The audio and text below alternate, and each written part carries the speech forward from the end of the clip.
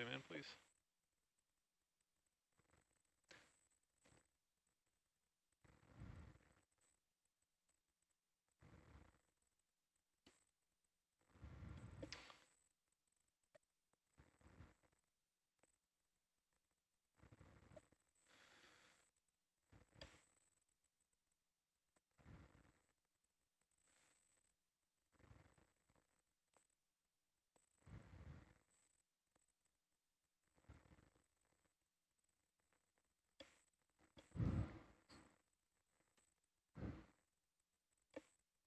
And back down to the junction box, or actually the mini junction box.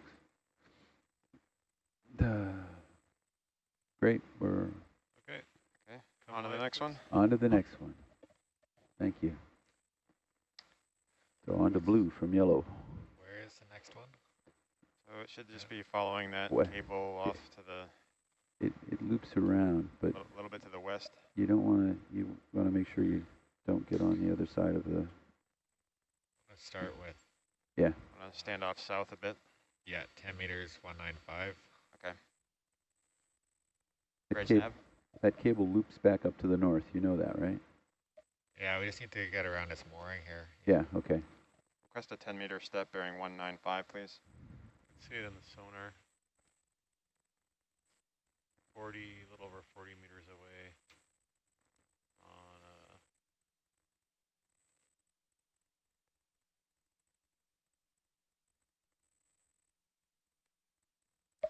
about a 300, about 45 meters away. Okay. Like side of the sky. We're gonna go around the mooring to the left. Yeah. I'm gonna follow. I can just stay with the cable for now. Z-bias proper again.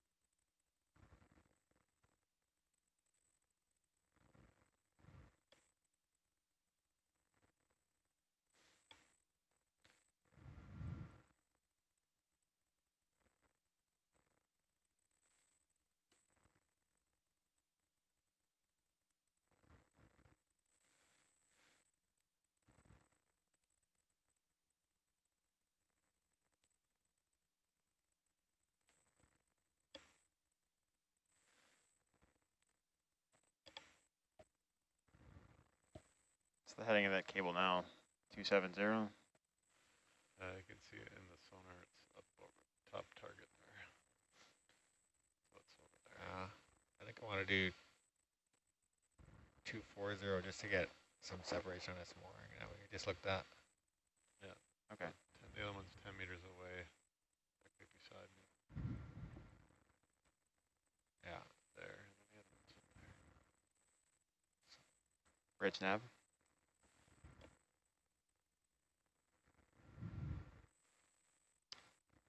meters bearing 240, please.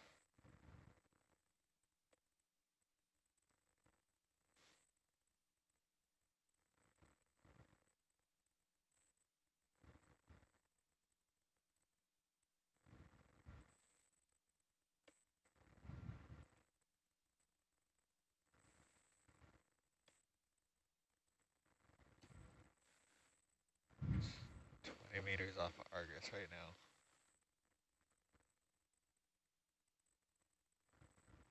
Here at 285.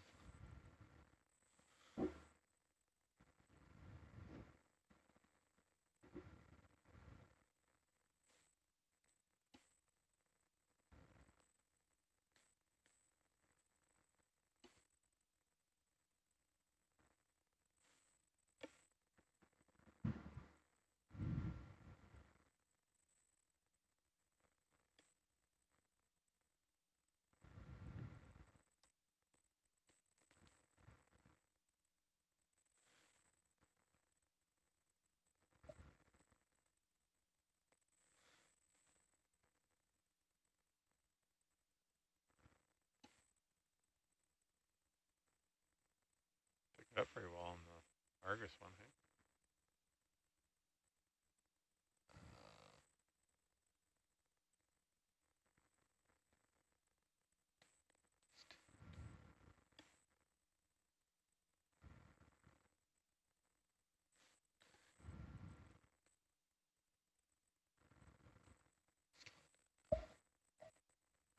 There we go. It's turning towards it. Yeah, just cranking the gain up So there. it's like 300.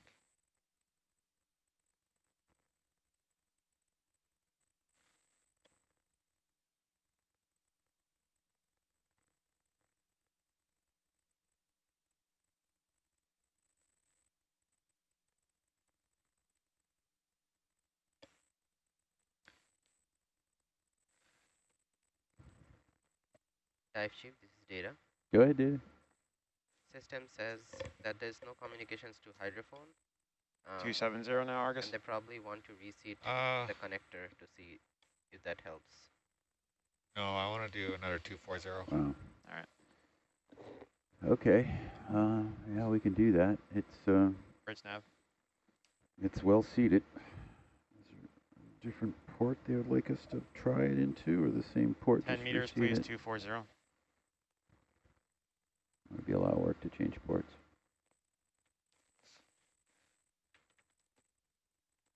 Just want to keep lots of space away from that mooring. It's a long puppet.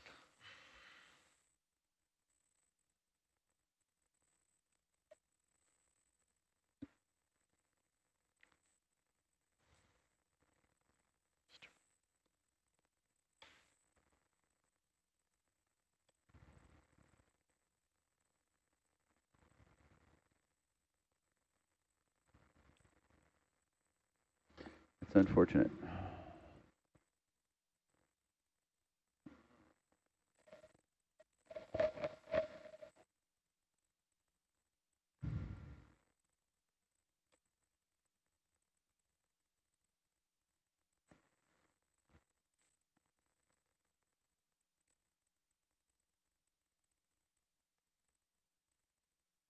Is that systems or just direct with systems, so they're not even getting to the hydrophone? Huh. Interesting.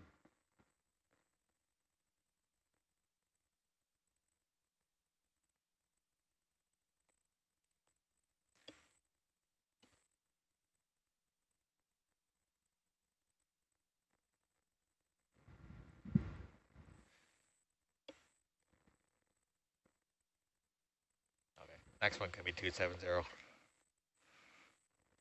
All right, you ready to move now? Probably do 20 meters if you want. Bridge nav.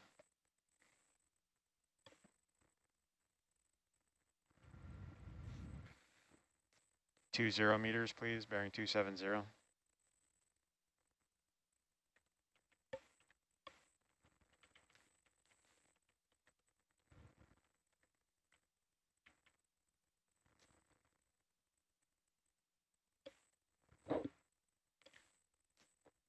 Dive Chief, this is Data.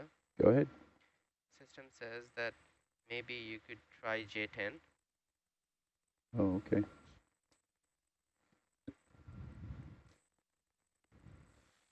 We'll try to reseat on the first at 8 again.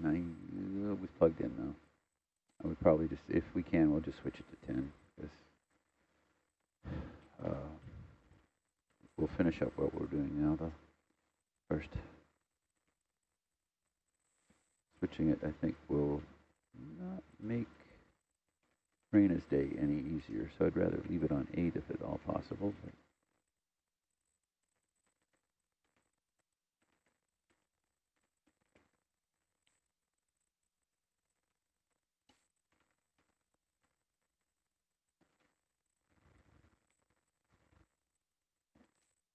how far away from, excuse me, how far away are we from the platform there, you think, Josh? Or not the platform, the mooring? Coming up on it? The second one, we're 35 meters away. Oh, okay, good. Yeah. I was just debating if I could take a convenience break, and then at the same moment, AJ arrived. Perfect timing.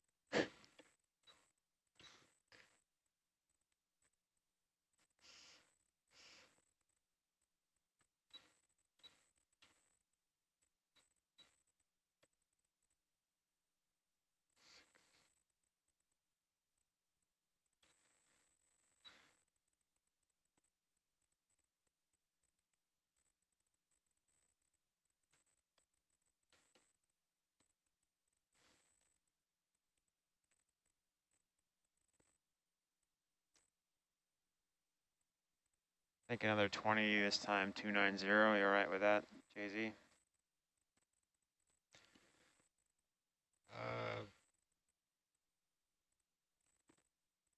Yeah, okay. I can tell you the heading from my position. Sure. Just give me a standby one.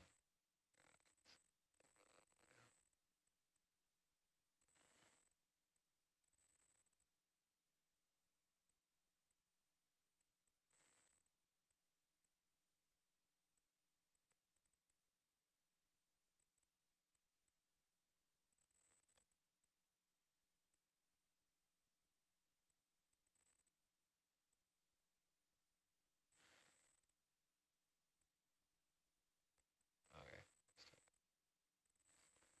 Yeah, from Herc, it's 345, 20, 30 meters away. Yeah, but the mooring is going to be The other mooring, well, is beside me, 90. 015. Not sure I want to come that Meters aggressive away. Yeah, yet. no, I Yeah. hear you. Yeah. Okay, sure. Do your 290. Yep, sounds good to me. Bridge nav.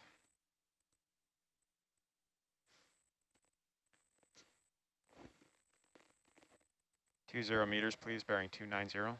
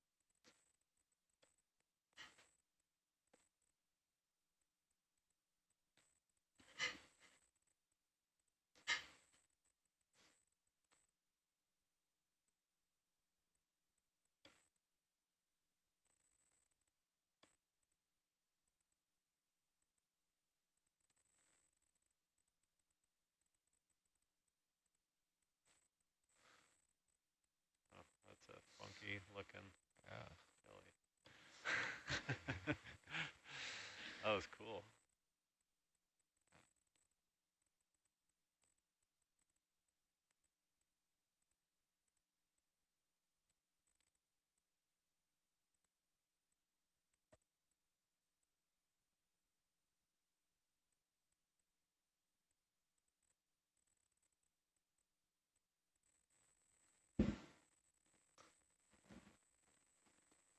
So I'm going to pop down front row shortly, and AJ will be sitting up here. Great. Yeah, thanks, Ian. Been a pleasure. Thank you. But not going to sleep yet. I already had my 4 hours, which I think is about 2 hours more than you got, Josh. Yesterday was a bit of a long one. Yeah, it's a long night.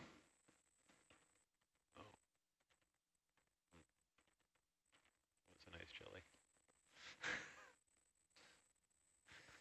I take that.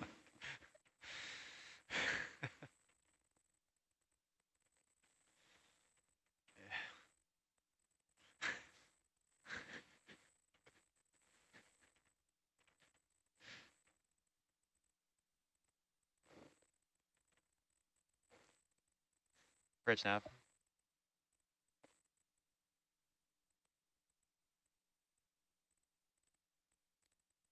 Ten meters, please, bearing 340.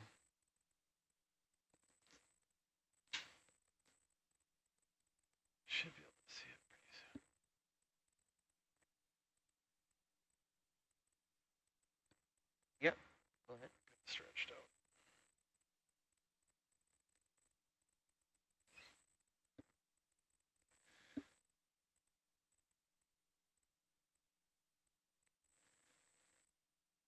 Can hear you. It's a little muffled.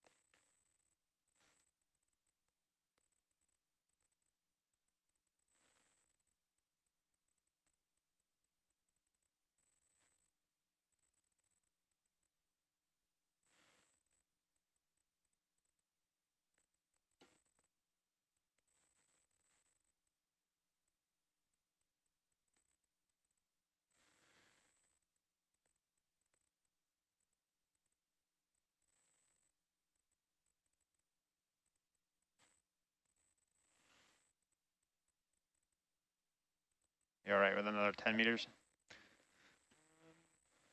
Well, it's, what is it, 15 in front of me right now? Looks like it's about 15. I think staying 10 meters back is probably pretty good, right? There it is right there Yeah. in front of me. Let's just see where Let's we just end settle up. it out. Okay. Yeah. Probably give it a little bit of delta here.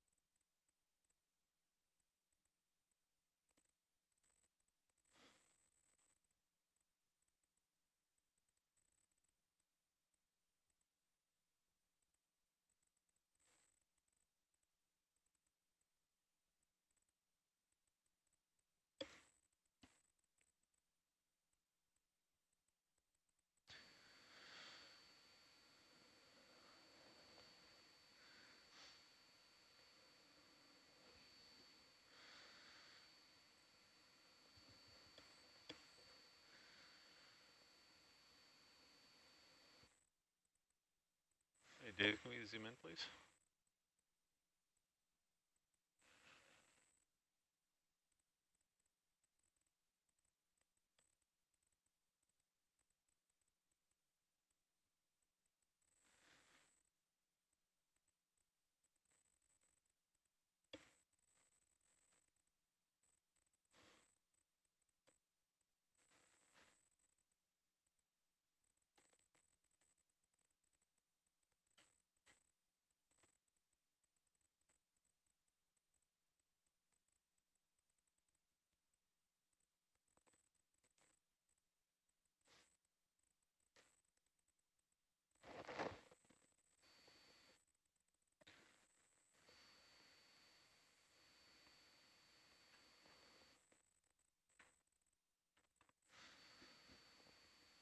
All right, I see we've arrived at straw blue.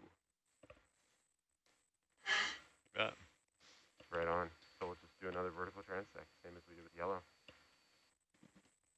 Just to let you know, AJ, we did have some growth that probably they might ask us when we're back here in a week, or 2 weeks, I should say, whatever it is, to clean off, like T-boss kind of work. The T-boss, the straw instruments. They might ask us. You'll see on the straw, the 4 instrument packs, one of them had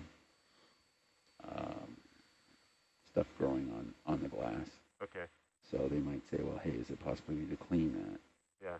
So Let's go mine, we'll see. I'm not sure if they're watching right now, but the footage certainly is here, and the stills are being taken. So hopefully. Yeah, I'll confirm with them. Yeah. Okay.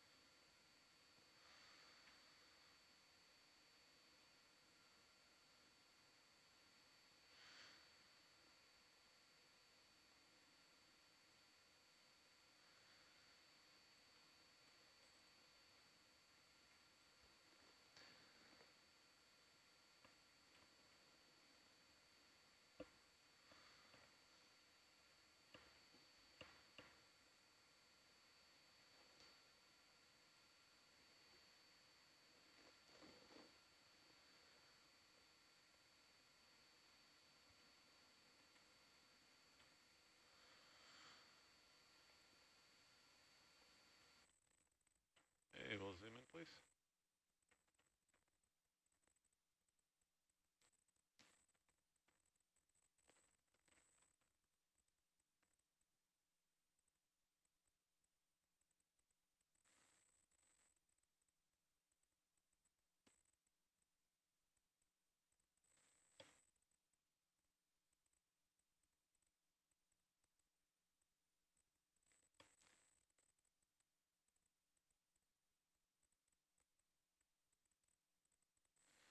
Okay, mine.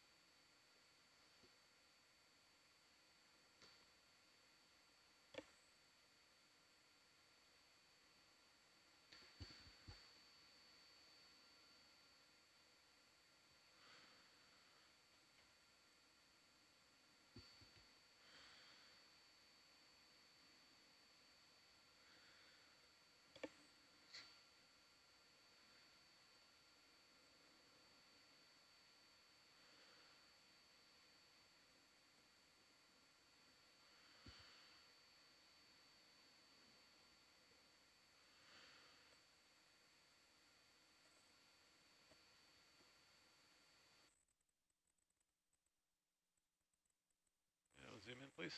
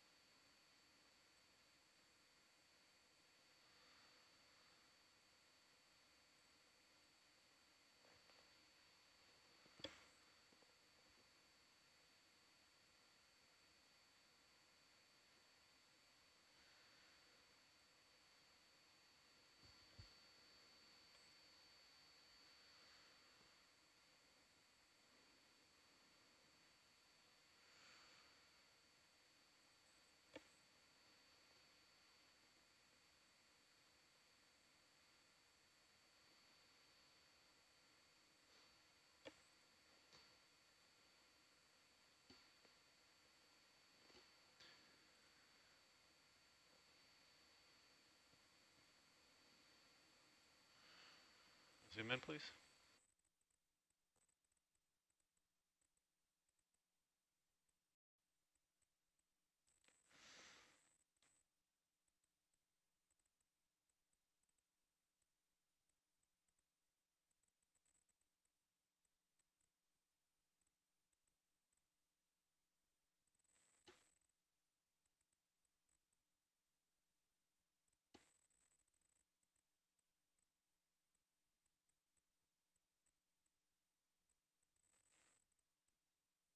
You will come wide.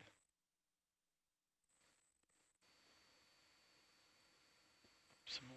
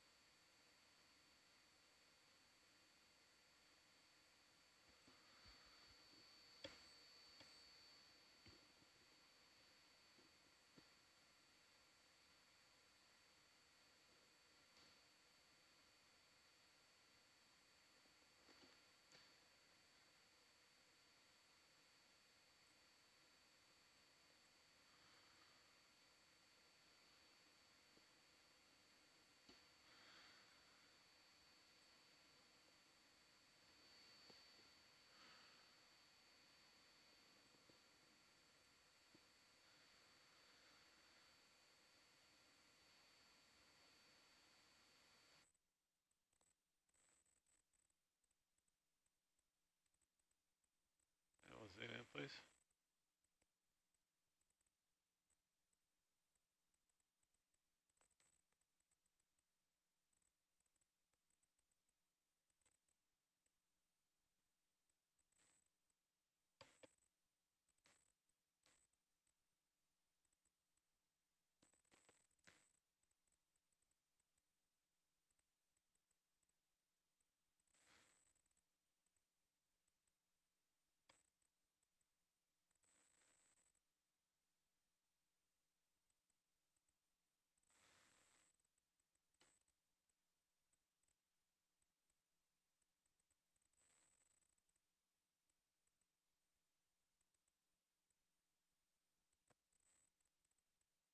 Nice move. Yeah, we'll come wide.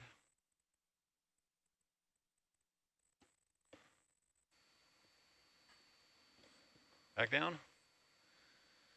After that, AJ. Is that all of them? 400 meters off bottom? There's no more cables going up, so figure that's the last one. Oh, very good.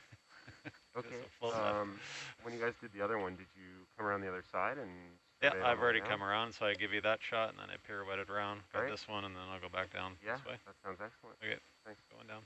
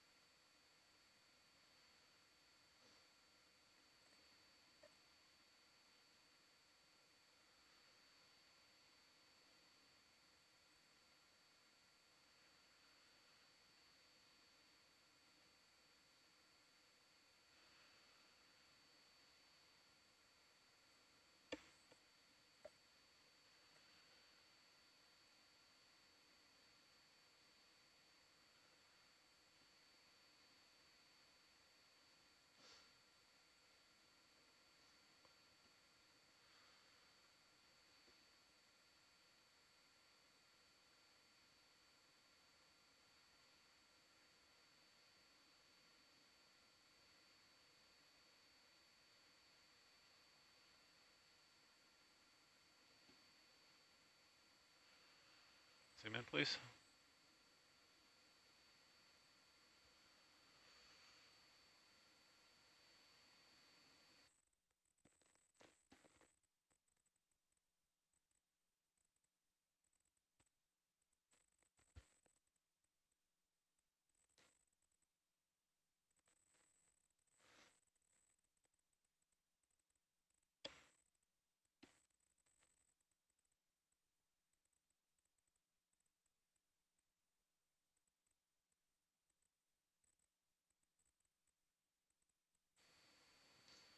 Okay, we'll come wide.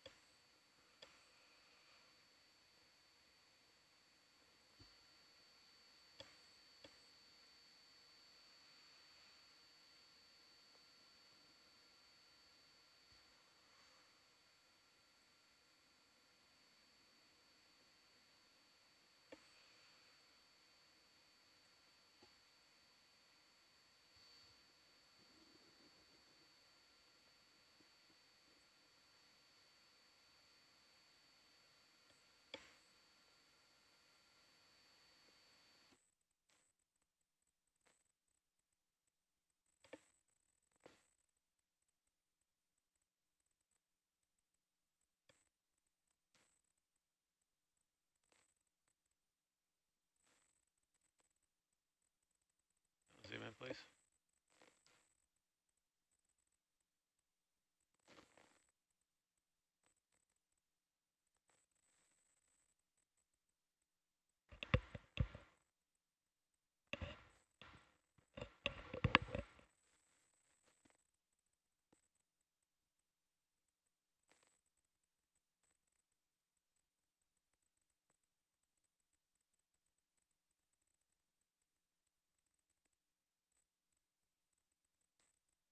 Come wide.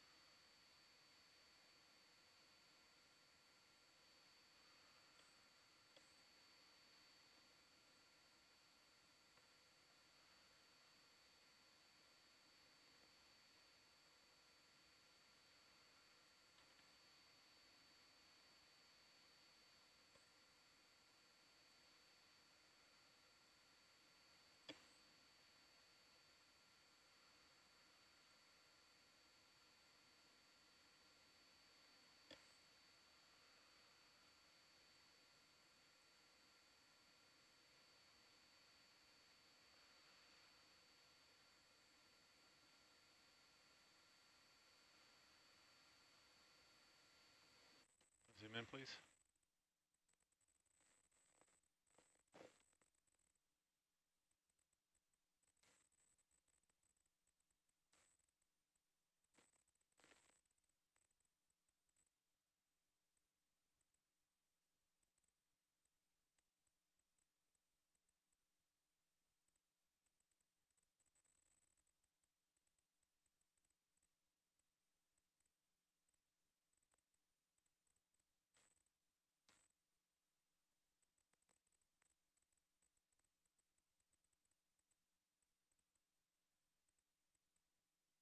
And we'll come wide.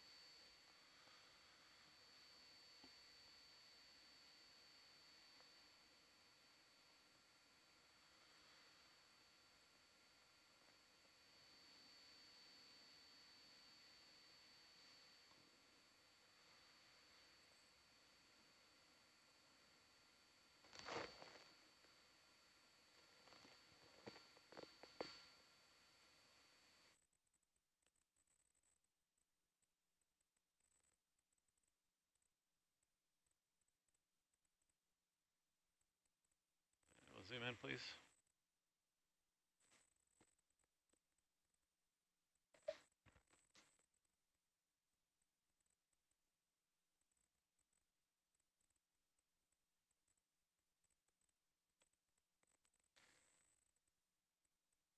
All right, that's the straw blue junction box. So next step is to transit back to the IP. And I imagine we'll just want to follow the same path we used to get here. Okay.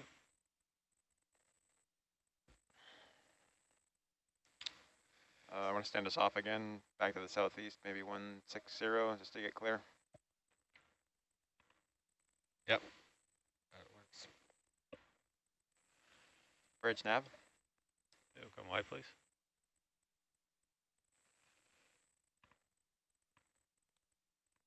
Request a 20-meter step bearing 160, please.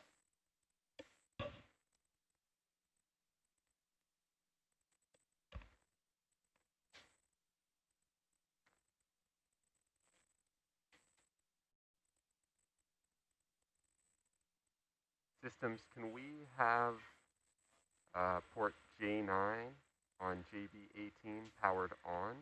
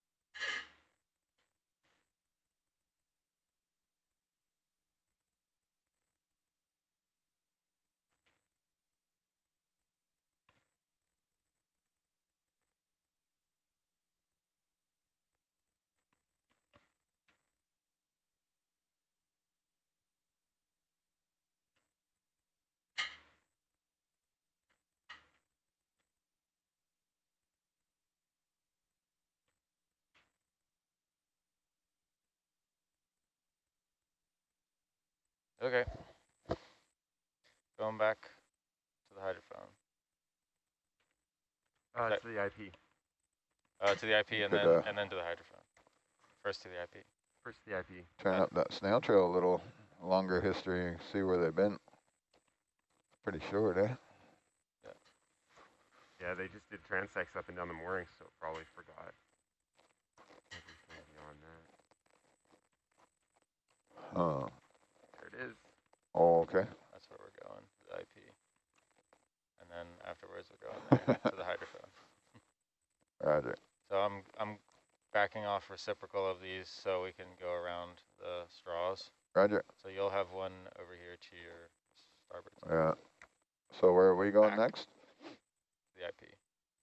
They've already started to go back up around it, so that's what I'm going to Roger. Roger. All right, I'm going to step this way. So west 40 meters. Does that sound good? Where are we? Argus is facing northwest. Yeah, that sounds good. I think it'll still have some backward motion.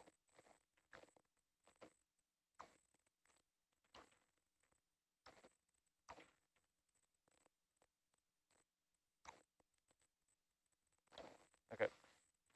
Bridge nav. 1 step 40 meters east. Thank you.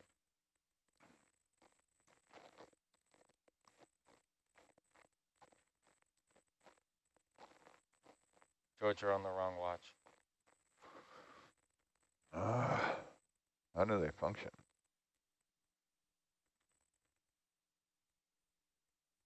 You're on the wrong watch. Why am I talking to you?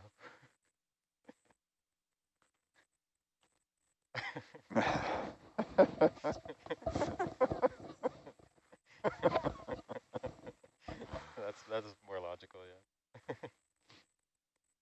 yeah. Where does he come up with that shit? I don't know. He's always like so quick-witted with stuff.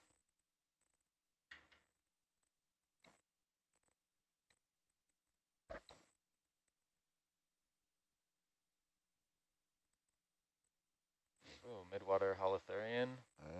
Zoom in there, Megan. You would? Wow.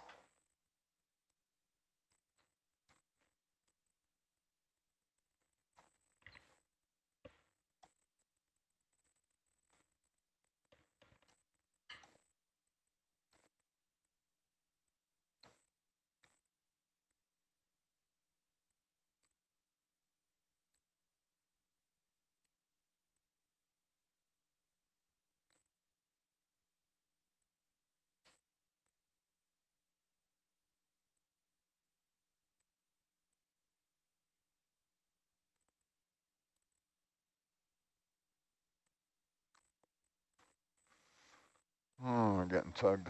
Yeah.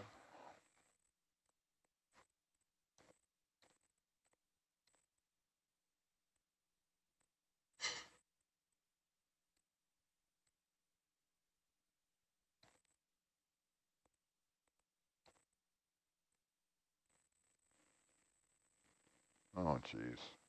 That's 30. Gentlemen? That's at 30 range. So maybe that's part You're of it. wrong.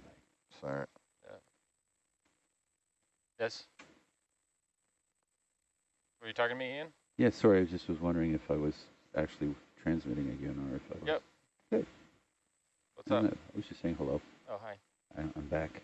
Yeah, we're moving the ship back around back to get to the IP, but have to kind of loop around so we don't run into these straws.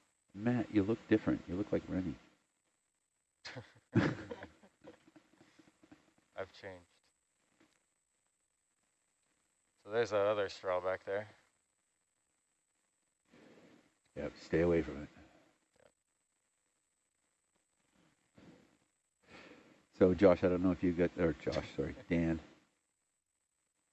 Forgot about that whole crew change thing. Dan, did you get word that we have to reseat a connector? What? I can barely hear you there. Okay. Sounds like you're talking through a mask. Yeah. You know, it'd be a lot easier if you took your mask off and talked to me. Yeah. Kidding. That fuzzy thing off your microphone. Yeah. So we installed the hydrophone, but Systems is not able to communicate it with it. So we're going to try to reseat. So unplug, flip the plug around, look at it, and then put it back in. Roger. It should be fine. It was in a parking position off the Fletcher. And then if that, so we're going to do that and reseat it. And then while Systems then tries it again, there's a rat tail in the brow camera. That's cool. Fish, by the way. It's like a squirrel. We'll go to 5 push cores, just slightly off, away from the platform in a nice undisturbed location. Because I know how much you guys love doing push cores. Oh, we do. Yeah. And then the good news is we will then be heading after this dive, if things go according to plan, into Barclay Canyon to fix the node. The cable ship got its clearances, so Nice.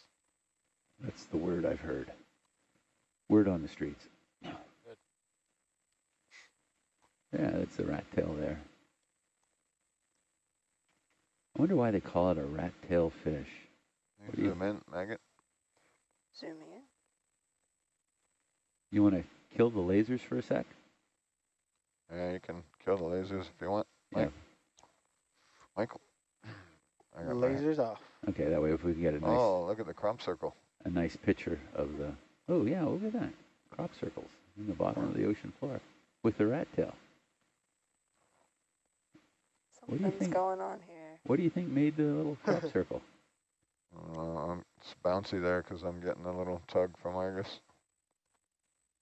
I'm going to call in another move. Yeah. Zoom in on the crop Here's circle. that. That's really interesting. 1 step, 30 meters, bearing 040. Somebody's cleaning up the seabed there. Got a nice little clean crop there.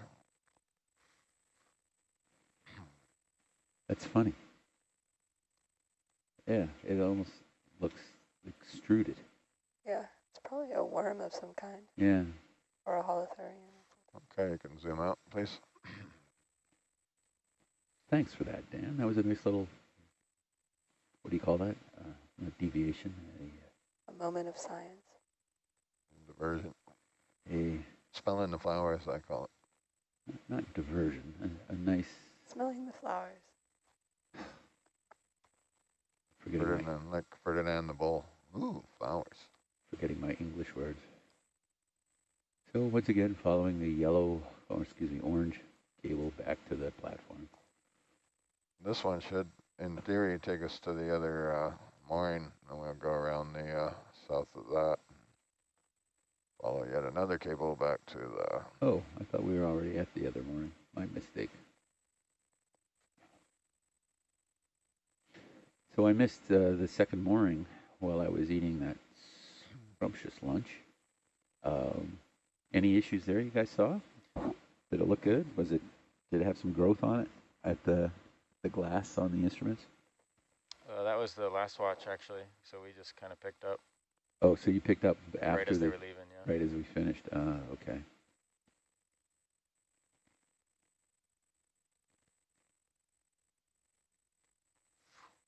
So you're going around this one to the south? Is that the plan?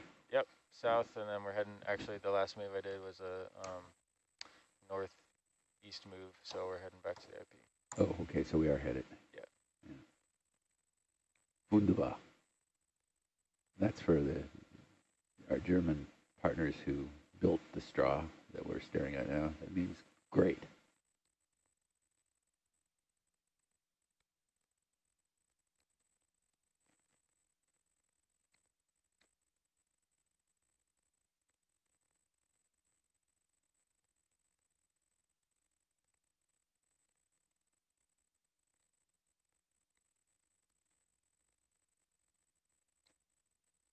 Okay, Argus is now south of it, but on the east side, so should be good. Roger.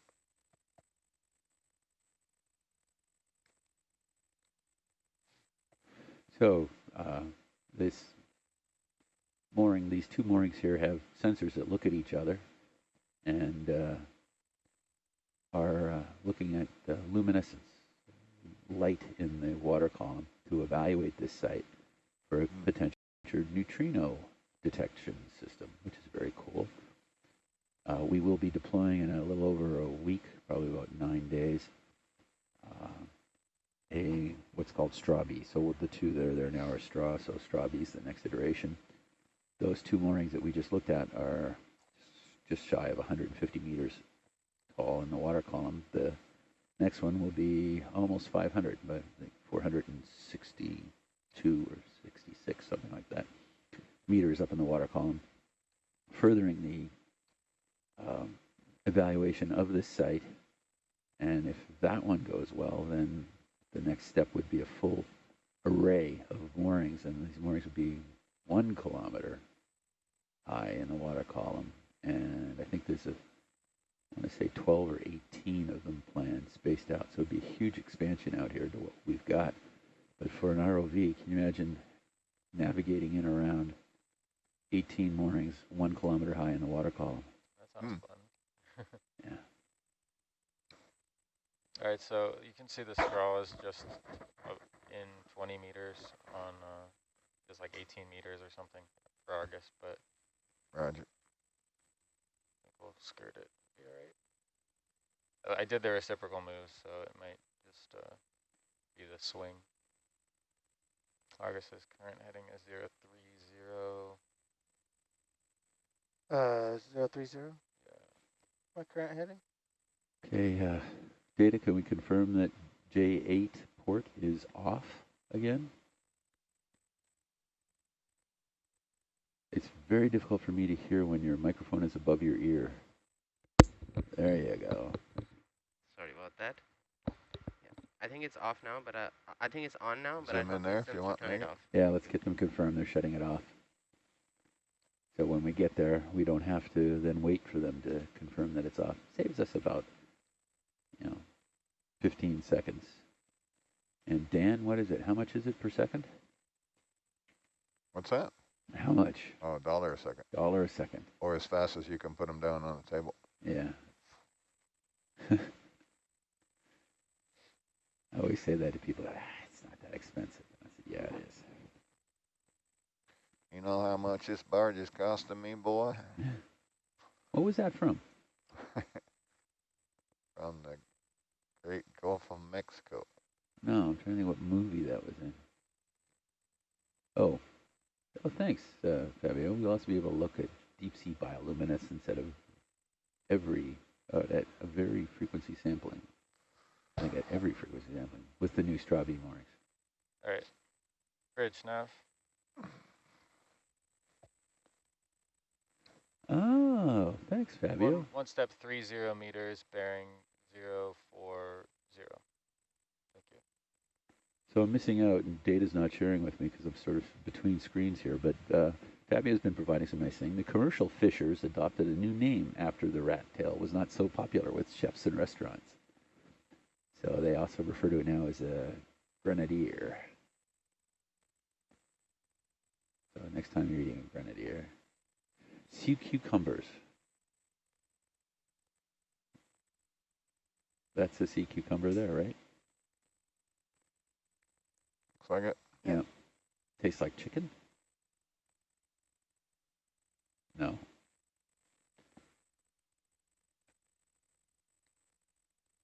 That one. Very fat. Yeah, you're free to zoom as you please there, Megan. Dealer's choice. Fabio says the sea cucumbers taste like seawater.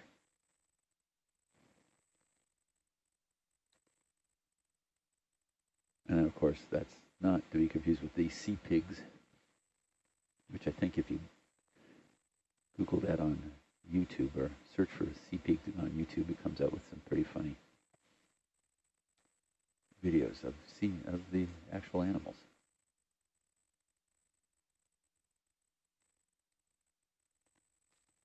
Oh. Oh, they were so bouncy there.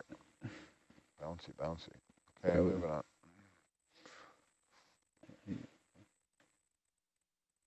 I suddenly turned to my left and Oh. there was a person sitting next to me, and it wasn't the last time I looked in that direction. Kind of startled me. Who's that guy? It's a girl. Her name is Megan Paulson. I think it's an anemone. Oh, what's Zoom on in the on bottom? that one if you want. I'll get a shot as we go by. Yeah, it's an anemone. Oh, yeah. They're usually growing. Okay, moving on. I think that time that we saw what Ian thought was a sponge was probably an anemone, so it was quite big. It was what, you think? It's probably an anemone like that one. Oh, an anemone. Okay. I don't know if you remember that big white blob Yeah. that you thought that might be a sponge, or we thought was a sponge, but Right. it was probably an anemone. The other day. Yeah, the other day. Yeah, those days, they're melting together now. Today's September 11th. Day that goes down in history is one that we should all reflect back Zoom on. in a bit there if you want. Okay. It's kind of moseying along. I can see the cable on my other camera. Still 8 years from anything. Yeah, we're past it in Argus, so. So this is called a grenadier. Wonder which way the current's going. Well, it's your heading. Let's see, we're looking at a 350 right now. It's what, he's at about a 45, his heading? Something like that, yeah. Yeah. You think he's headed right into the current, too. So, Dan, there's a fish here that we're in 2,660 meters of water. How come the roughly 4,000 pounds per square inch pressure of seawater above him doesn't just crush him like it would you and I, or a can of beans, or take your pick? Do you know what's going on there? What the biology on that is? Was that a question for Dan? It's just a question for anybody. I can't quite make out what you're saying. That you're real fuzzy. I'm really fuzzy? Yeah. You sound very clear to me. So Maybe Yeah. it's my headset. Yeah, My bad no, ear. no bladder. Thanks, Fabio. I actually knew that. But Okay, moving on. no, Dan, what I was asking is how can the fish survive at these depths, what's under these great pressures that, you know, a normal animal like you or myself at this depth, we would just be crushed. He must have a compensator like Herc. So the fish higher up in the water column, the fish have air sacs, and that, you know, that's how they adjust that their buoyancy rates to go up and down. But at this depth, they don't. So no air, and therefore, well, let's say what Fabio says: no swimming bladder, special enzymes, without pressure, without changing its dimensional structure, and thus functionally waiting for it. Might be able to make it. Be nice if Fabio had, if we could, maybe by next year we'll have the comms up and running and be able to tri-dimensional structure. Very cool. It's amazing the things you find in the sea and how things adapt.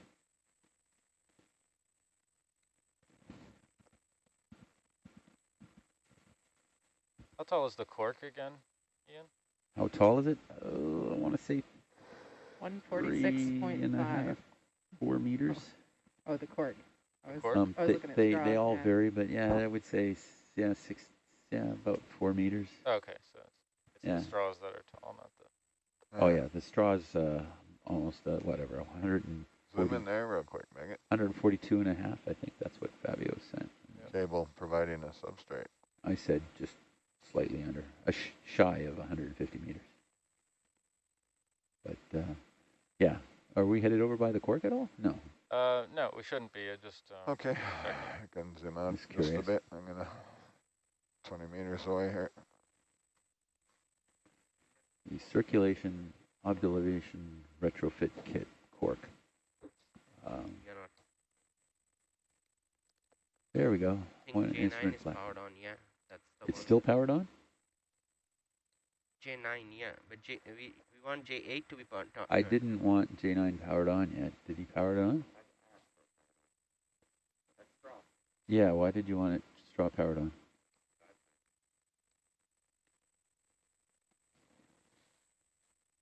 Yeah, you should leave straw powered off for now. Can you shut it back down? The rationale of keeping straw down is it's light. Yeah. I need LEDs on there. Sorry, I should have said that. Power ports. I think I added in the dive plan a couple of different places. If you go up a bit, you'll see it. Start at the very beginning, you'll definitely see it.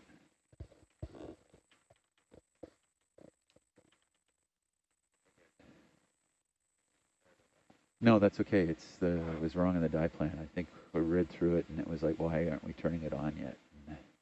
What side are we gonna? Okay, the far other to side, the left. Yeah, to the left. the one where the cable goes. If you want to get the 5 function out, we're gonna take the time to grab on, because if we sit in the mud here, we'll be dragging it around for days. 5 function coming out. Roger. So, AJ, Gonna be a little slower wait, than you're in the dive plan now. You should edit that right out and move it way down. We'll just cut it out and then add it in. So you powered it up right after you finished looking at it? You can move it to the left a little bit more, and you'll have to come down on your shoulder. It'll have to be out in front of the vehicle, eh? Come down on your shoulder and then up on your elbow. Reach out as far as you can.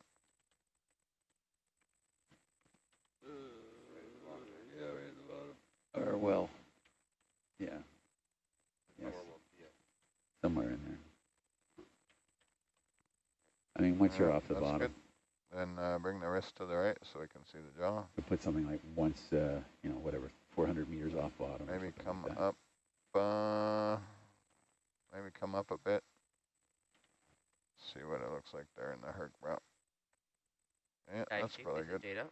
Maybe down just a bit. Sorry. Down into the brow. So you can see it in the. Systems confirmed they have Just a both little more. J8 and One more J9 down. powered off. Okay, excellent. Yeah. Then open your jaws there. I think that's going to be too low. We will see.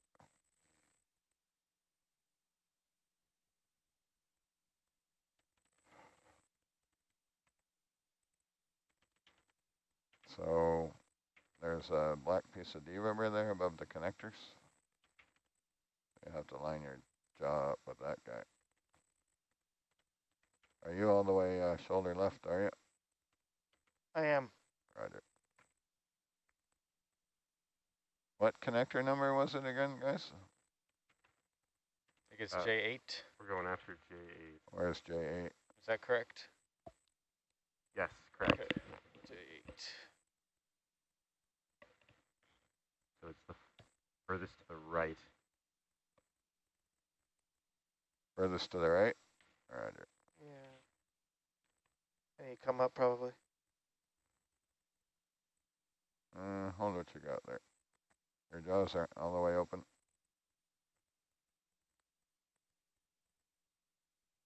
All the way open?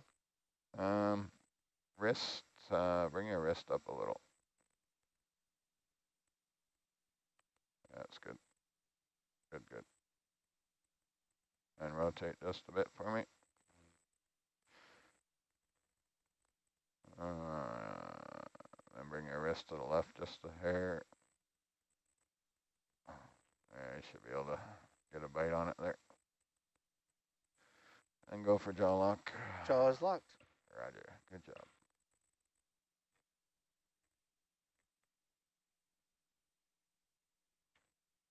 Data, can you have You systems can, confirm power is off for J10 on JB18? Bring your wrist to the right. On it, thank you.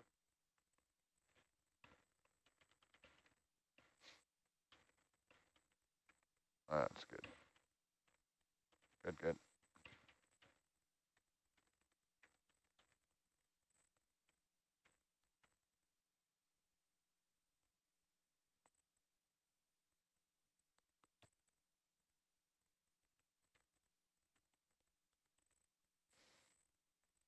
You want the lights on? Yeah, you can. What's going on there? Turn the down LED is not on.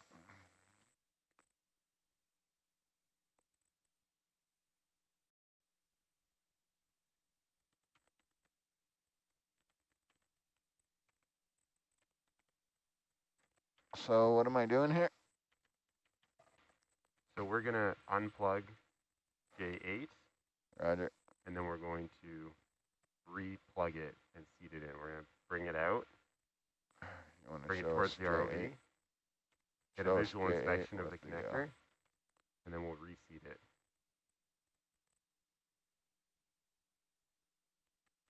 Really? Show us J8 with the bubble cam. Go ahead. J10 is powered off. Systems confirmed. Excellent, thank you.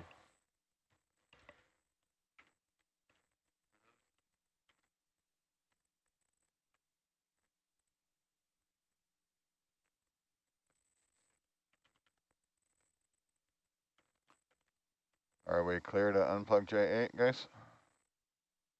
Confirmed, clear to unplug J8.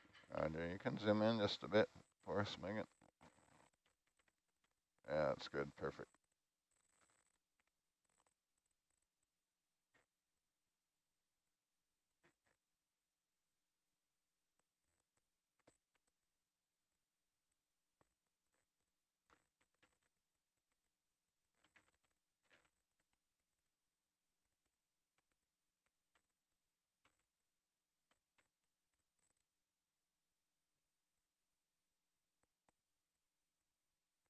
All right, Dan, so if we can just have a look at those pins. Pins in the cable or the connector on the? The pins in the connector in the arm. Roger. On the plug.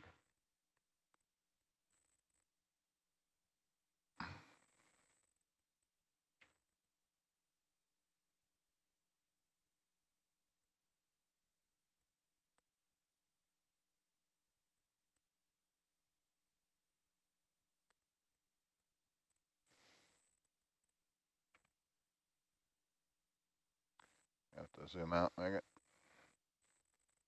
Thank you.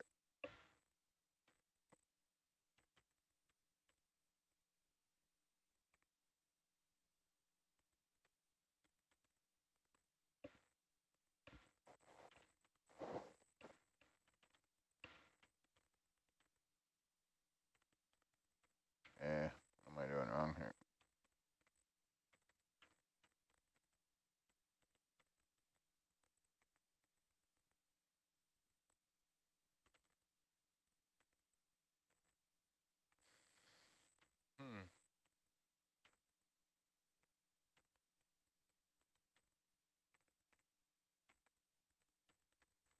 The smear.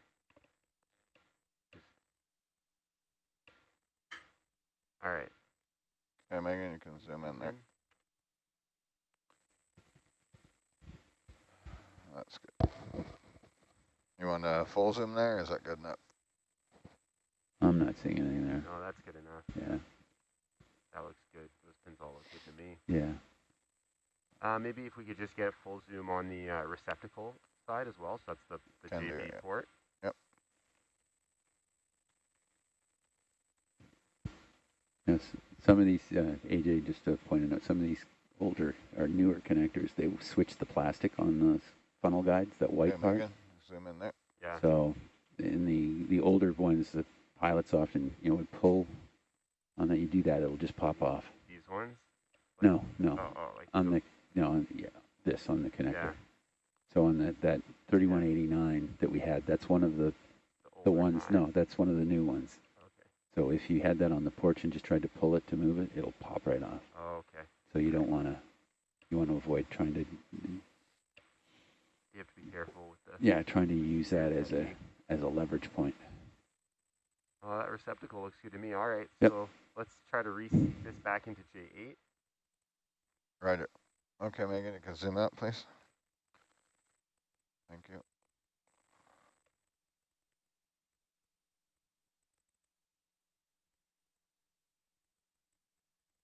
Zoom out a touch more for me. Thanks. Yep.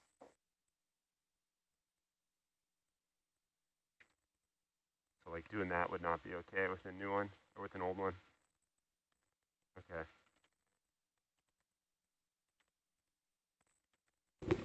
So you want to be careful, Dan, with these newer connectors. That white thing on the end that's called the funnel guide. And unfortunately, they changed it to a molded plastic, which is very malleable. I guess that's the best way, so that it'll, if you use that to pull, it will pop it right off. Roger. So no more smearing? No more smearing with those, yeah, unfortunately. The older ones, it's not a problem. The newer ones, it is. And they've gone back now. So our newest ones, they've switched them back to something that's a little more durable. But Okay, Megan, you can zoom in a bit there for us. Should do, thank you. Guess I'll have to smear on the titanium then. Is that an acceptable smear technique then? As long as you're not hitting the collar on the front? I think if you can manage it, but it might make more sense just place it and try to re-grab it.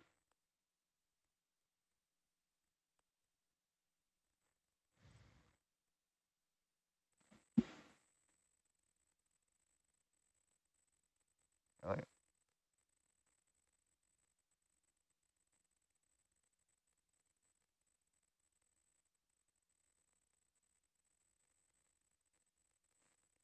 you got it. You're halfway in? I don't know. I don't think so. Yeah, try just, oh, you were halfway in. What's that? Because if you get it halfway in and you let go, Yeah, Roger. that usually works very well, but you got to get halfway in. And there you are. Good enough. So that's where, if you take the pressure off of it, then the funnel guide actually does what it's supposed to do. I'm not sure it's in the keyway, but I don't think it's in the key. Might be. Looks a little askew. There you go. There you go. And Yeah, right hey. flame. That was pretty clear. Okay, let's just zoom in this time, really tight on Yeah, go ahead, Megan. What are we looking for here? I saw these go. But the seal is all. Yeah. Yeah. You can actually see the O-ring.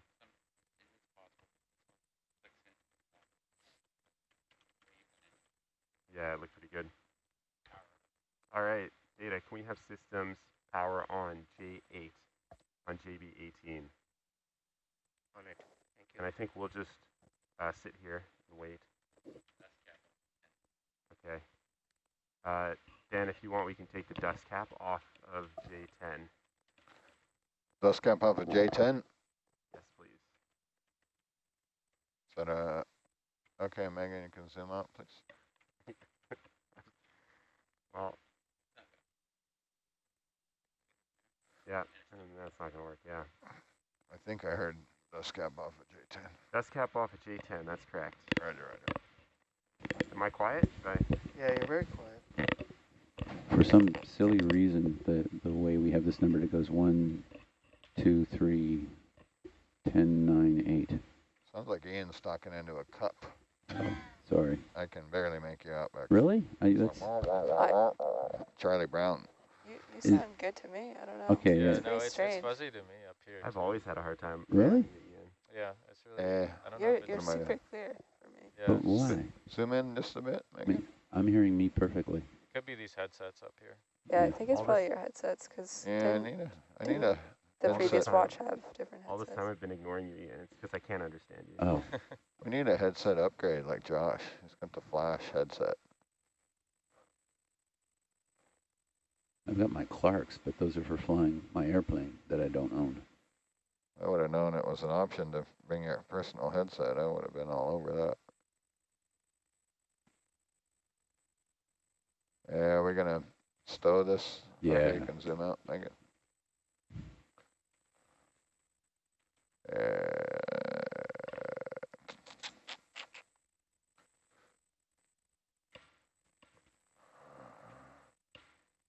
Bump open on the port Sereno there. Just make sure you don't bump the connectors in front of us. How does the You should have plenty of room, but just saying. That's good.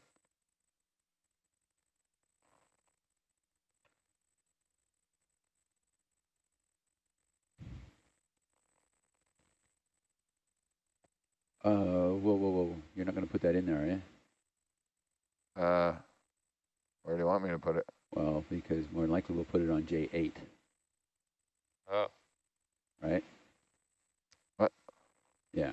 So so you might switch them. yeah, Got it. yeah. Roger. So We're gonna need one arm for you to do that. So let me explain it to you again what's going on. So we plugged in on J8 and systems couldn't communicate. Roger. Okay, so we've reseeded it to see if that works again. AJ, because he's the dive chief now, made the assumption that more than likely it's still not going to work because we're pretty confident that was a good seat. So the other option is this other available port, J10. So what the iteration now is they're retrying to power it up through J8, and if that doesn't work, they will power it down again, and then we will unplug it from J8 and plug it into J10, which means the connector down there in J8 will now need a dust cap. Copy. So the other possibility is they could come back to us right now and say, hey, it worked, it's great, J8's now, everything's fine, in which case we kind of just wasted your time by unplugging.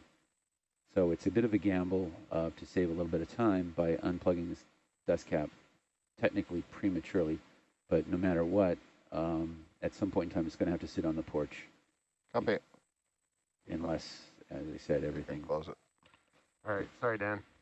That's all right. Sorry, I guess I didn't explain that clear. Yep, I gotcha. That make sense? Yep. I'll just stand by and play with my wrist. I was drifting a bit there. Yeah, I see. You want to get a zoom in on J8 while we're waiting, or J10? Yeah. Lost the plot there. Yeah. Thank you.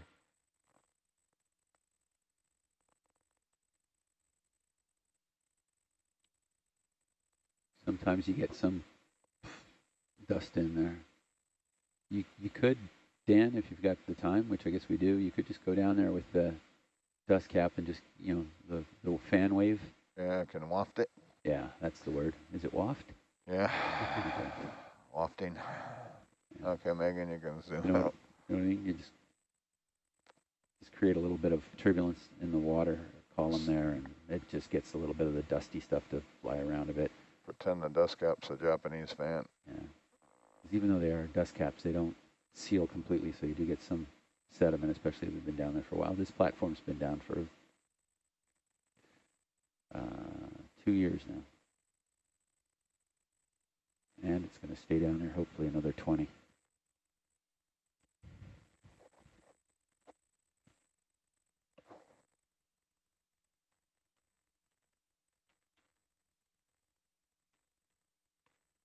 Looks much better. Oh, yeah.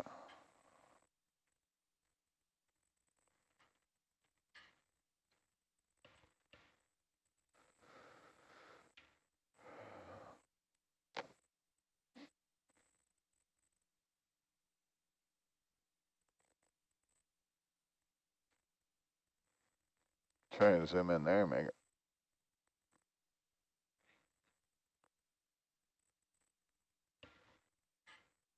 Really Yeah, working you that put it in. rubber. Okay, zoom some more.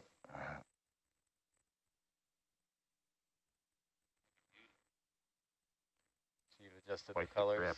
grip. So, is it a turtle or is it a bird? I can't figure it out. It's a turtle. Think it's a turtle? Yeah. I need some more artwork on it. The green brow's kind of not offset very well with the green grading. I thought about that.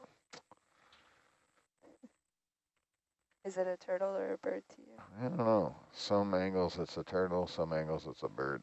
Maybe it's a dinosaur. Could be. Definitely in need of a new anode. So we've got our money's worth out of that anode, that's for sure. How long has that one been on? I have no idea. I don't think I've ever replaced it. Any word from systems? Not yet. All right.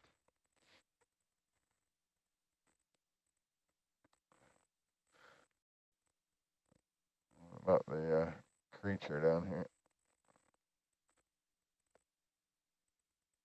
Cable substrate. Is that full zoom, is it? Go a little more. Well, I could get a connector and a...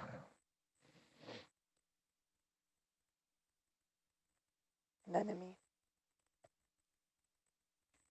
He's a cute little guy. Can you come down a little bit, Dan? yeah, if I Oh, you're down. zoom out for a second, Megan? Yeah, if I... oh, he's right at the porch, isn't he? Bring the camera out. Oh, there you go. System says that is still not working and requesting permissions to power off J8. Yes, please power off J8. Turning Power off. off, right? J8 off. Off. Right. Yeah. We're all in agreement. Hold on, we'll turn to Megan. Megan's giving us the nod. Yeah, it's... All right, Dan, so now I think you can put that dust cap on your porch. Roger. Okay, Megan. Time to go back to work. So we saved a little bit of time. Because he's not now trying to pull it off or clean it off. We've already done that. I have a feeling he would have beat systems. Yeah, me too. We're looking for consensus in the back row again. And the Russian judge, oh, low score. How long is the delay from when systems on shore turns it off to when it's off here? You mean that? Are you talking the satellite delay? I guess so. Yeah. I don't know, is that the oh, you mean from our commands to what they... Well, depending on which feed if he's just looking at it on the website, I think it's about 23 or 24 seconds. I mean more I guess the delay between them turning it off and Dan, it being off. don't pull that yet. Oh, that's quick. Okay. Dan? Yeah, you're not pulling that yet, right? No, waiting for confirmation. Awesome. It's pretty quick. It's like 20 seconds, but depending on what you're doing, he's got other configuration things to do at the same time. So pushing a couple of different buttons. Gotcha. And then getting confirmation back that it is in fact now disabled. Well, these ODI connectors were hot swappable. And then he's also doing it via Skype, so then he's got to go and type it that you know. So it's not instantaneous, but I don't have access to it, but Nico does. He can actually go in and watch and see as some of what they're doing is getting done. When he was at Queenswood? Hmm? Is that what you're talking about, when Nico was at Queenswood? No, here. Oh, here? Yeah. They don't let me play with those buttons. What's the password for this? It's PASSWORD. Oh, here it is. There it is. Why don't we have a password on the frickin' master controller? You should go on 1, the 2, 3, 4, 5. on the Cable Innovator. All of their passwords are written right above the screen. Top security. I shouldn't say all of their passwords, but for a couple of their systems.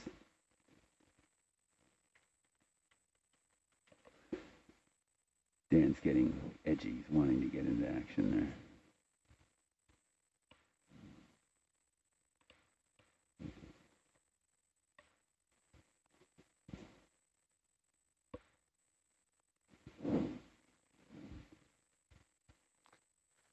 Huh. Too bad if we're sitting here longer. Dan, I was going to say you could probably go and take your knife out and cut that red strain relief on the left side there, but we won't do it now. To that green Falmat cable. So eventually we will be recovering that long before we recover the platform, so it's going to have to get cut at some time in the future. But not today. Great placement Nico did with the beacon up top. You see that? The USBL beacon? It just sort of fit in up there. Top left corner. Yeah. Nice. Yeah. Oh, yeah. Keep forgetting we got this right there. That's the second time it's just sort of sat like that. Oh, there's a bolt. See right there? Oh, so it's just getting itself wedged. Yeah. Yeah, it works pretty well. Yeah. going to be real easy to come pick up. I hope he remembered to turn it on. No, he did. It was the track link was the one that was like up on the deck check. Sometimes where we rushing to get things in, we forget the obvious. When I think we've only done that with a beacon once.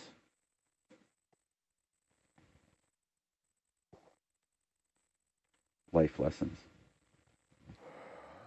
Come on, systems up. John Dorotich is back in the room. Hi, John. There's got to be a way to get rid of that fuzziness. It's driving me nuts. Yeah, actually, John, I'm probably going to go try and call you in a bit, but J8 is off. All right, Dan. J8 is off. You're clear to go for it. Unplug J8 and then plug that same connector into J10. Roger.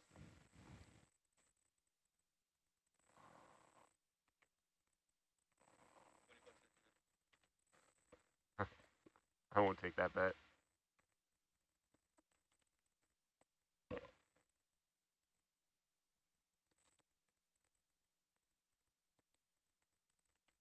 I'm guessing the next step is to check the other end. When we do that, do we want to leave it in J8 or J10? Okay.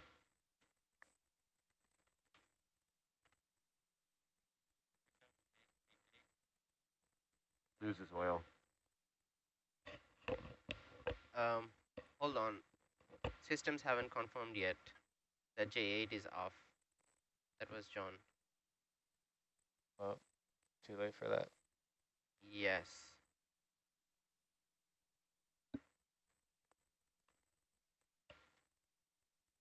All right, sorry. I think we keep going with J10 here. A little late for that. Zoom in, Megan. Please. Hot swap complete. Doing, doing.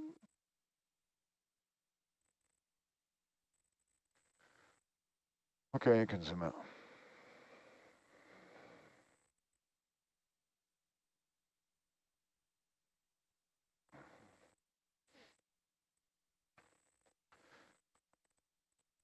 Not the first audio I hot swapped.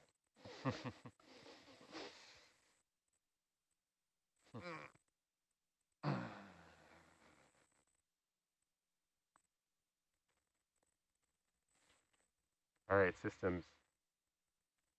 Sorry, Dan. Did that seat correctly? We were a little distracted in the back row. Looks like it did. Yeah, it appears to be connected. Can we just zoom in on the tines? Sure. Go ahead, Megan. Show me zoom.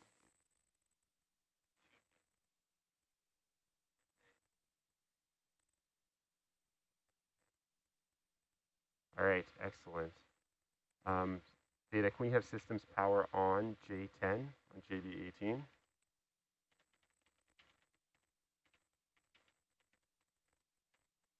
And sorry, systems, for jumping the gun earlier. It was our bad. And you might as well put the dust cap back on J8. Copy, copy. All right. And no matter what, Yeah, we might as well go to the hydrophone. well, we might as well start heading in that direction. We can stop and do some push course. Yeah.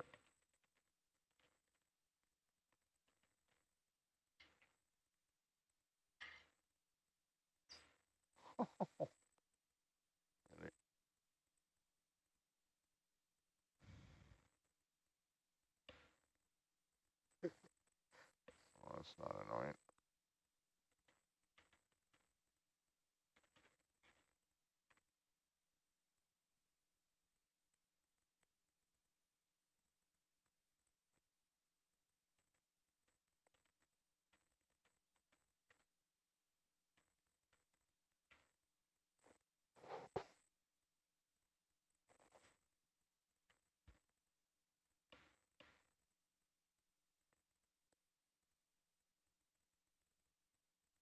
Living on the edge.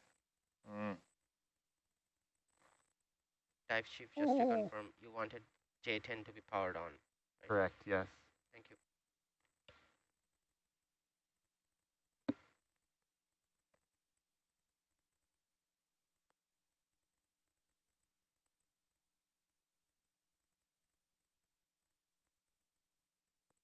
porch wasn't out.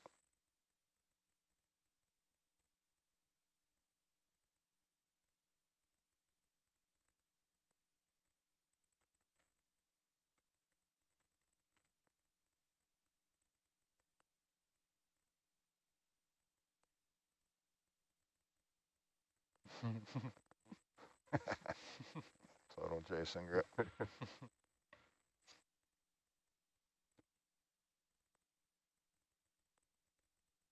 Better give me a little zoom there, Megan. That's good, thank you.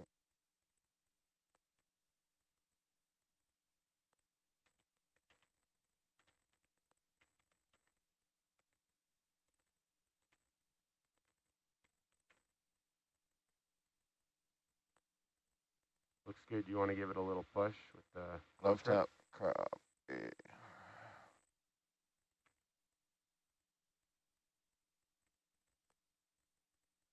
Yep. Yep. Okay, you can go wide. All right. So, Nav, do Yes. we have enough to get to the hydrophone? I have to make a few ship moves to get there. All right, well, let's get that started then when you guys are all ready. And so I just heard something about push cores. No, we're doing that as we get closer. Yeah, well, so I think we'll try to work them in. Let go. Sure. So we'll make our way towards there, and then maybe we'll stop after 1 or 2 ship moves when we're clear. Okay. And do some push cores there. How many ship moves do you think you'll need? It's just one direction.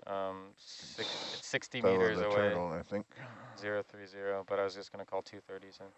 Yeah, sure. So maybe do a 30, then we can stop and do push cores. We'll see what system says by then. Okay. Bridge nav. Going the wrong way. Where am I going, Rennie? 30 meters, bearing 030. 030.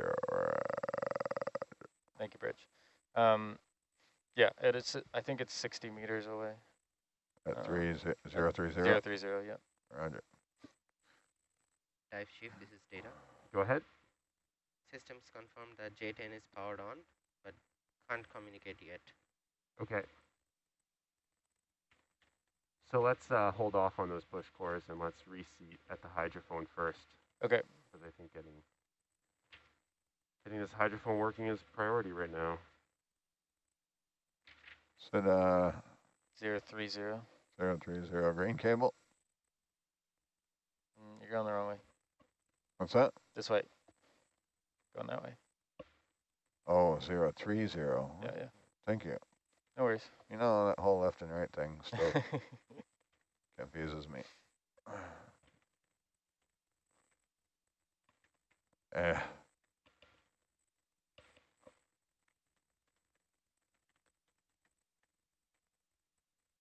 So I've looked to the east and I've looked to the west. I'll head northeast. You could just say northeast. It's a lot. Go northeast.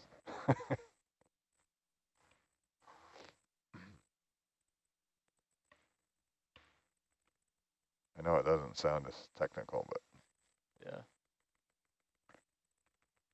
But there's a lot of numbers we say day to day here that just, you have to imply, the context is implied. Like you just say a number and you have to know what that's associated with. that's actually northeast as opposed by north by east, which would be 11.5. So yeah, if you're boxing the compass. Yes, data. Yeah, please have J10 powered off again. Thank you. you might get tugged. The orange cable, I'm guessing. The oily? That'll get you there. Roger.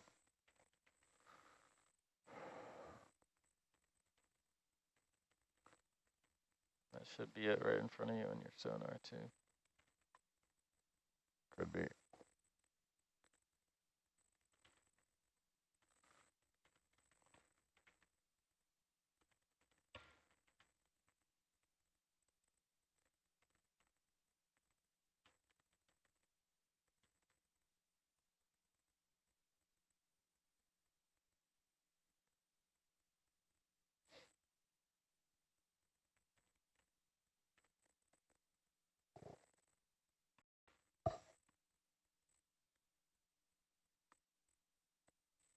bridge nav.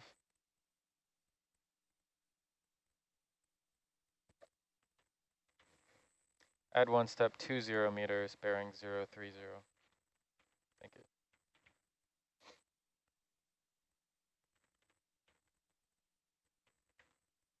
That ought to do it.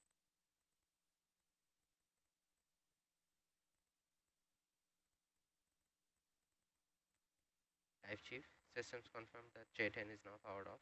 Excellent, thank you.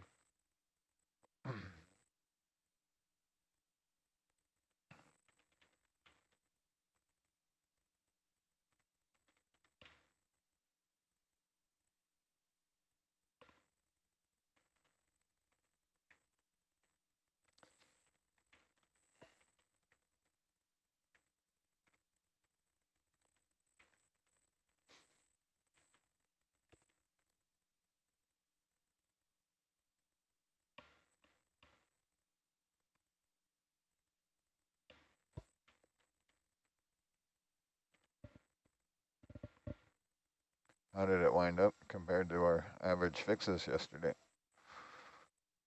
What was that? How did it wind up compared to I think we're... the average fixes yesterday? Oh, yeah. I actually don't know where they found it because they moved it. They moved it after they got it, so it doesn't, I don't have a track on when they... That's where located hydrophone drop points. Drop target. Oh, okay. It was a bit off. Then. Looks like it was to the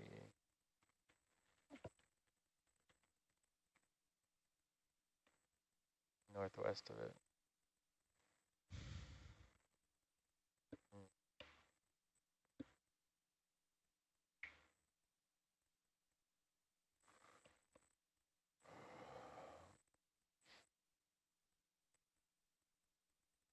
Mm.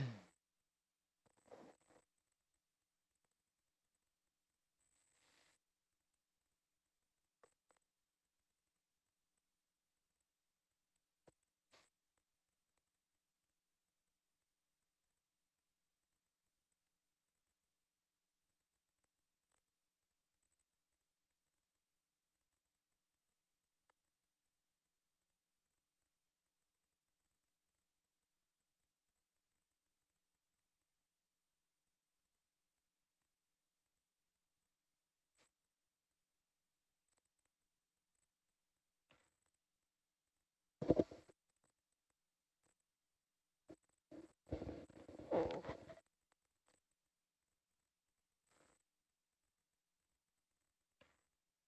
Can never quite get there. Want to cycle real quick? Yes, please.20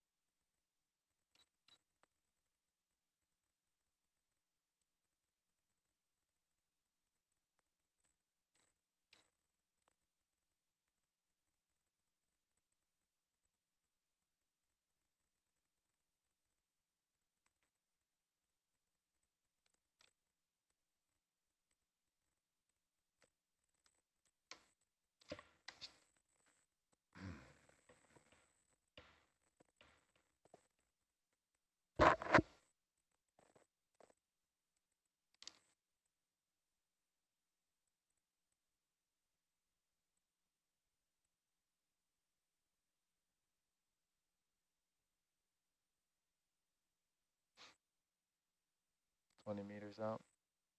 Yeah, Raj.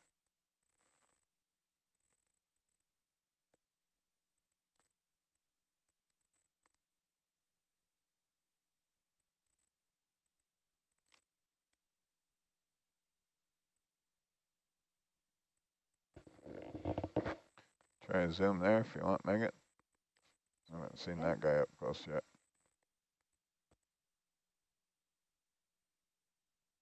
It's a big one. Ah.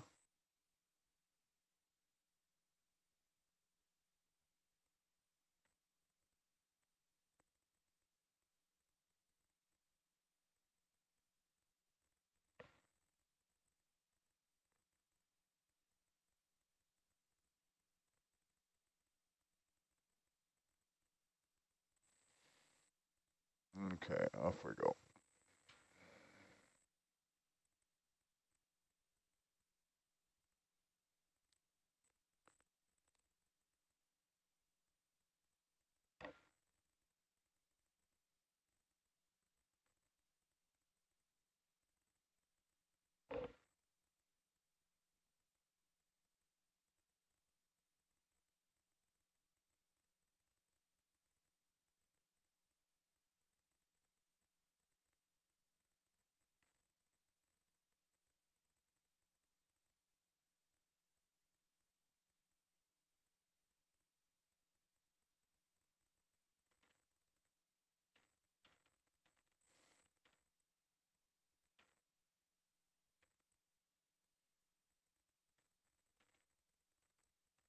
All right, one of those guys. Zoom in there if you want. Quick flyby. It's an enemy.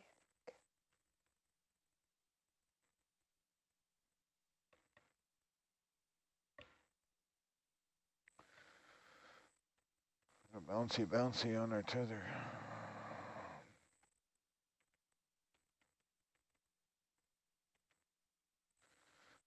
Okay. 15 meters. Oh, it was a little squatty there.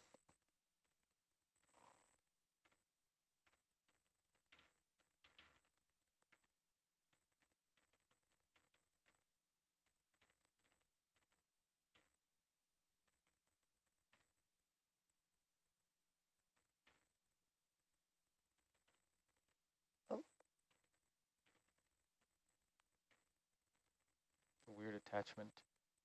Hitchhiker. Little hat. Oh. Serious hitchhiker.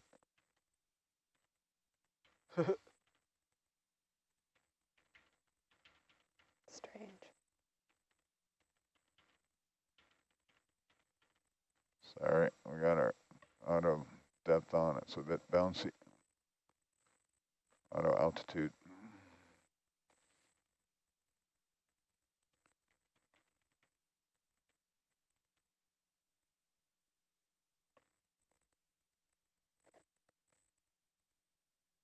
Okay. Okay, you can go wide now. 10 meters. Visual. Visual. I think Argus is still moving, but I can bump it another 10. I just, I'm not sure what we're gonna do here. Spin around it and I think I have a plug it, visual on unplug it. that float at the top, just at the top of Argus's screen. Yeah, it looks like it. Yeah, there is a float up there. Yep. We're going to want to get to the connector, which looks to be on the right side. You can put the 5 function on again. So I'm assuming we're gonna unplug and re-plug. Yes. Roger. You're assuming correctly. Michael, you can go for Go ahead, 5 David. function. Can you read the comments in side chat? Yep, I see. So they're trying to figure out the IC link IP. We're still going to reseat the connector. Okay. It's still powered off. Yeah, just We'll probably need a little more, unless it's still swinging. Yeah, hard to say. I don't know if it's still swinging.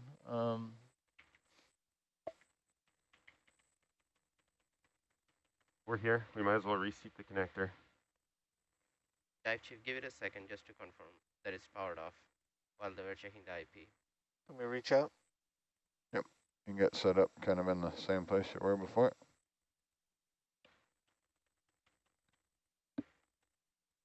With the, yeah, just the jaw on the top of bubble there. It's beautiful. All right, I think I could do 10 meters, 060. Copy. Yeah. Oh. What? You're bumping into it. Oh yeah, watch out for that hydrophone. Sorry. Bridge nav.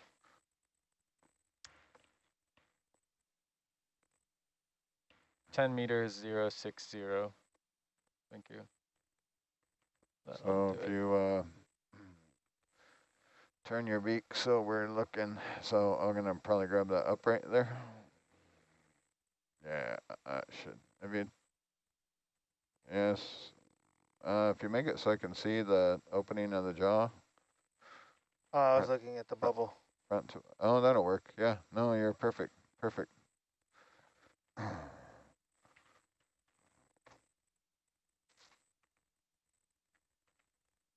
me turn off this bouncing auto function here.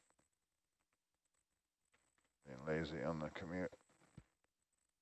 Keep an eye on this tether and the float.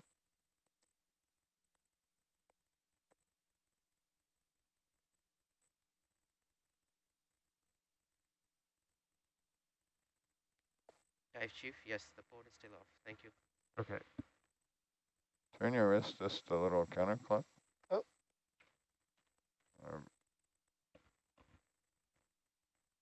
That should be good.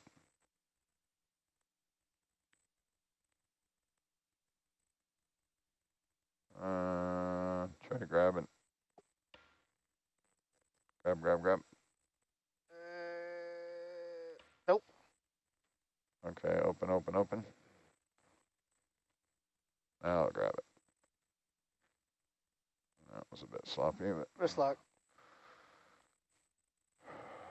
I'm trying to get you around, just because that tether and the float are close. yeah, roger. I'll just put this around where we want it.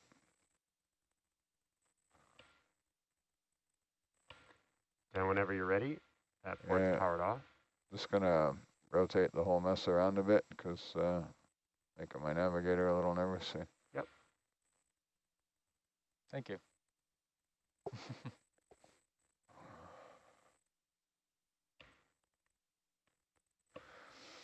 All right, keep an eye on it while I manipulate. Thank you. Are you off bottom right now? I am, yeah. 5 meters up. So you're lifting the whole thing? Oh, I'm lifting all of it. Yeah. No, it's all floating. What's that? The hydrophone's floating. Yeah, we're bringing it back down. I didn't. Yeah, we don't want to tug that cable any, so might want to auto XY it and. Roger. Yeah, please don't drag the hydrophone. Now we have it where we want it. I didn't think we were that light. Yeah, just about. Might have drove a little bit. What's that? Might have drove a little bit, but we can. Yeah, I'll swing it back over. It's all right, we can get a new position on it. As long as back row's okay with that. Yep. What's your Argus Delta? What are you at? You're 15. Okay. Yeah.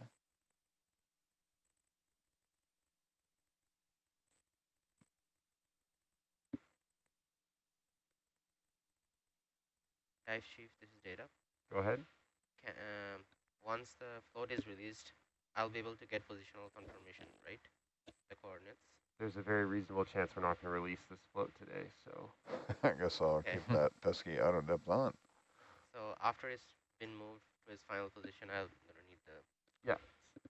Thank you. Okay. Are we clear to unplug this thing? Yes, you are. Go for it. Unplug it.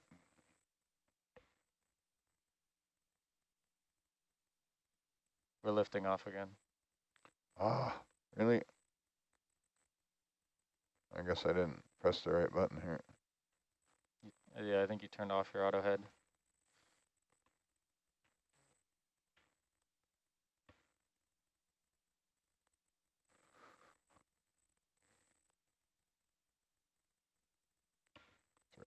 Oh.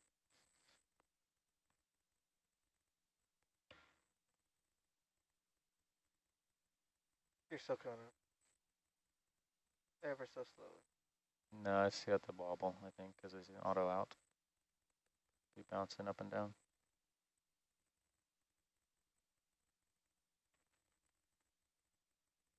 All right, let's just have a look at that connector. Roger.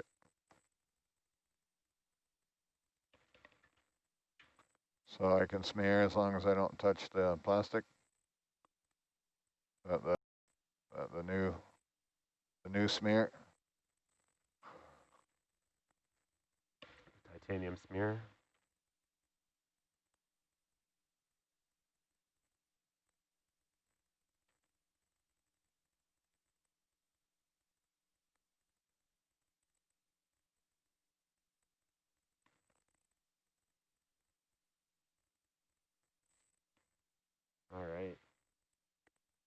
in there if you want, Megan.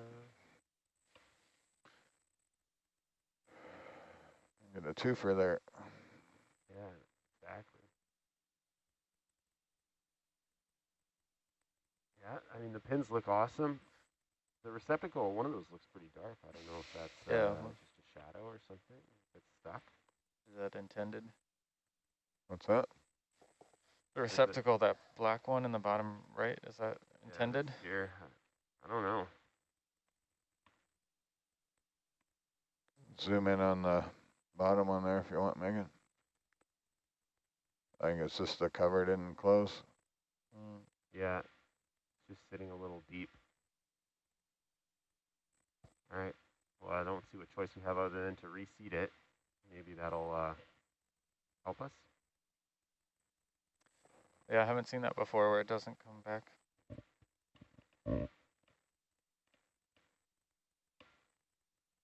Is that actually the pin that's there, or is that the cover?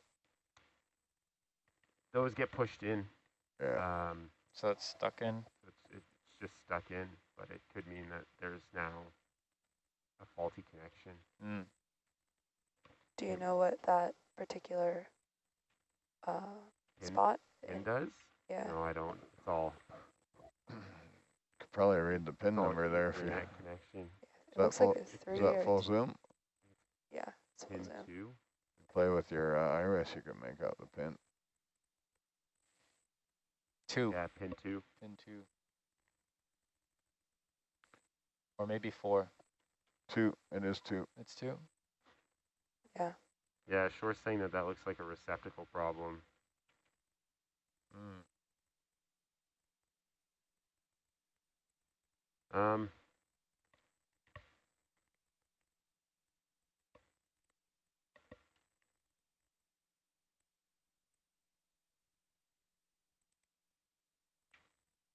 All right.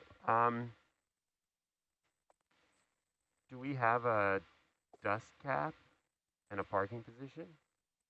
I think so. I think I saw that in the drawer.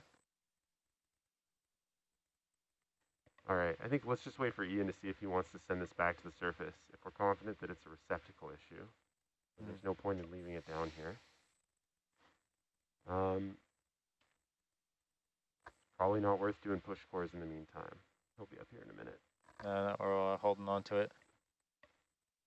I can stick it back on there. You want to do the plug-unplug thing as planned? No, he's right here. Let's just see what happens. What's that? We're holding off. Yeah, just give us a second. Roger. Standing by. It looks like it's stuck in.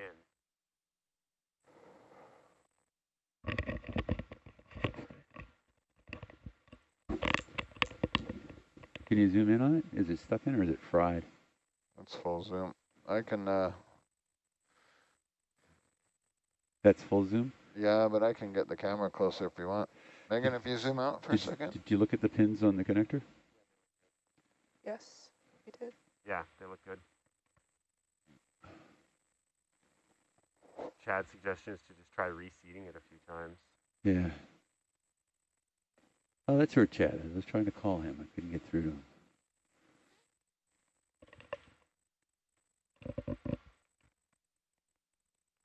Pin 2 is not used for this application. Is it not? Okay, you can full zoom there. The pin is not used? Go ahead and full zoom, Megan. Thank you. Huh. That's weird. I could get it closer if you want and have to No, play no. around with the 5 function. No, let's try reseating it. The concern is the oil bladder in there. It's all connected, so. Are we sure that's 2? Yes. Yeah. It goes in a circle. It runs counterclockwise. 1, 2, 3. Yeah, okay. Just double checking. That looks like 4 to me. It's upside down. It's upside down. Yeah. Yeah. Yep. So let's try to reseat it. Yep. Okay, Megan, you can go wide again, please. Reseating.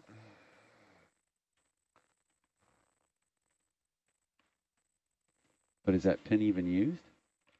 The chat seems to think it's not. I don't know why we would choose not to use pin 2.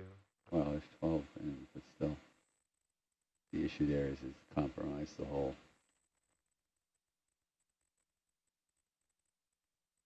Zoom in there a bit for me. That's good.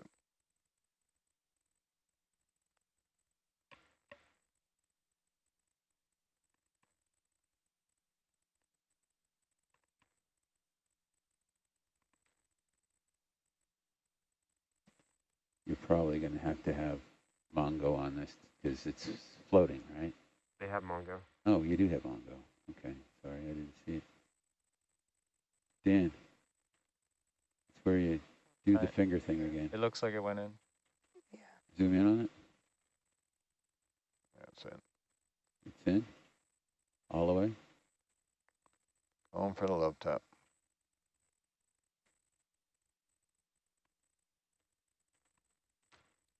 It's more of a love smear. Yeah. Chad says pin 2 is only used when we're using serial communications. We don't use it for Ethernet, so Okay. shouldn't be the issue then. Well,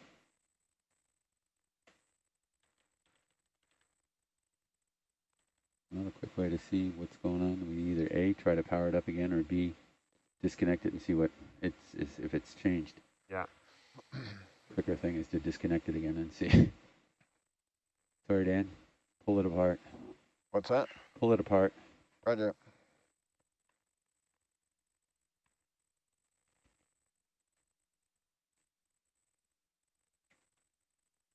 Are we going to cap it off? No, not yet. We're going to look at it again and see if it's if by doing what we just did, if that changed the pin.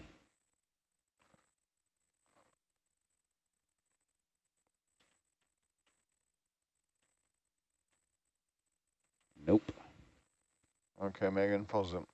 Now you can see it from here. So I guess the question is, we know that it's a physical issue. Is it worth recovering the hydrophone? I've got the cable diagram up here, and it seems to agree with what Chad's saying, that Yeah. pin 2 is not used. Yeah, except there's not, I mean, we'd have to bring it all the way back to shore. Yeah. Yeah. Oh, man. All right. I'm not even seeing, like, the physical pin there. Couldn't tell if earlier it was tucked way back down in. It did look like we could see it. Yeah, it did look like that before and less now.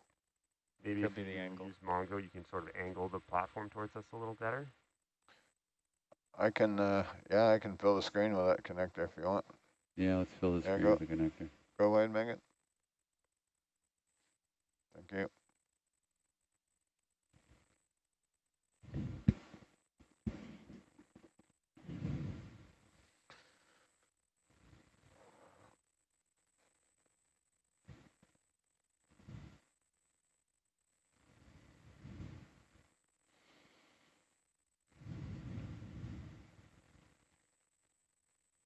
I think you're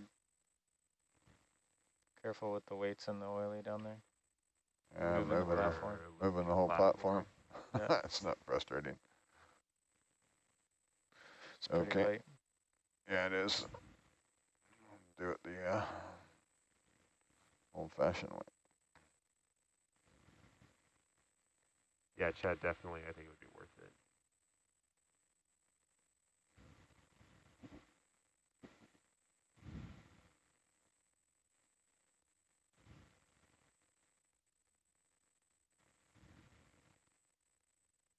There you go.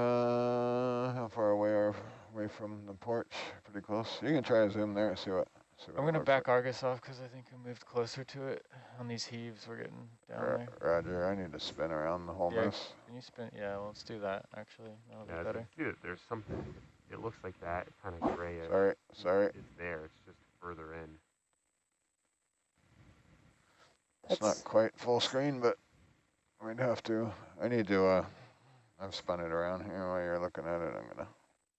I'm going to grab.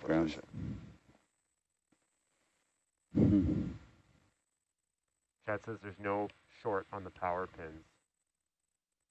There's no comms. All right, let's remate it. Okay, stand by. We're just repositioning. Yeah. Yeah, whenever. You could, you want me to move it back to the north, or you want to slide? If you just change your orientation, then I can back Argus off. Yeah, you can back it off now. Yep, 10 meters at south, So right? Right. One here. 1-9. One, Yeah. 2, 3, 4, 5. Bridge nav. 6, 7. Or I can just Two. pick it up and move it. It's upside down. It's upside down. 10 meters bearing south. Thank you. This is probably Yeah, I just don't know how long that leash has most extra. handy. It's for the oily, so One, we'll just keep it as is. Roger. Okay, Megan, you can go wide, please.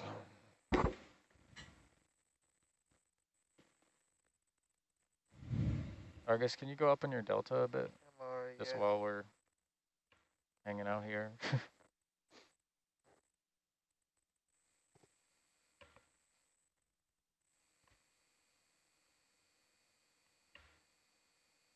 I probably should move it back to the north. It's under that cable.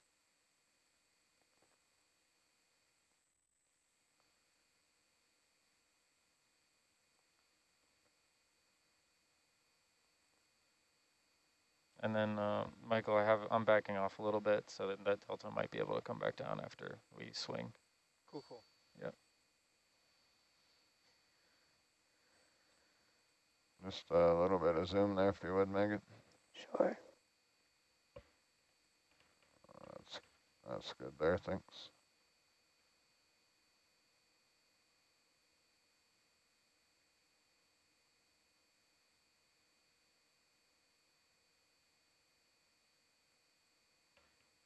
There you go. Not quite. I'll let Yeah. go. If you just want to love tap it though.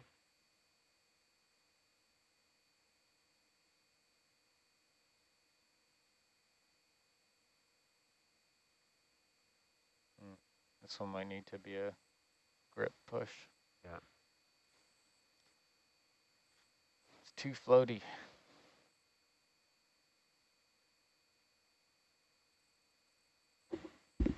Josh did what he called a Josh slap, which I had never heard of before, but it looked pretty good. It's funny. Almost. Kind of Let went. it go. Oh, that thing went. I don't know about the other side. Did it go in? I think so. On this side, yeah, the tang moved.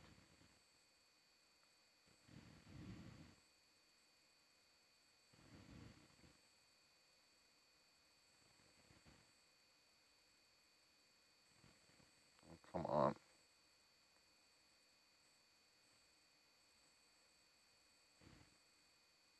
Do you think it latched there or no? Sorry, So the Dive Chief. the Did you tines. think that is now latched? Want to zoom in, Megan? What's there? It went very slowly on this side. I'm happy with another push just to make sure that the other side actually went. Just Right. barely latched. This side for sure latched. I saw it go. Okay. You happy with that? Yep. Roger. Okay, Megan, you can zoom out.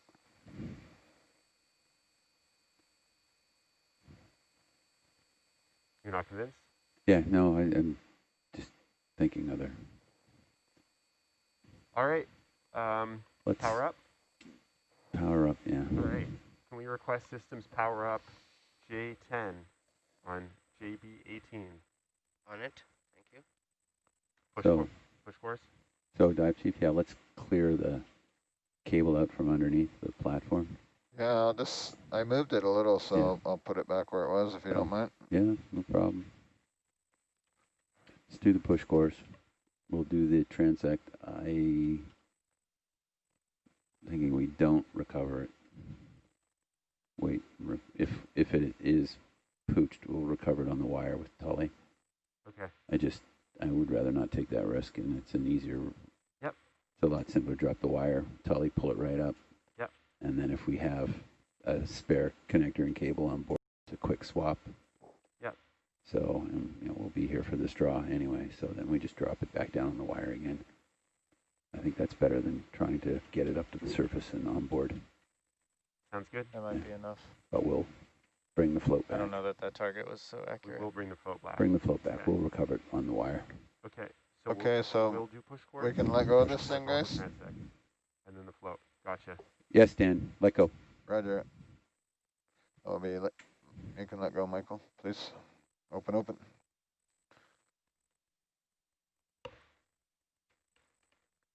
Thank you.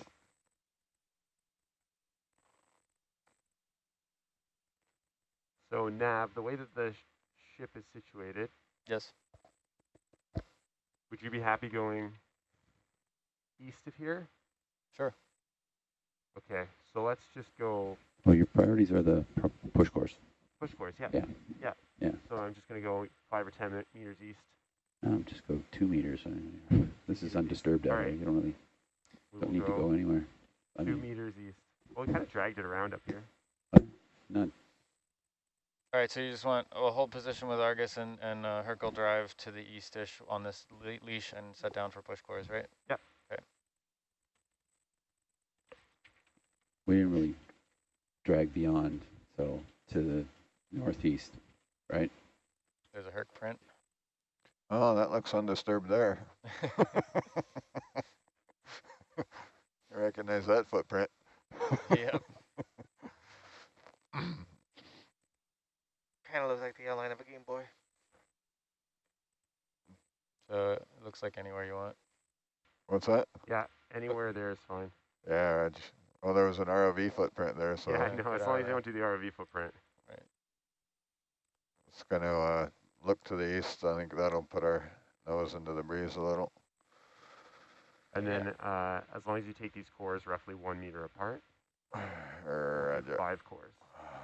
5 cores. Nice.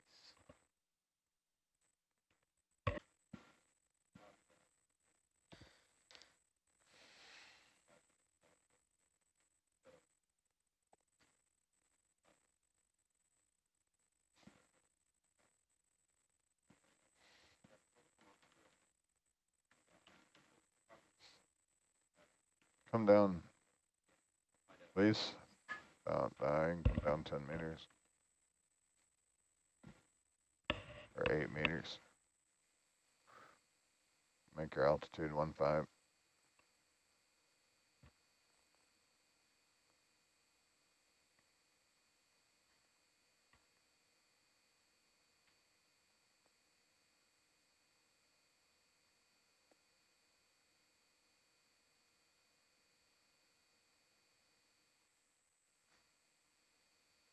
So Data, we will be 5. releasing the buoy eventually. We'll take a position then. Okay. Yeah. So I do have a position. Okay. The present one. All right. So Yes. it'll stay the same then. Systems confirms that power is on J10, but still no communications. Okay. Yeah. Well, I think that's all we can do right now.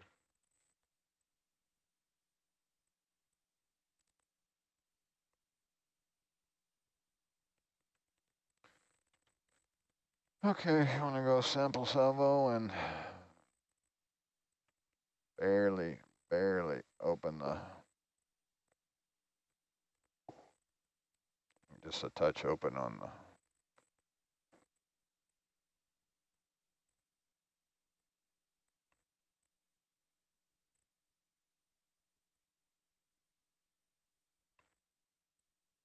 that's good. Maybe just another touch. That should be good, yeah. Maybe a little bit more. Nav? Just a little more. That should be good, right? I'm gonna need coordinates for every push code location. Thank you.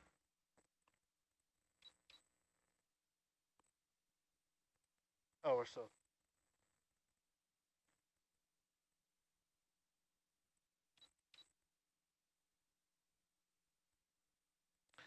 God damn it. Freaking auto XY. Sorry.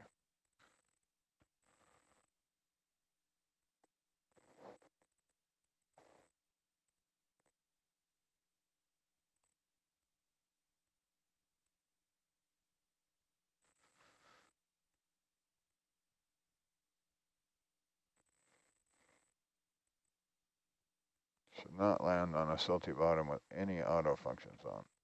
This did, and it dusted it. Are you going to take him floating or are you going to land? No, I gotta land, so Yep. get a push core. Dive Chief, this is Jada. Go ahead. Should systems now power off, J10? We have no intention of touching that cable anymore. I guess Oh, we are just going to recover the float? we're just going to launch the float. Okay.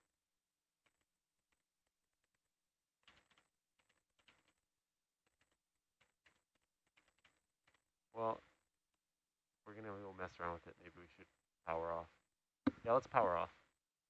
Should we power off? Yeah, let's power off. Better Okay. safe than sorry.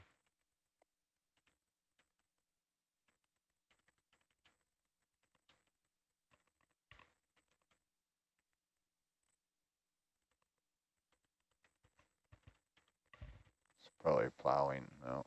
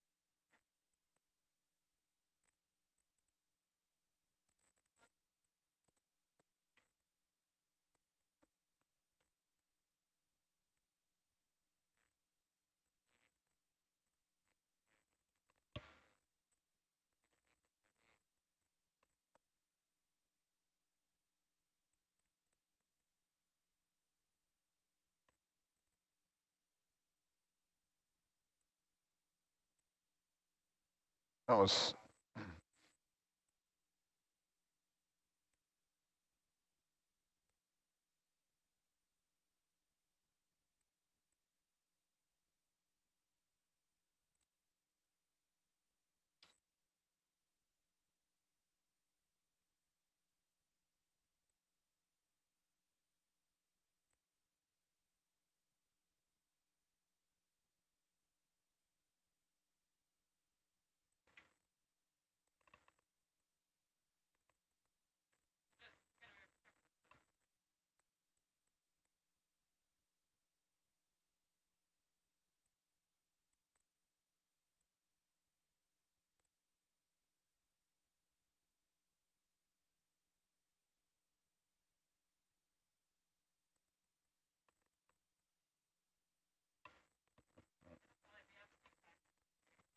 Yeah, it'll come up very fast.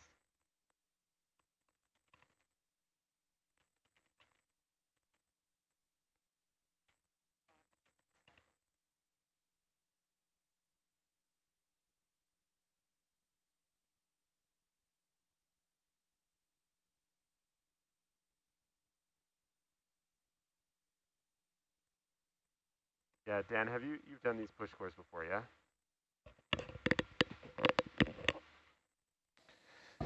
yeah, I've done a couple push courses.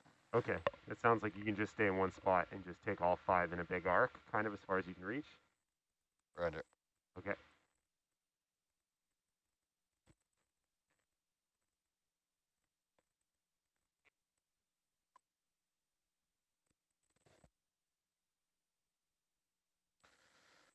Five, 4, 2, 3.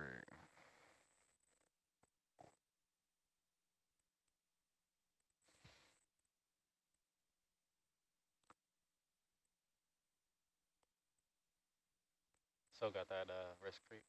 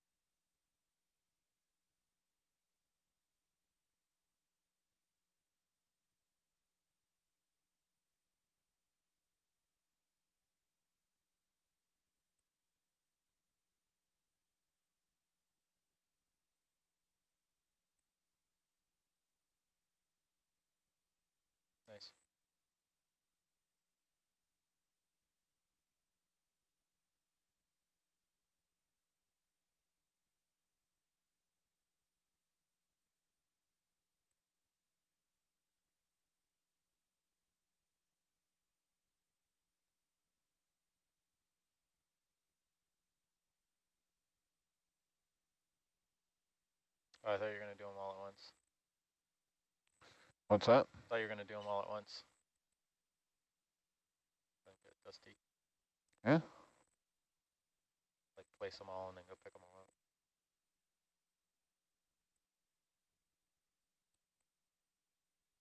What you talking about, Willis? It's the waters method is you place them all out and then you pick them all up. So they don't So contaminate. they don't dust. But got enough current, it looks like it's clear enough. I've never done the waters method of placing them all out. The waters method. Sounds like it would take forever.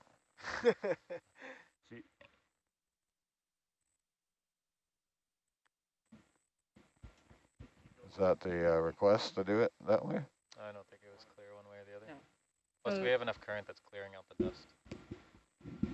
So for the cores, we're most interested in the top 5 centimeters. So, you know, we want that to be the most undisturbed. So you probably don't need to go quite that deep. The bottom part is we're not going to use for anything, but we want the top 5 centimeters to be undisturbed. Roger. The reason I go a little deep on the first one just because I wasn't sure if it was going to fall out or not. Sure. It looks like it's pretty mucky. So. That's why we're taking 1 extra. Uh-oh. Yeah.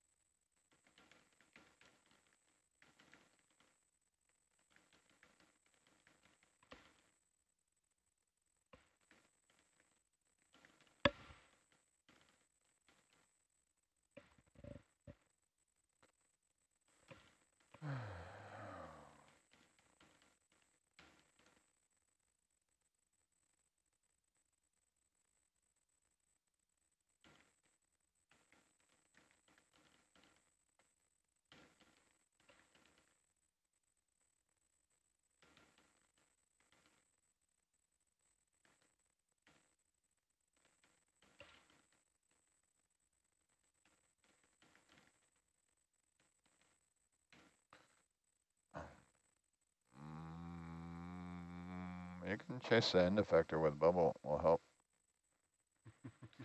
So I get lost.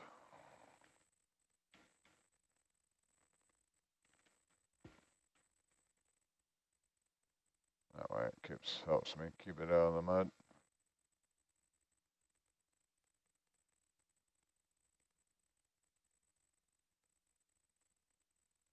Okay, I see where I am now. Thank you.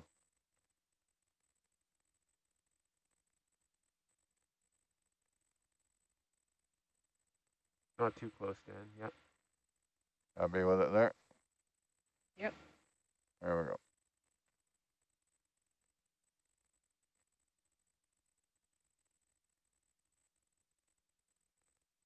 And stop.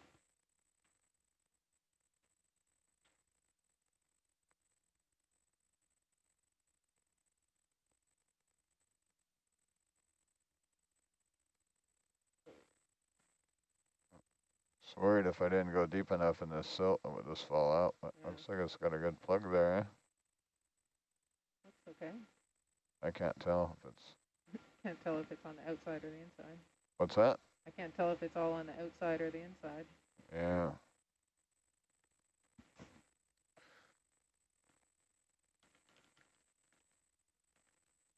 Tilt up more. Yeah, that's a good shot there.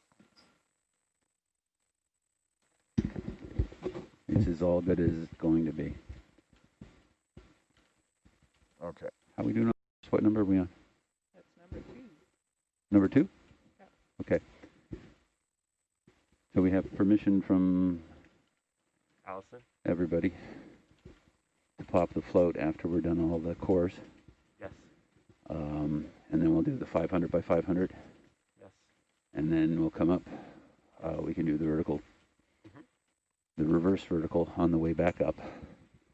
So Fabio will be happy we did it on the way down. We'll do it on the way back up. Cable ship time is looking to be 7 a.m. tomorrow. We will plan on replacing the cable this one on the telly. So when we dive here for the straw in a week and a bit, we'll start off before we do everything else. We will ship's wire down. Well, we got a ship's wire down the straw mooring anyway. Yeah. So when we get it down, we can then, I don't know if I like that, but shoot. I was going to say move the wire. Move the wire over here. Straw's going to the southeast. I know. And we're in the northeast. Yeah. We'll do it. And the other moorings are to the west. So. We'll do it twice. I don't want to mess with that. So the other thing I was thinking is before we could just disconnect this now and move it, but that would just be in the way. So we'll leave it here, leave it plugged in. Pop the float, but it just means yo-yo twice with the ship's wire on telly to get the proper. Okay, that's fine. We'll do that. We should have time for that. Yeah, so we just, whenever we're done this, we'll just work out. Rennie can work out whoever he wants the ship to be and the ROV to be. This float will pop up probably in about 12 to 15 minutes tops. Sound good? Like.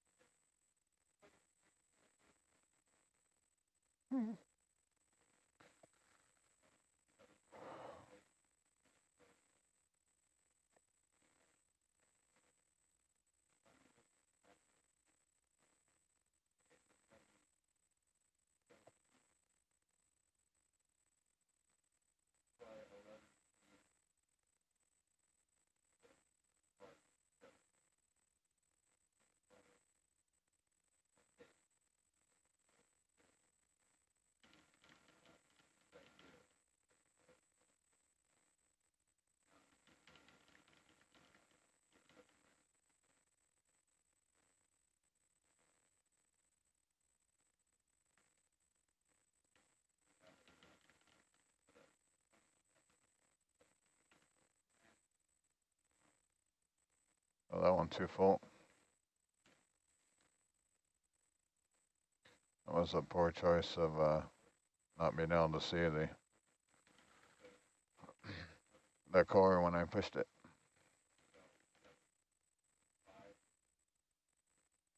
So it's probably not a good sample.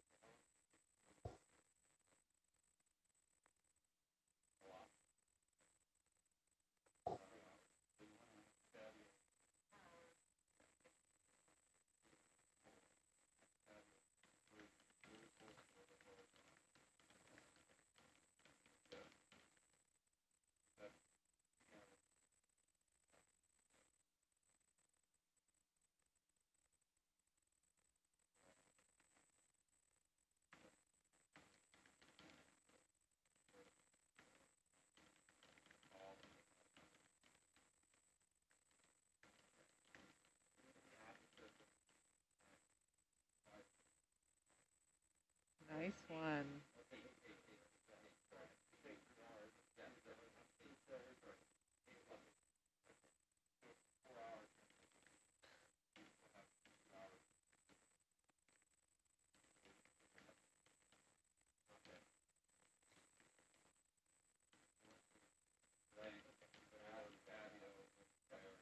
It's bang on, Dan.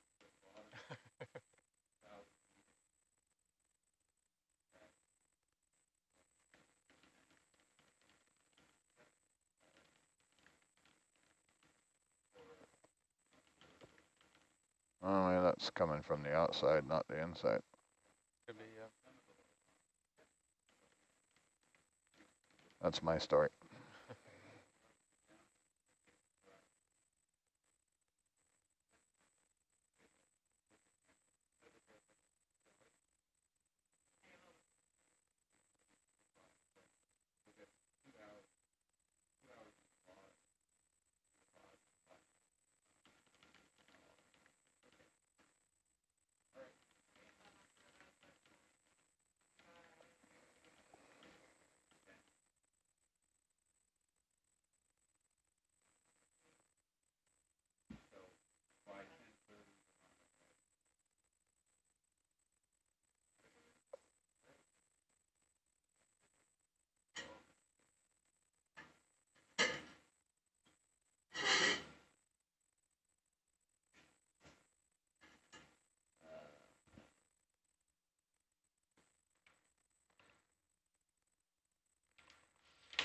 So Megan, it sounds like we have to discuss priorities here.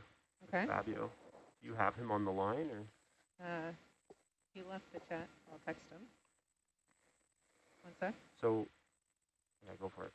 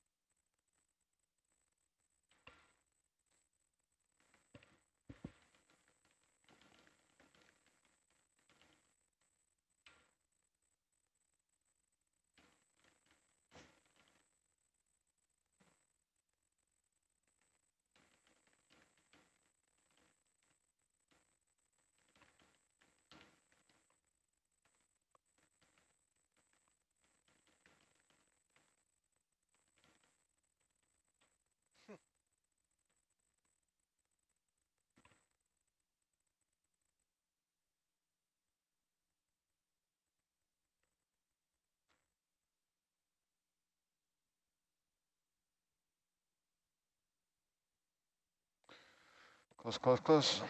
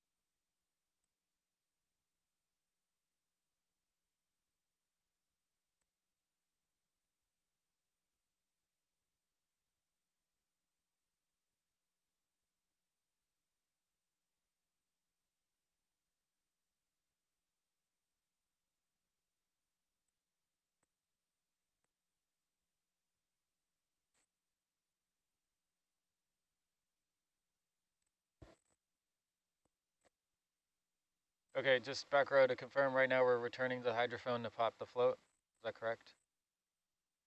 Yes, Nav, that's correct. Okay. So do whatever you need to do with the ship to get yourself happy and situated. Okay. That float's going to move pretty quick. Roger. So Dan, you're going to the left to your port to reacquire the float.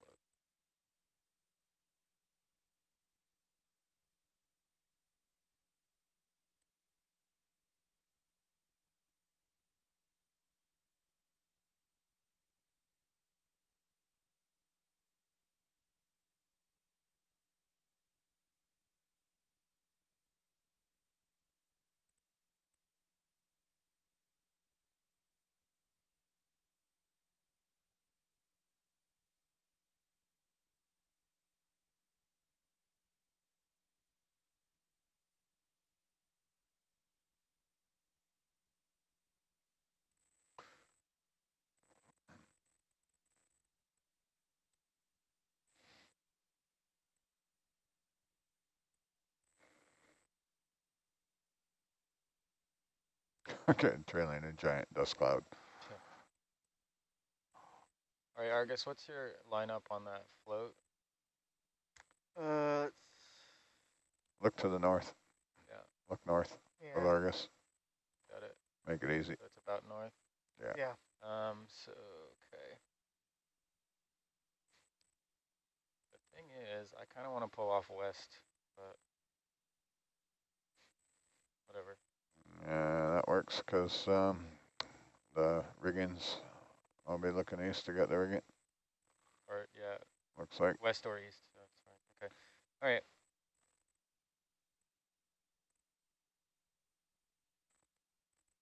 We clear to release.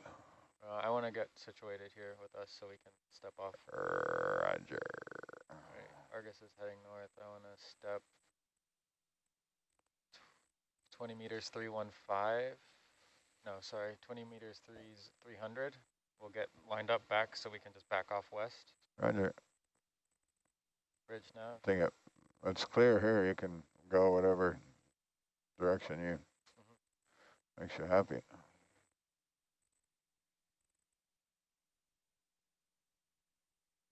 20 meters bearing 300. Thank you. Yeah, I just want to not go where the straws are. I'd rather not go where the cork is. Just have us just back off. Start moving them now, and I can, whenever you're ready, I'll Yeah, Roger, I'm going to pull the pin. It's moving around. We got clearance to release it yet, or? I'm going to just triple check with the bridge and get all What's that that? ready. I'm going to triple check with the bridge and have all that ready to go. Roger. Stand by. Once we're all moved around.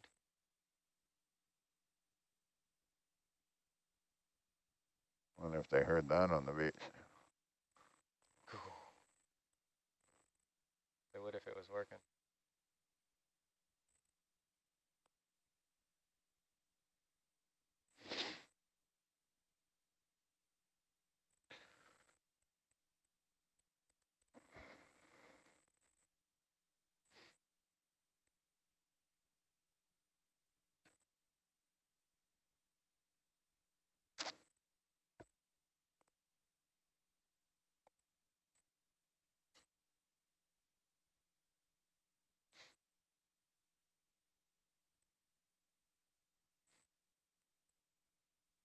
Bridge nav.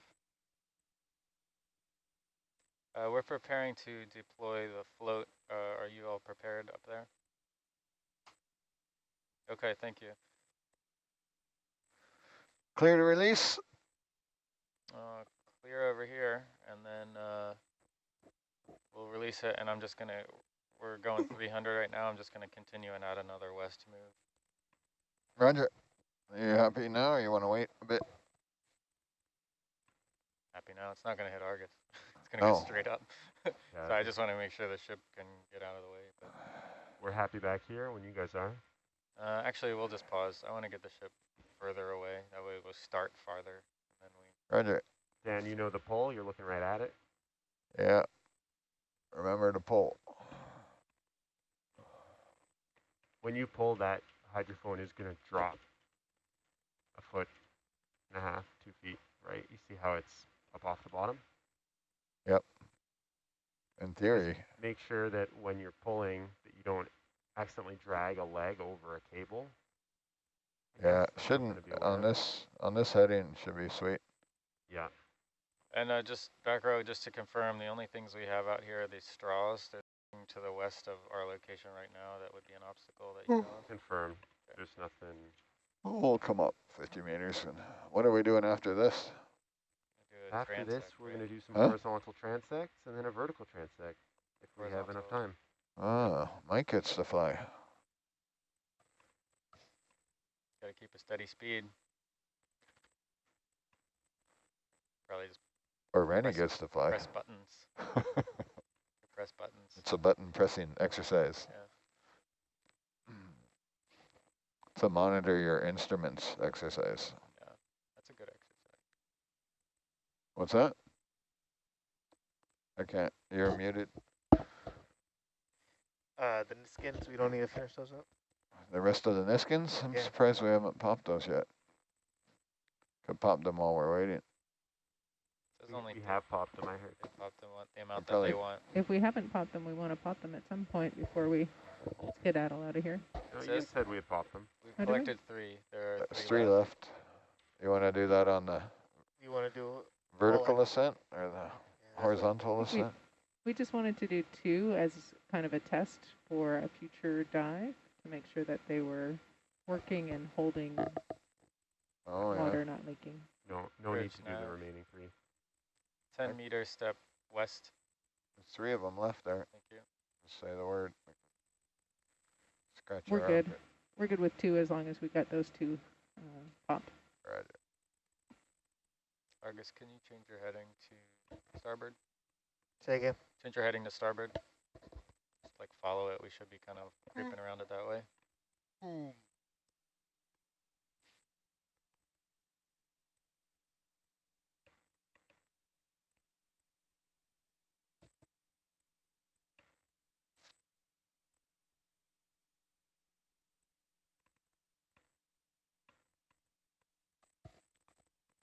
All right, I'm happy to pop it. Roger. We're moving away, and we'll continue lift as soon as you pull it. A little faster.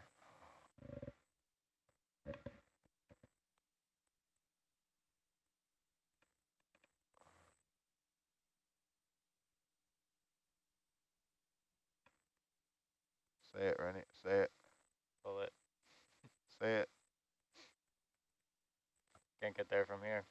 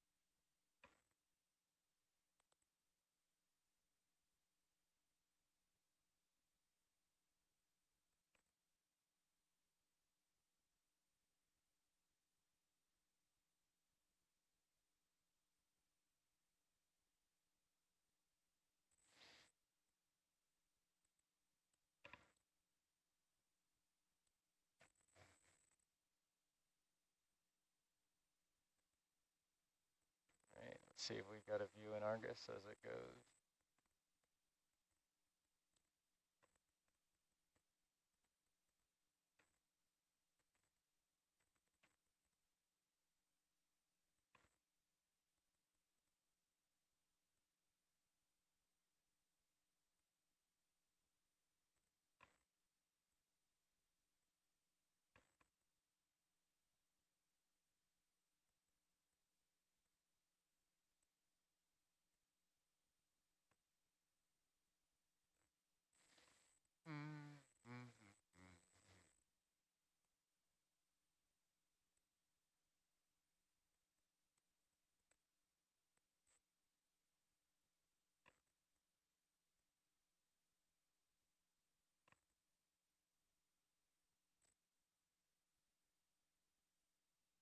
Really? That's odd.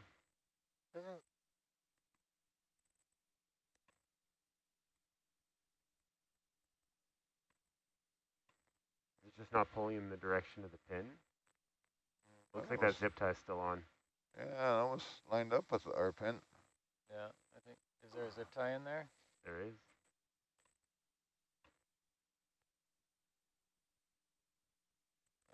I think, yeah, because it's so floaty, you're just pulling it rather than pulling the pin.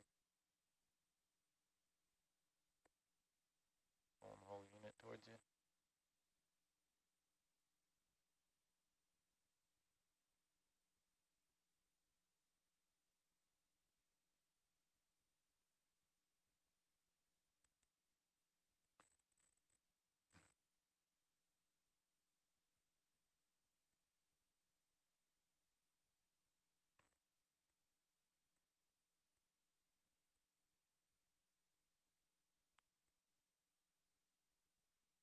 Come on, Dan. Swing and a miss.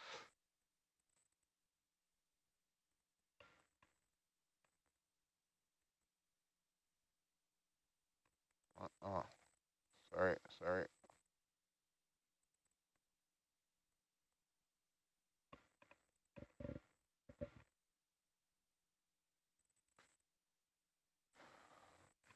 Just wondering why the controls aren't reacting. It's because I got the stick lock in.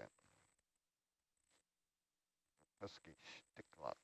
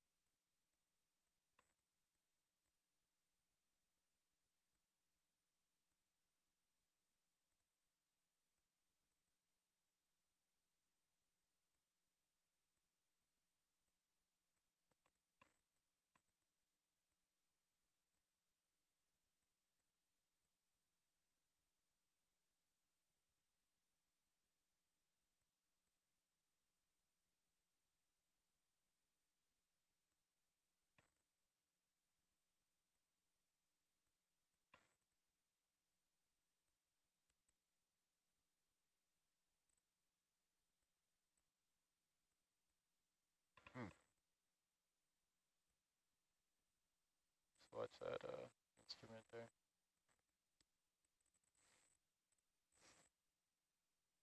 All There right, you go. tie wraps Now released. just the pin.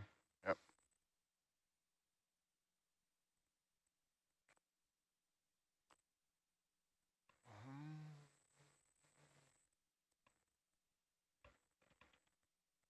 That was more grief than we thought. Ready? Do you want to pull from there or the long one?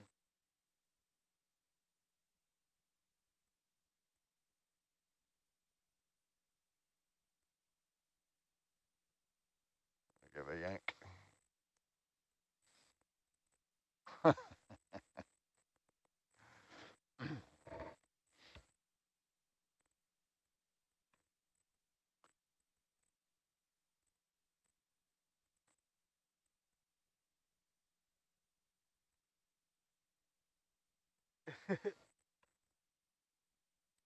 Adjust your heading there, Argus. Yeah, I see it. Trying to get off it.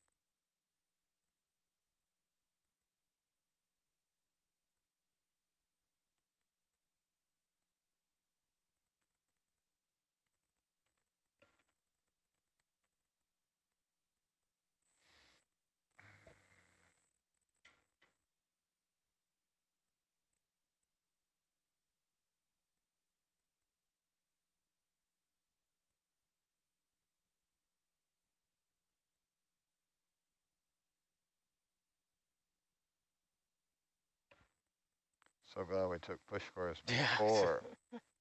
Covered in mud. I have to go check the cable.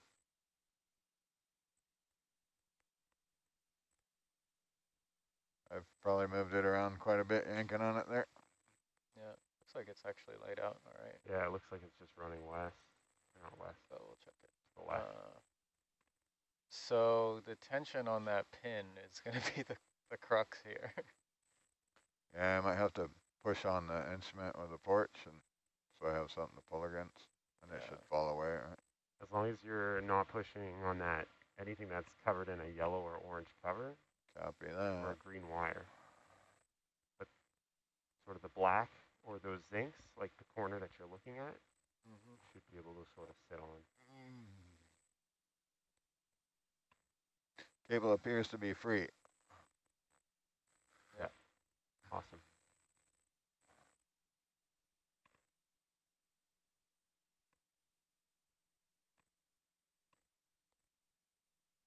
As long as you don't hit that yellow instrument from where you are, you should be okay. Yeah, I'm gonna probably come around to get a better angle on the pole here.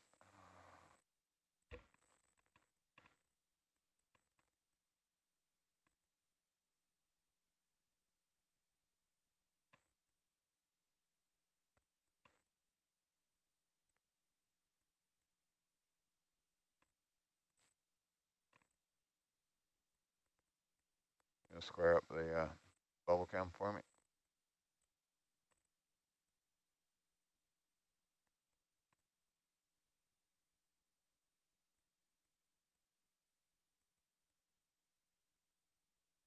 Let's push the porch up.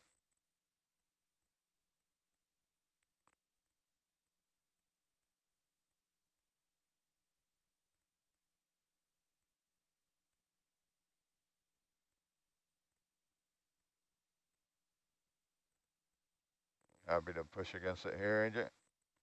Yeah, as long as you're not low enough that you're going to hit the instrument and I don't stay think off so. that green wire to the left. Be good here yet? The yellow one's below us. Yeah, the one on the right doesn't have a wire, so that's fine.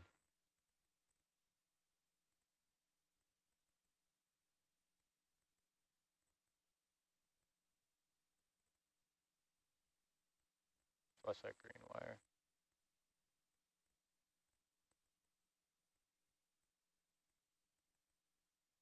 Yep, that's good.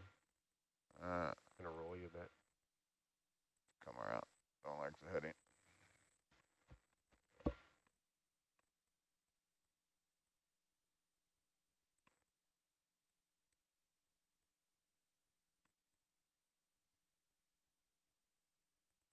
sit up high and try to get on both of those.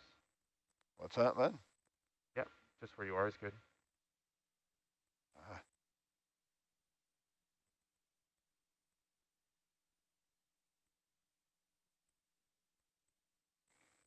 think you're tipping it over.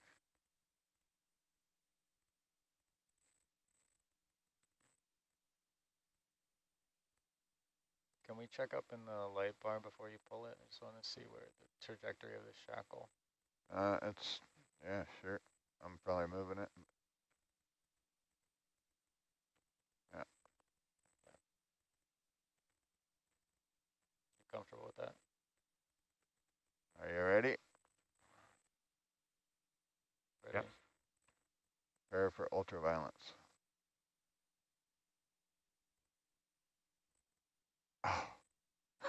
Oh. Yeah. And that happened. All right. Looks like you're grabbing. There's a sinker on there. No, I don't think so. There's a little bit of, there's that plastic ring on by the monkey's fist, but I'm just going to completely ignore the rope then. there's a pin in the rope. Probably not enough to weigh it down.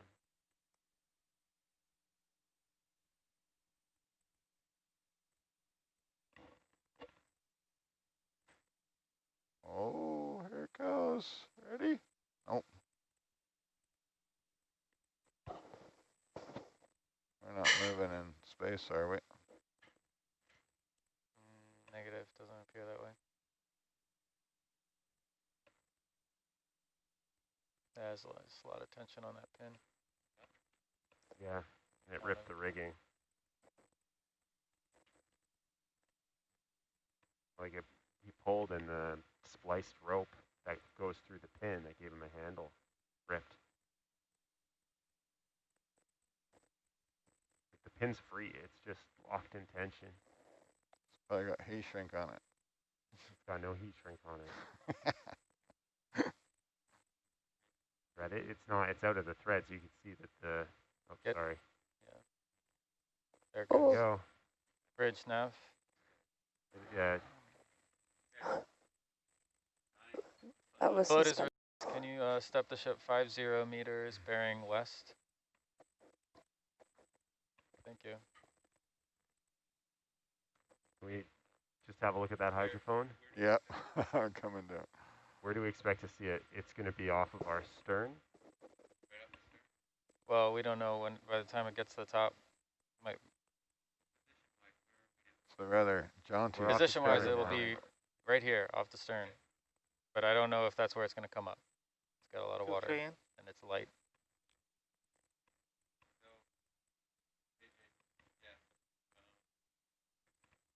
What was that, Michael? You saying something over there? Yeah, you want me to bring the tool tray in? Sure.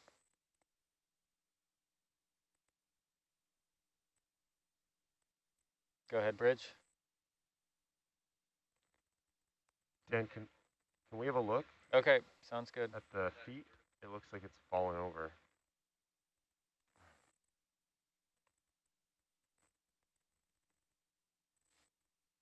Well, we're moving the ship away.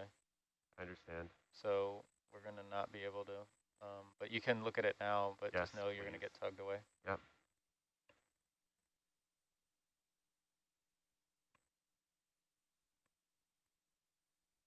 Yep. I can try and right it a little bit there. You want? Yeah, if you have time. Push out, Mike.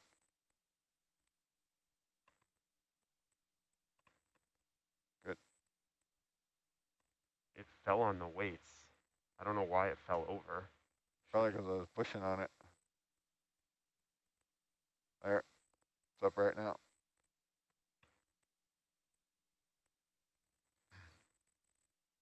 I'll bet it. Yes, but powered off. Show you moving, right? Ship moves west, Yeah, yep. West? Yep. Roger. Left, right. Look at the freaking nav screen to figure out what way that is.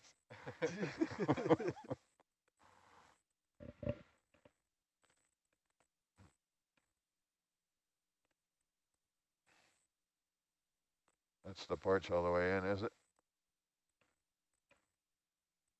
Is that correct, Michael? It is now. Thank you. Sorry guys, it's just really dusty here. I'm trying to come around and get a clear water angle, but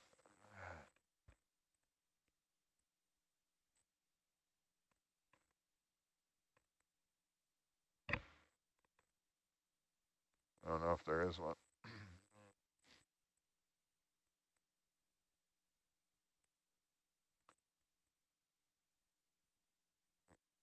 This side might be in the mud a bit more.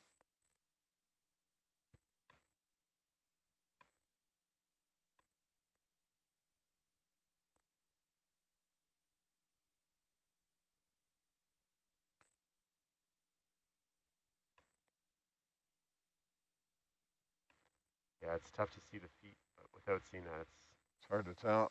It'll take days for that to clear out. yeah, at least 1 foot is in the air. The other 3 No, I slammed the other foot back down in the mud. It's definitely in the mud. Okay. We're gonna start getting tugged soon?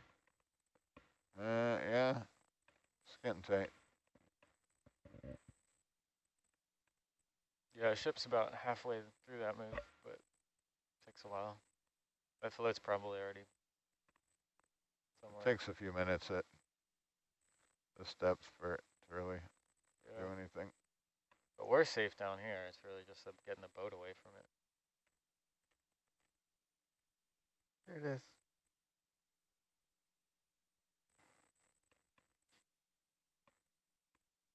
That's about it. Okay. So we'll wait for the buoy to come aboard, and then we'll do our horizontal transects.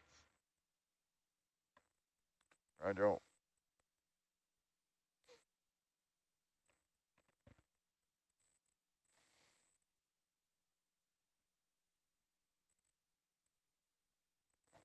Still have a manipulator, that's a good thing.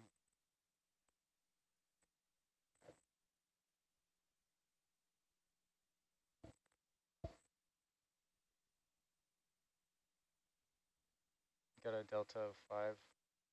What's that? You're rising. 5 meter delta. Yeah, right. I'm coming back down. I don't have to worry. Alright, Chief, this is Data. Go ahead, Data. Can we get a heading for the hydrophone in its present state? Heading for the hydrophone. It's north. It's facing north. Would you like an angle too? I'd like to know the heading from the left connector panel if possible. From the connector panel. The connector Yeah, panel do you was... have the history of our orientation when we were plugging it in? Yes, I do. I want to say that... You have the heading. It was 090. This was before it fell. Yeah, we can't. The ship's Okay, moving. sounds good. Can Ship's you add moving? another? Okay. Is the float at the surface? If the float is not at the surface, we can add another step 50 meters west. Thank you.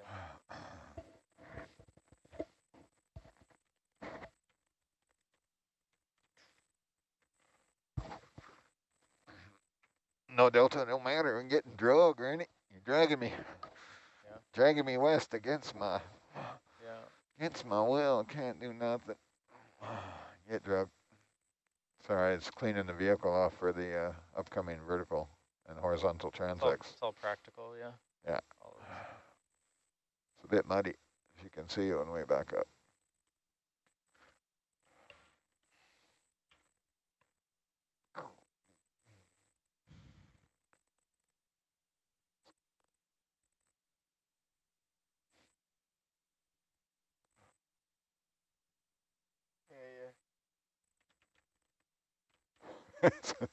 Even a debris field for miles. My old pickup truck going down a dirt road.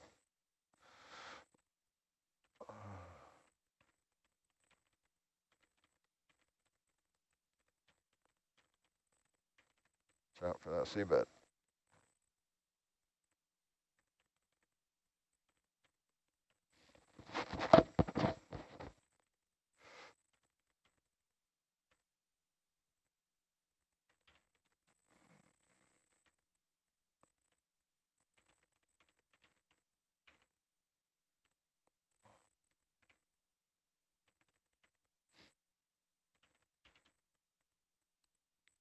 It's the people at home are wondering what we're doing. We're flying backwards through the water column to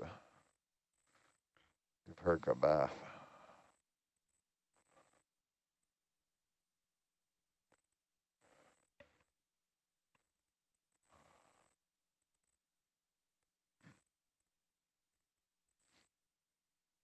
You're all right.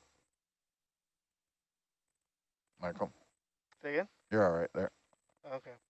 And you can make your altitude 20 if you want, and we'll call that good.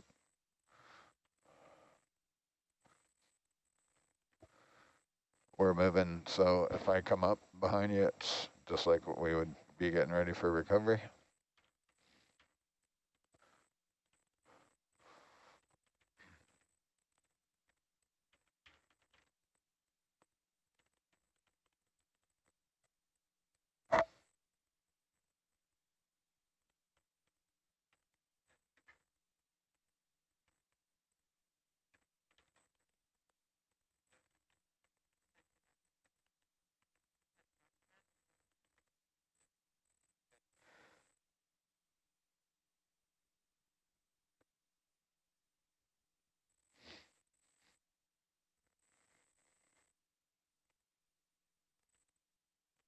Come up in 2 more meters, Michael. Altitude 20. 20 to 25.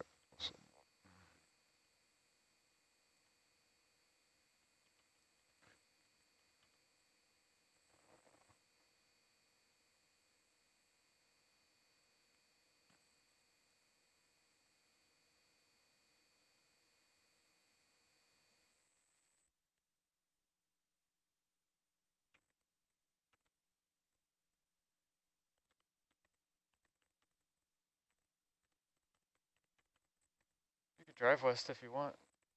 Get a clear viz.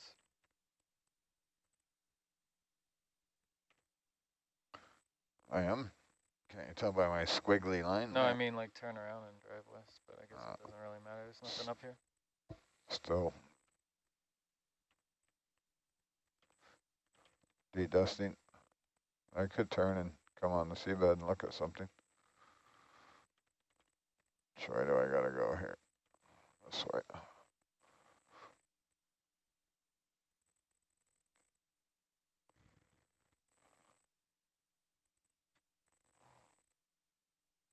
Still giant dust trail.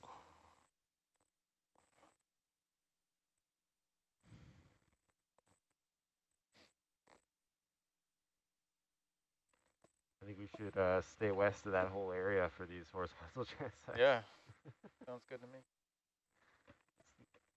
Nothing back there for us.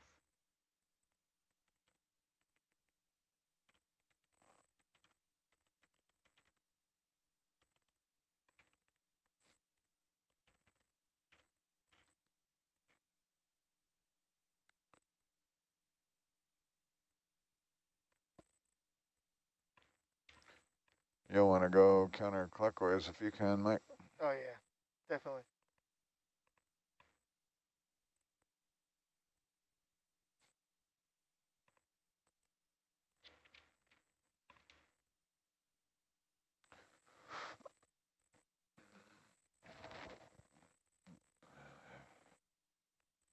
So speed over ground.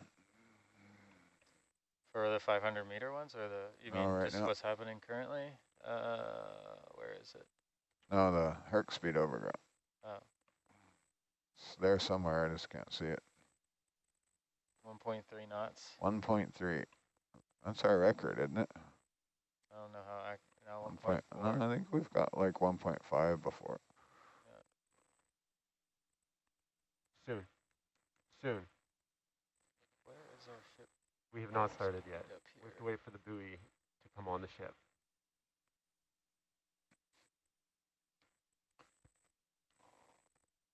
I always forget where to look. It's there. 1.2.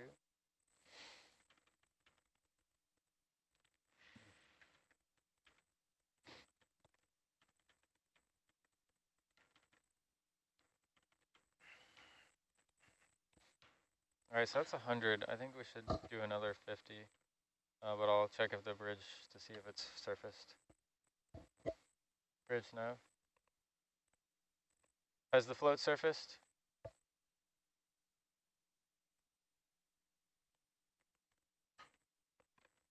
Okay, maybe we can step another 50 meters west. Thank you. Just because the last one came up, it traveled 100 meters before it got to the surface, so might as well.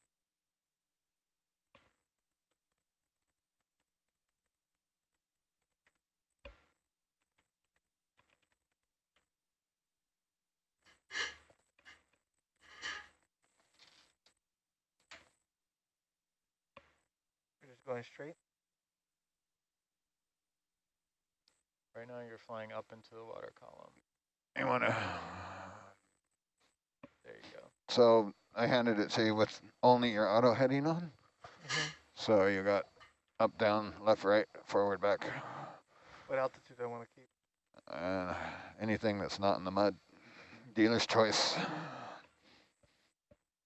My favorite altitude's around 1.8 to 2 meters. You can play around and you'll see right when you hit 1.8 meters, the seabed will come alive. It's kind of the optimum altitude for being able to make out detail and the lights. Our instruction says I'm like 1 meter altitude. Because you're not pushing down enough.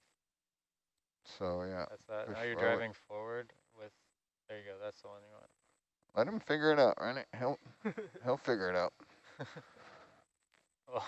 Push some sticks and buttons and see what happens. Look at your numbers there. So right now you're 15 meters up. Yeah. So you want to make that about 2. Let's see, that's So that's this guy here. Yeah. And it's like it's inverted, right? Yep. Push for, it's like an airplane. We think we're airplane pilots here flying helicopters. So I push forward to go down. This helps me a lot if I can't remember. So the red going down is the direction of the velocity of the vehicle. Okay, roger that. We can hold position then. Thank you. Okay.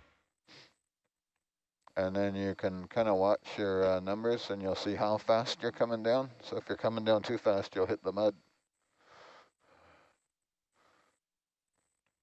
I can help you by calling. So you're 8 meters up now, 7 meters,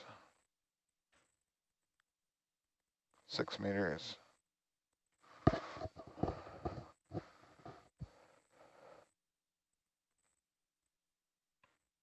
5 meters. You're pulling on Argus a bit, so I don't know if you're flying forward or not, but I was. you can back up a little bit if you want. 5 meters still.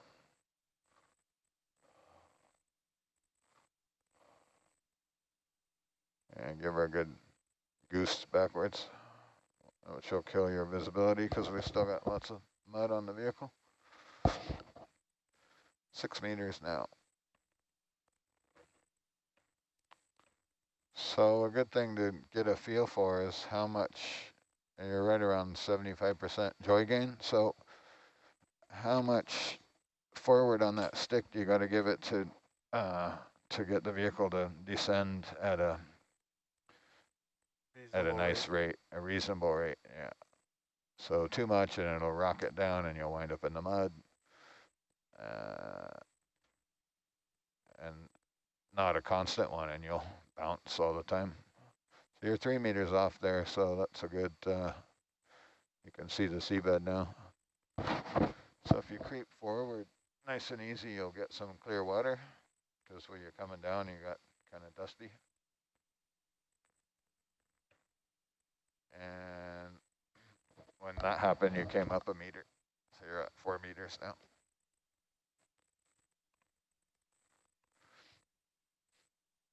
And if you can see the seabed, you get a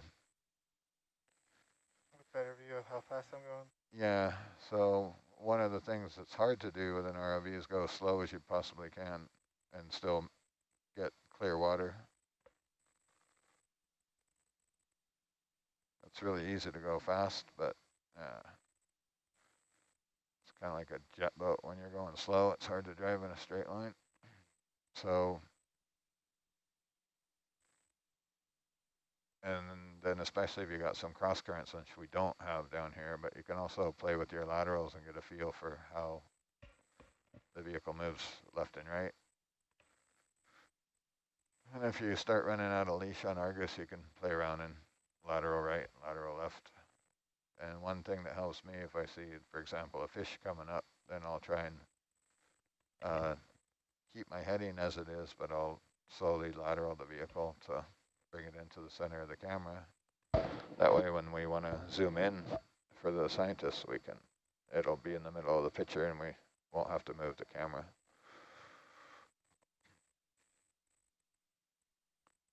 So 1.6, 1.3. Yeah, so you're now at 1 meter, which is, Roger, we're all stopped, right? We're not going anywhere? Man, that's what you mean, guys, when it means when you guys are really light, like how quickly it just ascends? Yeah, so on this particular vehicle, we have a function we call the Z bias. And right now it's at -10. And that's the little knob here. So if you turn it counterclockwise a little bit, and I would let the vehicle float up while you're doing that. So you go dead stick, which means take your hands off the stick. So turn that counterclockwise to about 20. Hey guys, can we turn the lasers on for this? Yes. And you'll see your rate of ascent slowing down. And then now you can come back down a little bit. Thank you. So use your vertical to come back down to a couple meters.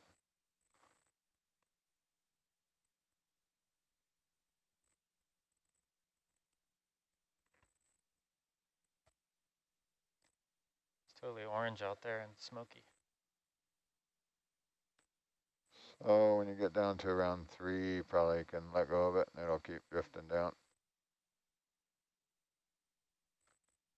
Yeah. So you let go at 3 and it stopped at 2. So you drifted down over 1 meter. So now as you start coming up, you can dial a little more of that Z bias in. It's probably going to be around 30%. So if you roll that knob to the left a little more as you come up, make that number probably 30. Now your rate of ascent should be a lot slower. So now if you come back down from 4 meters back down to 2 or 3, it should take you less authority on your vertical down. But the trade-off is that we'll keep drifting down a little more because you're thrusting down at 30% all the time. So basically you got to trim on this, pressing down at 30%.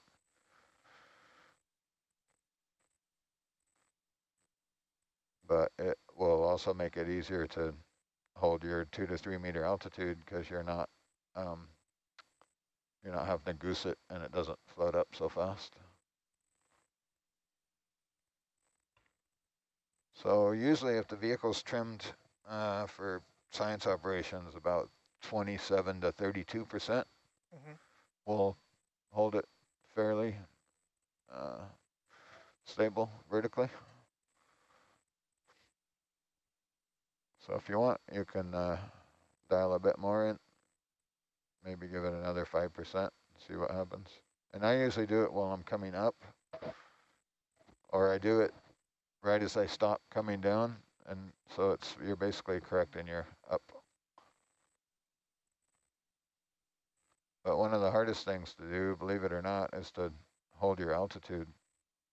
It's easy to go forward, back, left, right, but to do that and maintain your constant altitude is.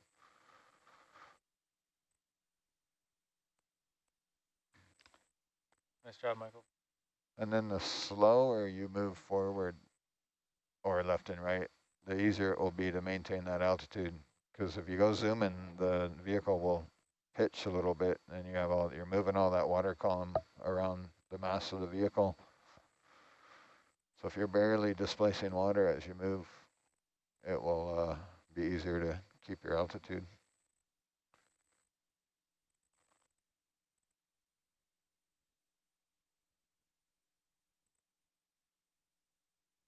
That feel like you have control of it, does it?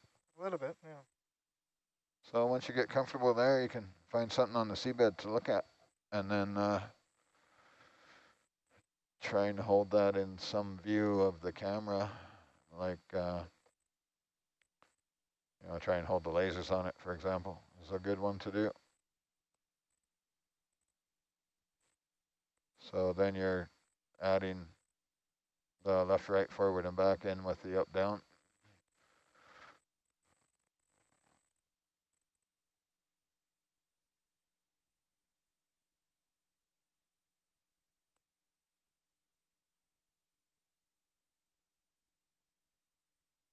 You can just see the small boat in cam wire. It's just out of frame. Yeah, the crane's clearly over the side, so. Yeah. The fish is probably a good one. See if you can blind the fish with a laser.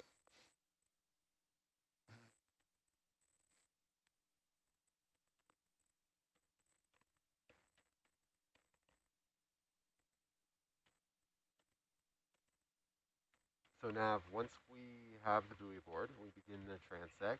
Sorry, say again. I'm having trouble hearing. Not free to change heading camera. Once we have the buoy board, and we're going to begin Yeah, transects. but you'll dust it if you change heading. So we're going to be better. I just can't hear you at you're all. better off to forward, back, left, right, and up and down. All right, say again. Once we begin the horizontal transects. Yep. So if you can try and hold your lasers on the fish for a We're while. going 500 meters at a speed of. What's that? Gotcha. Yeah. Half a knot. So Half a knot, 500 meters. there's a method to that madness, because the next thing we'll do is, if you want to zoom in, half a knot, 500 you'll have to be able to hold it in the center of the pick a picture. random direction. Dan, can you stop force talking me? Sorry. No, sorry. it's fine. I just can't hear. It's not your fault. I didn't know I was force talking. Yeah. Okay. Thought you'd tune me out by now. So you're on Psi 1 or Psi 2? We're going AJ? I should be on side 1. Yeah, gotcha. I'll okay. talk to you there. There we go. So 500 meters, half a knot. That'll be like 40 minutes or so. Yeah, 35 minutes. And then we'll pick another random direction and we'll do a second. It'll be another 35 minutes. Okay. Then we'll recover. Any particular heading or? It's supposed to be random. I think we should go northwest randomly. Yeah, sounds good. Just away from the straws would be fine with me. And anything else? No, we're gonna do 2 of those. Are we doing anything on the ascent? Yeah, we'll do another one on the ascent. Another one of the slow ones. What depths? Okay. Cool. Yeah. We'll just wait till we get the boat recovered and the float still on. waiting for the float to come aboard. Yeah. And then I'll have some direction for the camera. Also trying to see how much I Okay, yeah. tilt up when I go back. Thanks. Sorry about that. How much like it tilts up a bit as I go back.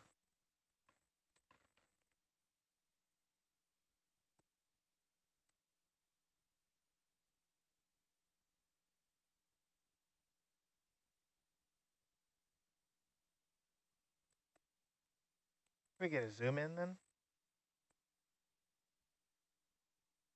Please, Megan? Sure.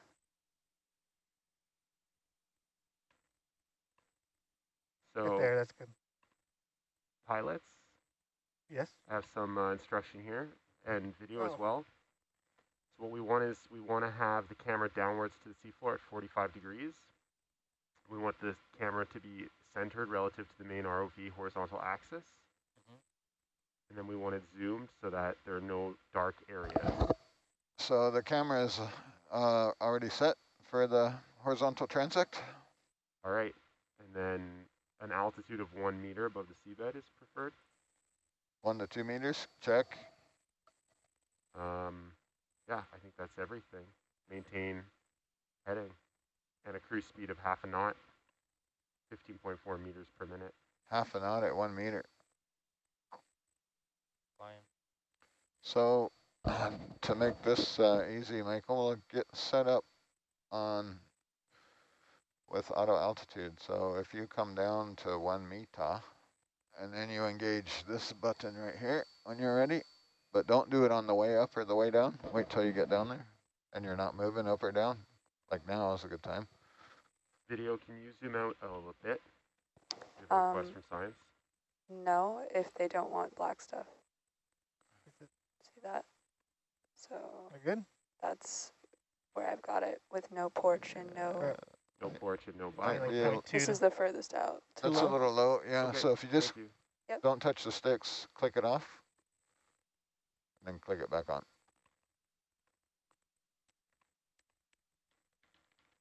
So this right here is the goal now. So you've got it dialed in at 1.07, and that's the error or the to go. So it's going to kind of bounce a little.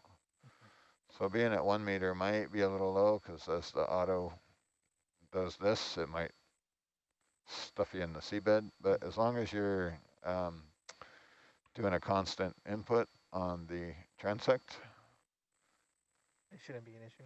Shouldn't be an issue. And we're going to want to maintain whatever heading you This is west. We're going to go west for the transect. Northwest. Huh? Northwest. northwest. Yes. Have to switch headings then. We'll get Argus lined up. So first we're going to get Argus facing northwest, and then we'll line up Herc in front of Argus, and we'll face the right way. And then once we're all, I'm going to confirm with the bridge that the small boat's on and the boat's all secure. So and you can start sliding to the right. I will Don't change your head. This lateral starboard. have the ship go half a knot at 500 meters, but we won't start moving until Argus starts to drive up over you. Looks like Fab wants to zoom in a little bit more so that the darkness in the background is gone. Sorry, video. Yeah, just a couple of taps in. Sure. I think the request I had was from when we were zoomed in on a when fish, it was I think. zoomed in too far. No problem. Yeah. Pilots, is that good? Zoom in a little bit? I think that should be fine. Okay. Something like that? So all the way forward there. Yep. A little further maybe. One more. Okay, if you want now, Right, usually when I adjust my heading with this thing, I'll disengage the auto head function. And then I'll slowly turn my head to whatever desired heading I want. Which you'll want to turn to starboard. Where we want to go again? 315. 315. You'll have to keep lateraling while you're doing that. What you're doing, great. And once you get there, if you click that auto head in again, it will lock that one. Thank you, video. We've confirmed that. Come right, just a couple more degrees if you want. And beauty, close enough for science work. Okay, just let us know when. Now, if you lateral starboard or lateral right, that's the way you say. Okay. That'll center you up in Argus for the transect. And you have a very lazy Argus pilot, so he will probably not do much over here to help you. So if you're in the middle of the picture, then you should be good. Yeah. When I use the winch, do you get like a static in your Can ear? you confirm that the small boat is secure and we're able to make ship maneuvers again? Okay, sounds good, thank you. Okay, I would say our ducks are in a row here. So if you let go of the stick now, just let go.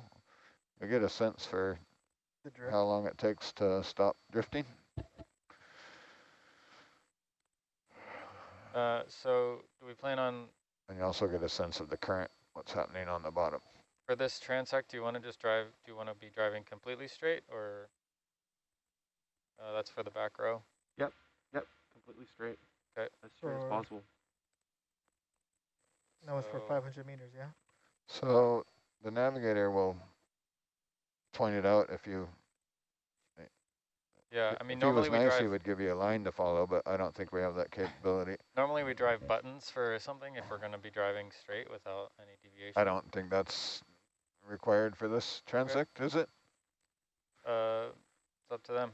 So if not, then we can... So as you're driving forward, you can tell if you're moving left and right. Like right now, you're obviously moving to the right. Yeah. Right. And also, we'll see how straight you can drive, because your green line will be razor straight. Yeah. All right, so I'm going to start the ship moving at 315, speed half a knot. Okay. For 500 meters. You can mark this position for data. Yeah, I'll mark that position. Where's my speed? Do I have a speed here? What's that? Can Do I I have have the speed coordinates? here or no? I'm working on that. Yeah, so basically you're waiting for Argus to go. Yeah, but do I have a speed to look at? Thank you. Not really. You can see it here, but it's kind of... So that's, I guess that's another question, right? So does the speed need to be constantly half a knot for Hercules? That's preferred, yeah. Okay. Like as close as you guys can get it. Yeah, so the way we achieve that is basically the speed set by Argus, which is set by the boat. So if you keep yourself in the middle of that picture, you're roughly doing you're doing whatever Argus is doing, and that's set by the navigator and the movement of Argus. Yeah, or you can set it, but set the horizontal velocity if that's required. Dive Chief? We'll keep an eye on it over here. Can I have the ship speed for this motion? The ship speed will be half a knot. Half a knot, thank you. Bridge nav. I'll call it out to you, Michael. Let you know I'd what like to you're track doing. a line 500 meters. Speed, hard to get that little half number a knot, there, and bearing but it's right here. 315. Did you get that bearing? Perfect, thank you. 315.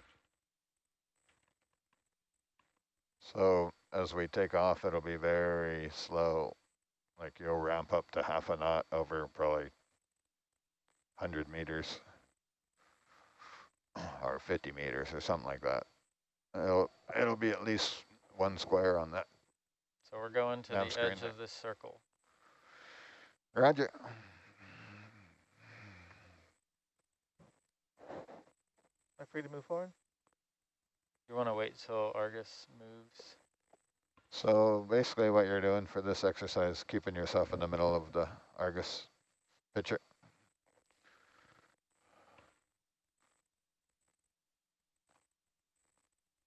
And keeping the vehicle out of the mud.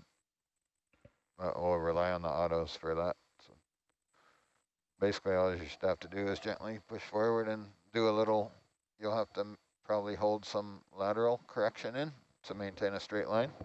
Kind of like what I'm doing right now. Yeah, exactly what you're doing right now. So now you've got a feel for which way the current is going, because everything's static at the moment. The boat's not moving and Argus is not moving. That'll change, obviously, once everything's moving through the water column. But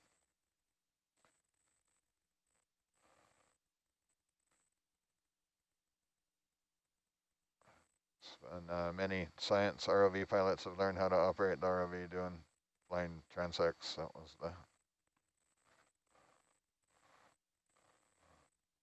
traditional get your feet wet.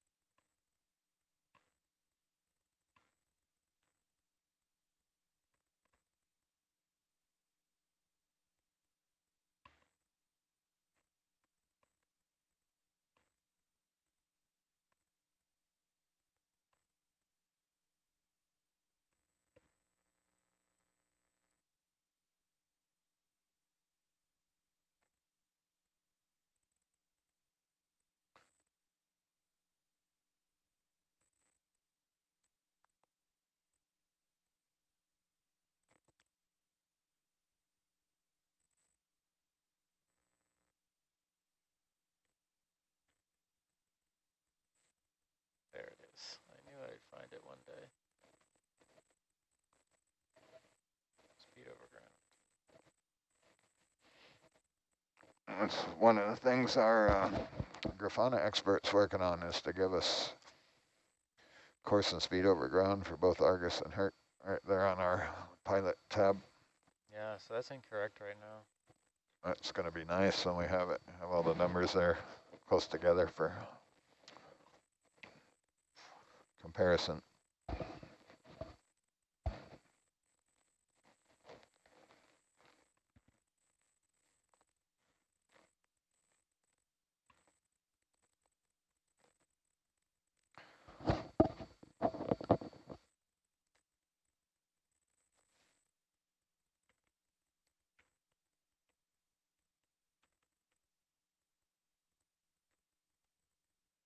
Are we still waiting for Argus before beginning, or is? Yeah, so we can't, if we go forward now at half an hour, we'll tug on it. It looks like Herc's just drifting forward a bit.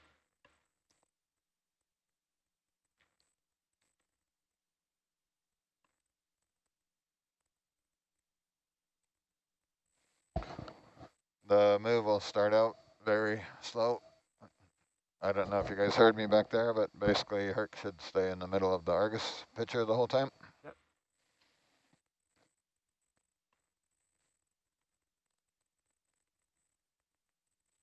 If you want a constant speed transect, you would have to wait till the whole mess gets moving and then start your 500 meters. Chief, this is data. Go ahead. We have straw powered down, right? Do we want to power it up again? Yeah, we're well away from straw and we're in the other direction. The other thing you can do, Mike, is ignore Argus. Which way are we coming back, though, on the second transect? See where you are on the nav screen here, kind of Okay. just touching the boat. Randomly. Okay. We can tell them after. Yeah, let's just hold off. Why not? Okay. Thank you. So basically you match the boat speed and ignore Argus, but at this depth, that may or may not be possible. Looks like you can go a little bit, though. You're starting to move in Argus picture there. Copy. Okay, boys and girls, here we go. All right. Begin transect. Transect.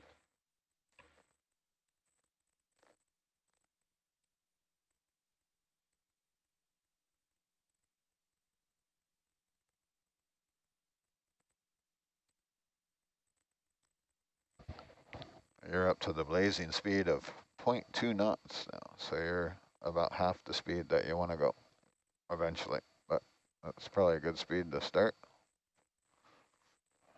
Some excitement 0.3 right now. off the bat here. What's that? Some excitement right off the bat. We got Yeah. Another sea star. That's 0.4 now. You're probably approaching your maximum speed. If you fly any faster, you'll run out of leash and you'll have to stop. And that kind of defeats the purpose of a video transit.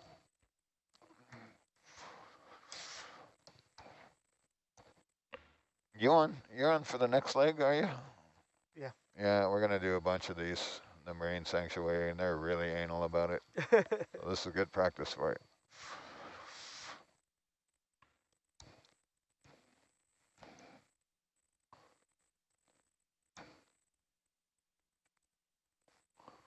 And it definitely won't be as easy as this, because this doesn't get any easier with this. It's all flat. It'll be like over hill and over dale, through the creek and over the cliff.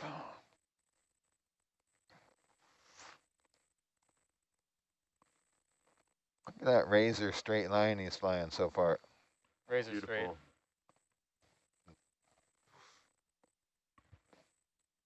Better than the computer.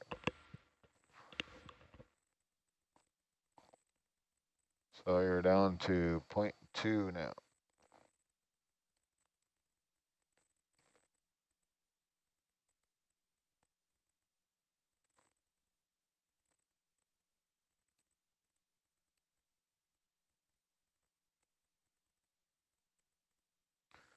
Never did get a calculated Argus speed over ground, did we? I don't know where Ben's going to get that information. He's going to have some fancy. You need to, need to calculate that from GPS, or from, Average USBL hits. Yeah. If he can, I if don't he know how can you would mine be able- 20 Bitcoin machines at the same time, I think he can work out speed of Argus over ground. Yeah. It won't be very accurate with the USBL, but you would get a number. Yeah, an average number is good. So.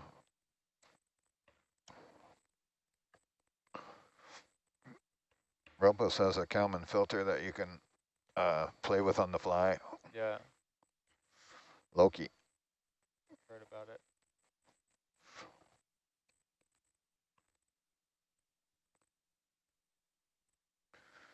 Point 3 seems to be a good speed.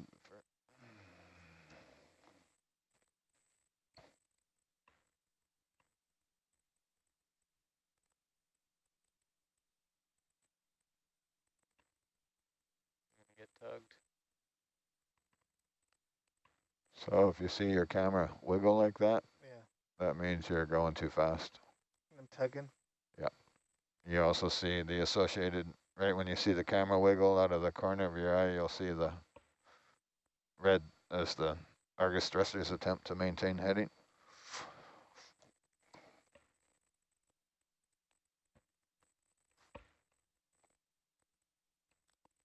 Then you have to pay for it and try that as slow as you can possibly go and still go straight.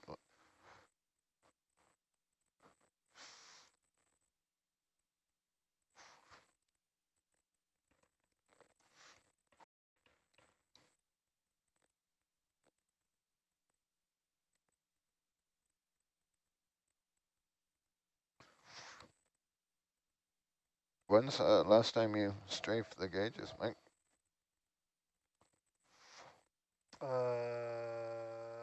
47, I think. How do I cycle through them? 2 and then preset. Like hit the number you want and then preset. Roger. Can I cycle through them real quick? Yeah. You good? Yeah.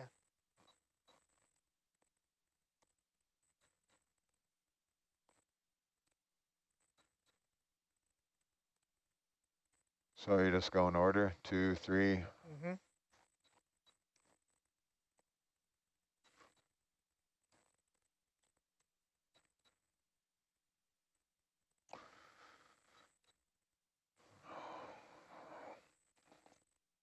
Do you like the full porch or the half porch? It's easier. That's fine.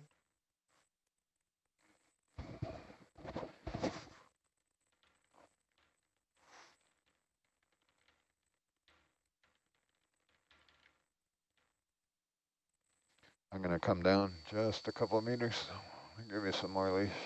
Nav, can you confirm our ship speed? Ship speed, half a knot. And so Herc is also going half a knot? Nope.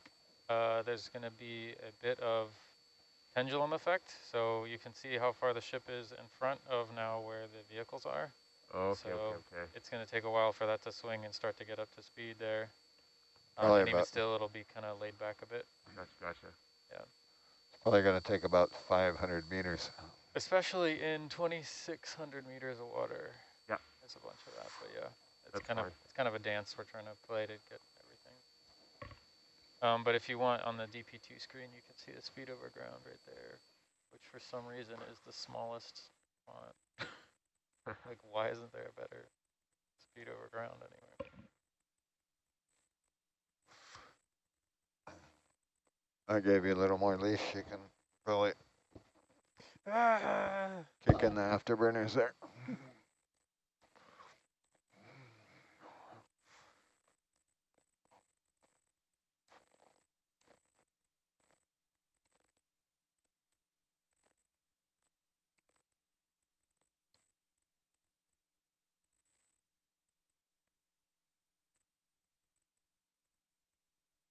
You go just a little faster if you want, Mike. Nav, are you able to drop a target Get back at into 500 the meters center of on this Argus bearing from screen the there. start. Yep, that's this red ring right here. Oh, That's 500. excellent. Yeah. So I'll be able to know when we're at the end of it.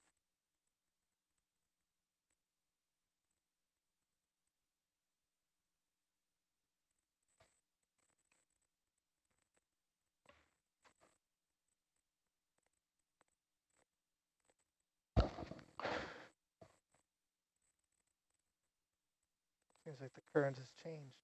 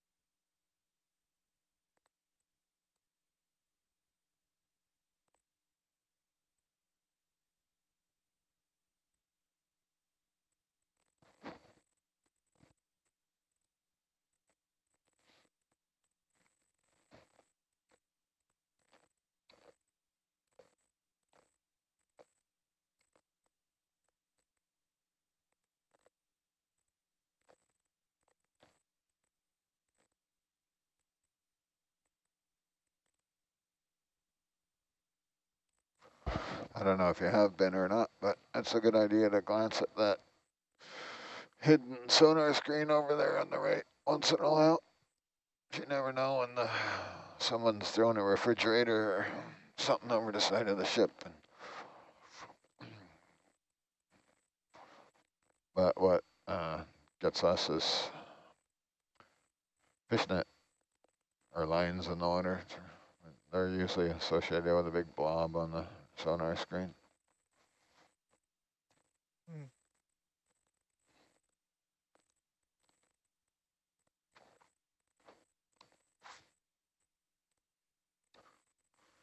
Probably pick up the speed just a little, Michael. Copy.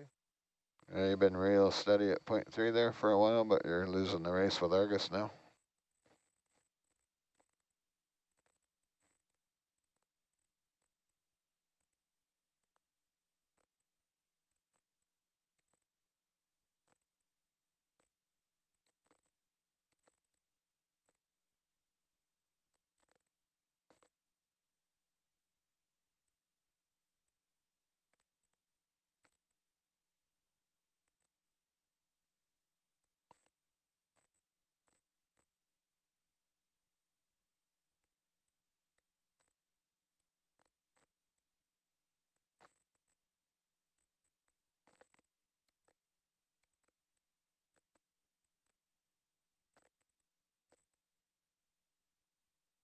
There you go. That's 0.4 now. How far have we gone, Rennie? Roughly? 10 meters. We've gone 100. 100 meters. So, oh, you're at 0.5 now. That's your target speed.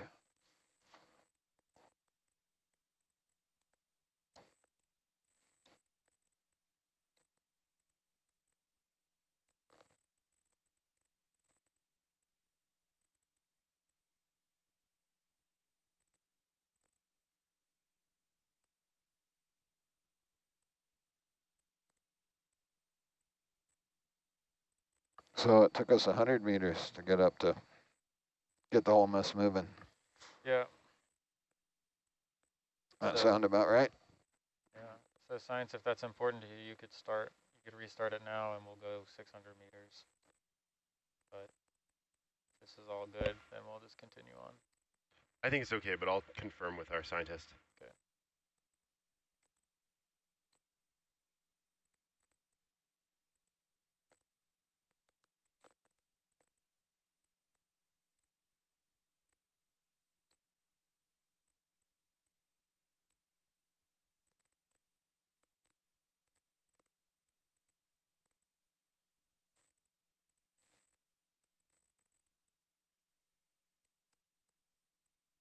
Got a pen over here? Yes, it's should be by the binder. Huh?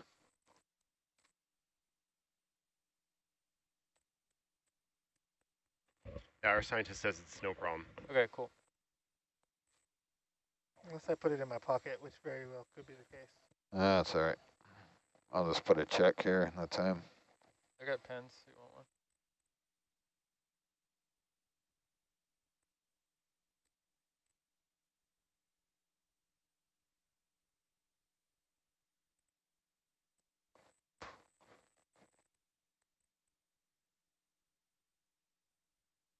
When all you have is a Sharpie, every spreadsheet looks like a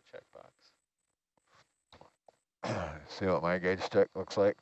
Check.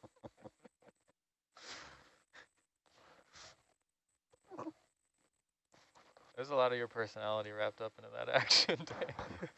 Well, it's the same as the numbers above it. So what is the point of writing the same number over and over?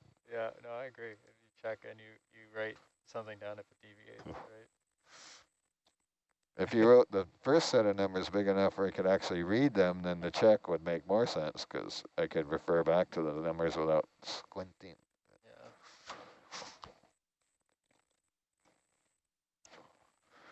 Like I said, lazy Argus pilot.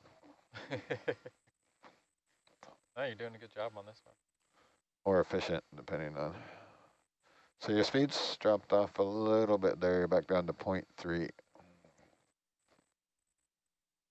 Argus are going to run you over.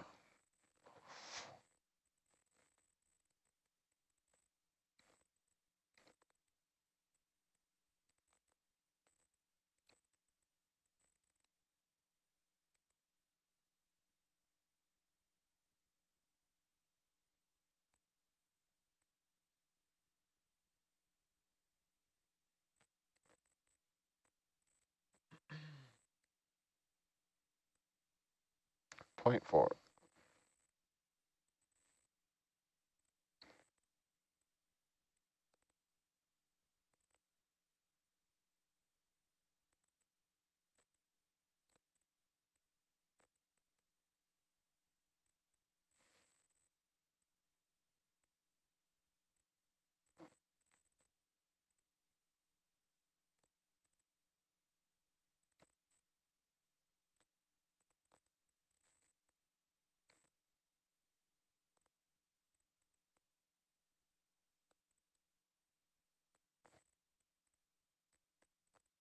Pretty straight line, Michael.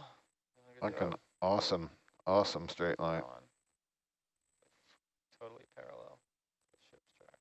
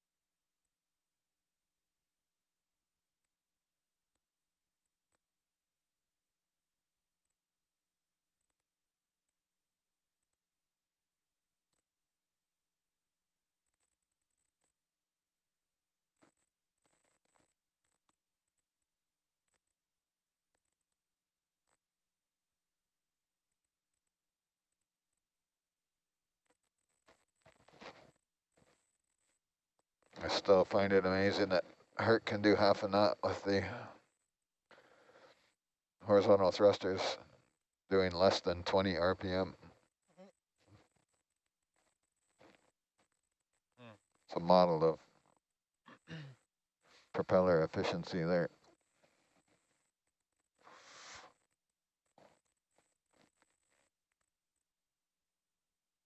Nobody's biting.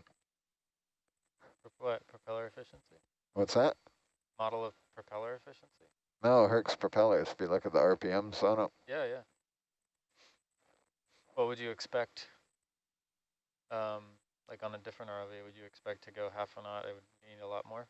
I'm only used to this system. That was kind of a joke there that it's missing a couple zeros. Missing a zero. Oh, the RPM, I see what you're saying. Yeah, 23 RPM, got it. Boom, boom. The reason I pointed out though is for Michael. So now that you've got the whole thing moving it, you just clicked, you're right at 0.4, 0.5 of a knot.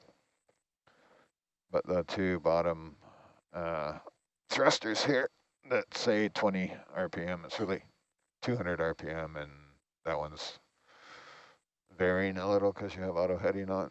Why did they shorten that? Why did they take a digit away? I don't know. I never even noticed that. It just kind of like. But it's another reference for you so you know at this depth,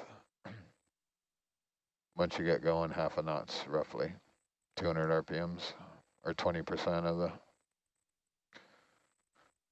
1,000 RPM that we have available.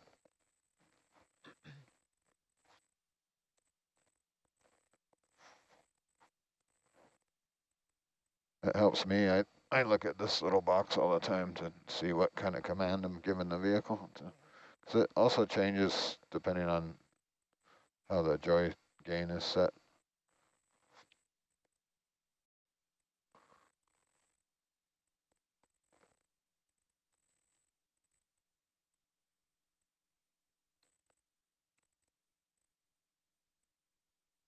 Okay, you've gone almost halfway. Bang on half a knot now.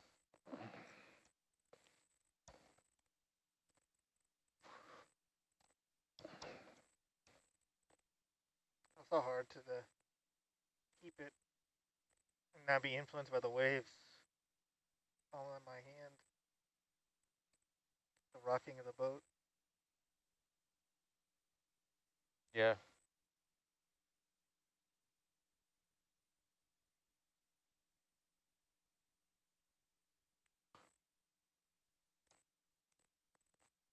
Pretty amazing when you think about it. You can fly along at half a knot, a meter off the seabed,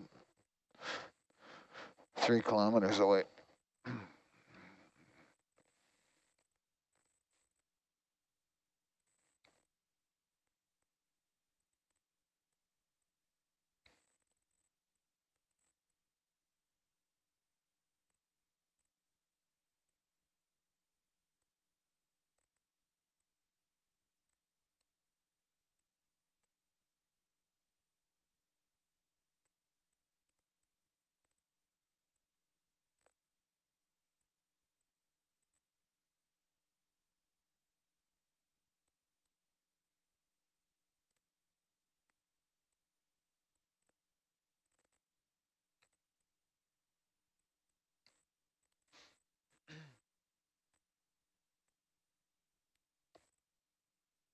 It's easy with no obstacles. Once you have obstacles and you're this far laid back and you've committed to a half a knot, it's just kind of like, well, we're either going up and over it or slamming into it. There's no stopping.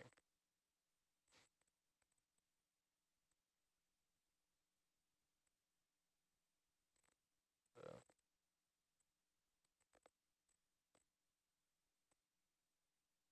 It's not a bad layback, is it? 100-meter layback, basically? Or is it more? I guess it's more. Just about 120 meters laid back. I think the most I've seen in Ooh, it's a skate. skate? 400 meters laid back or something. What's that? I think I said we got up to 400 meters laid back on a tow or something. Yeah. Okay, where are you at? How many meters have you gone?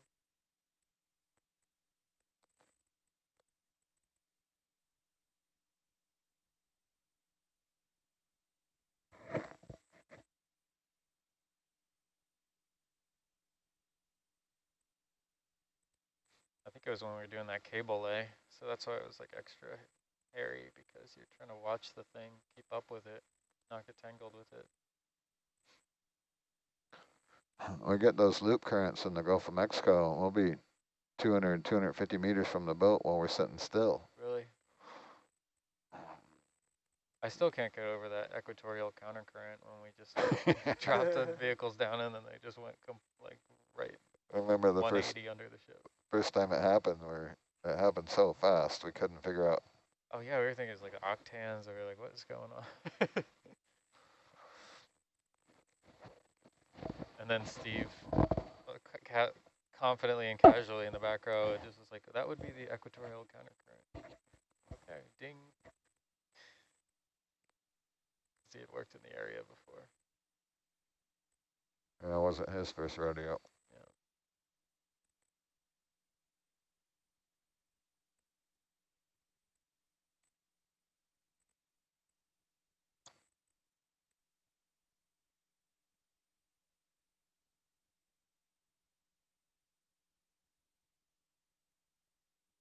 You can hang that up on the refrigerator downstairs in the shop.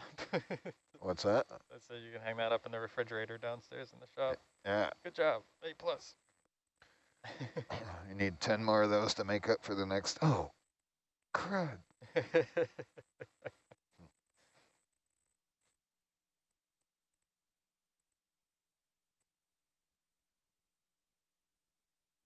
as it gets.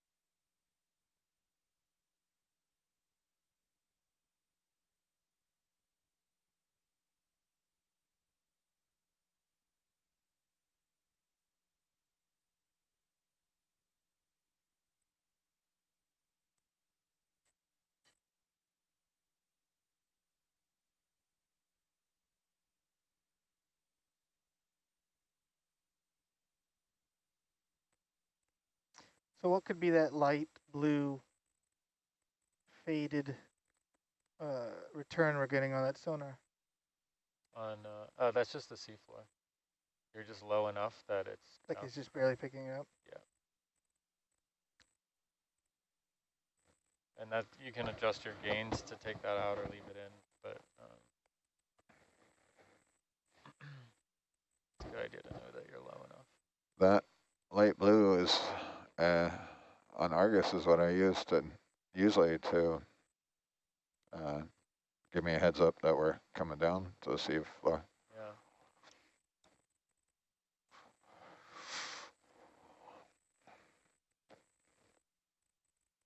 Yeah. It's just a double reality check with the. Right. Sometimes you'll get a hit on the altimeters and it's just a thermocline. And you can see or you won't that we trust only them. have it on that right side forward.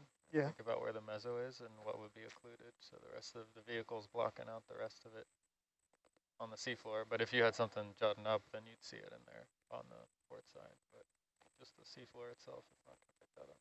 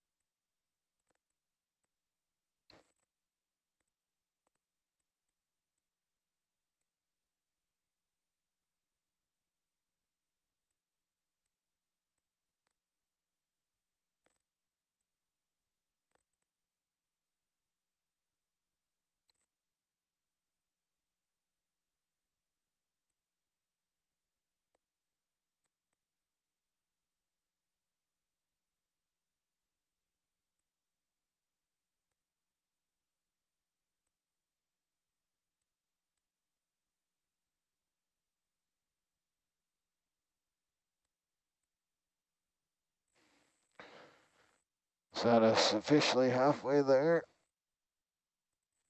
A little bit further, I think. Let's see. Really? Yeah, we're 330. 17 to go. 170. We're doing close to half an hour. It'll take more than half an hour. What was that? Should be take about half an hour, right? Said 40 minutes, but that's without startup. By the time you get the slow start, that's a bit.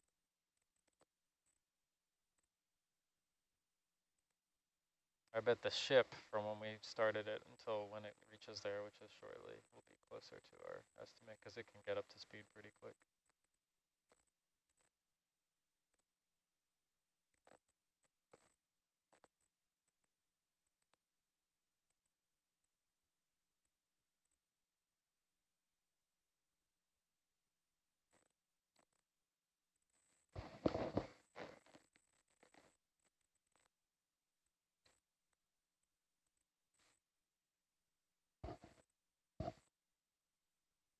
Oh, if you want to be a perfectionist, you can slowly make your way back to the center of the Argus screen.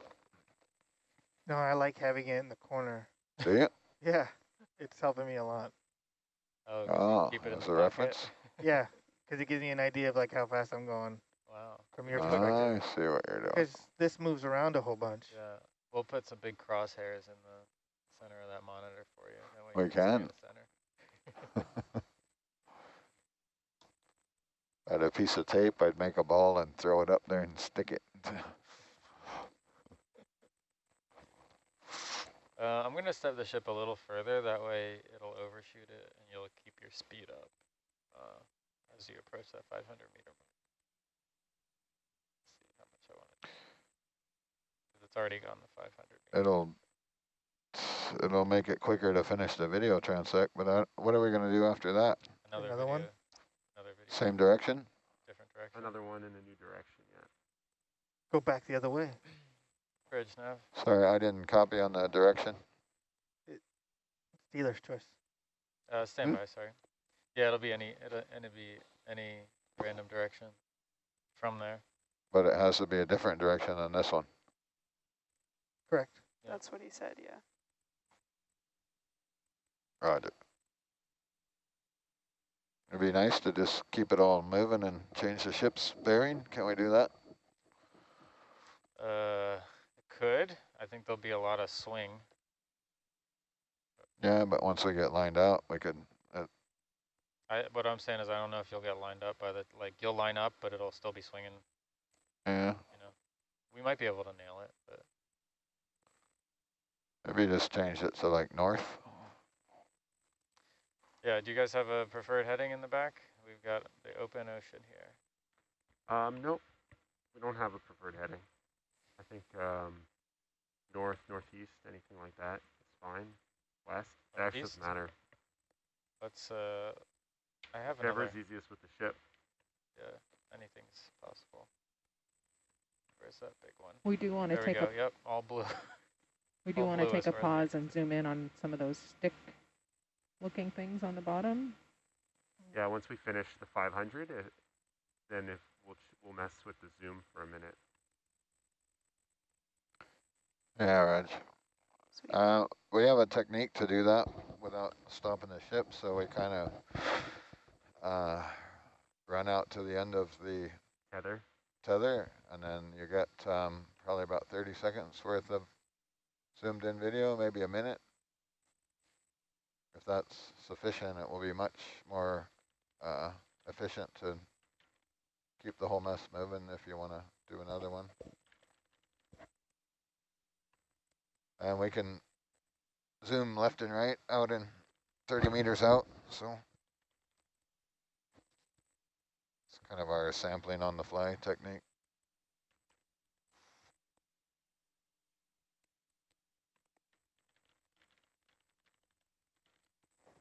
Otherwise, we'll have to stop the ship. So we got 100 meters left. The ship has been holding for a bit now. Oh, have they?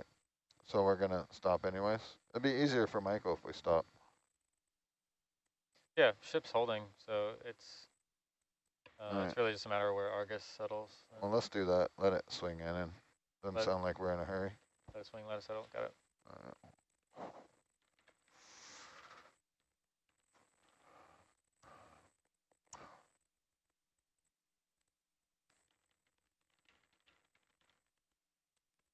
What's my speed?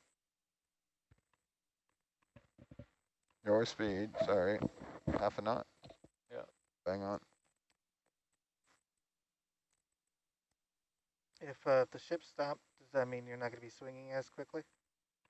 Eventually, yeah. But you'll also see that Argus has changed, like, over time. Depending on where we started, it might have drifted a slightly different. So you see how you're out of frame there? It's not necessarily that you drove.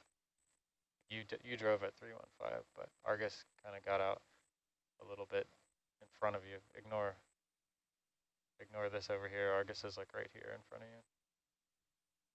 Like that. Still behind you, but in front of you in a northerly direction.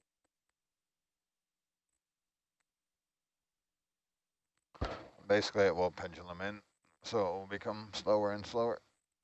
The opposite of what happened when you took off. Nav? Yes. How does 2 degrees sound for the next transect? 002? 002. Sure. All right. You do that. Couldn't be north. Had to be 2. That's not what my random number generator got me. That's good. We could do 2. We'll see if the bridge lasts. So is it you that put the 26.273? Oh, that was Ian, I think. 26.2 is a marathon distance. Oh, I see. Little, Catching up to the ship here. What's that? According to the thing, I'm catching up to the ship. Yeah, as long as you keep yourself in that Argus video, you're doing your job. Making mine really easy.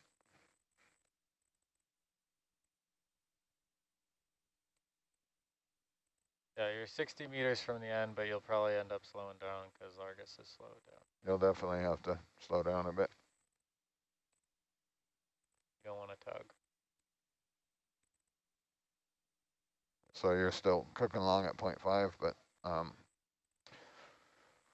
Argus is slowing down.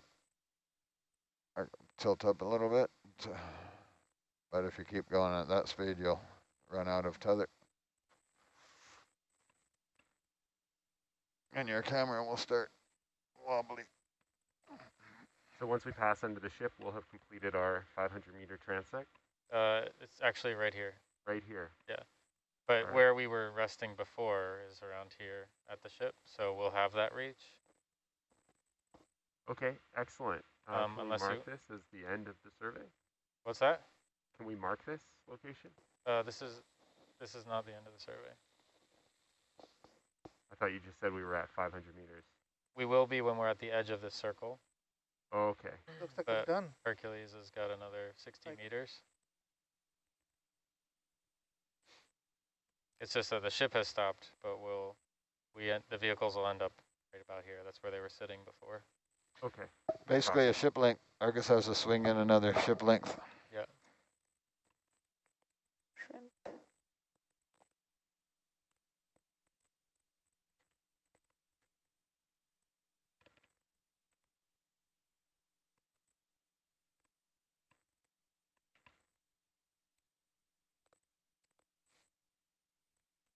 You've deviated a little bit there. Yeah.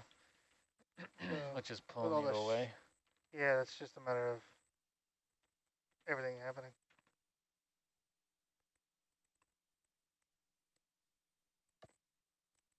They know that they're hot. Mike's hot.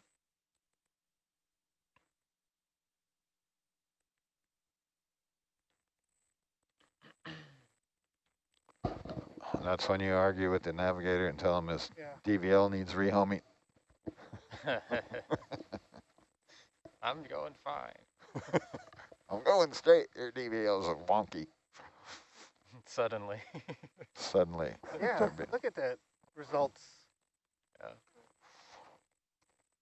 Yeah. Do they know that the mic is hot? What's that? Their mic is hot? Yeah.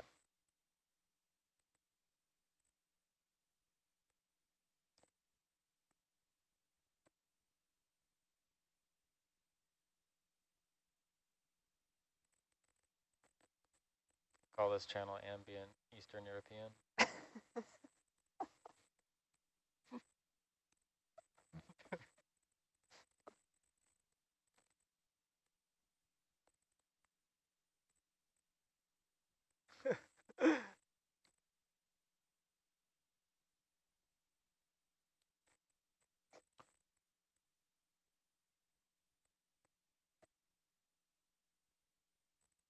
Just turn them off.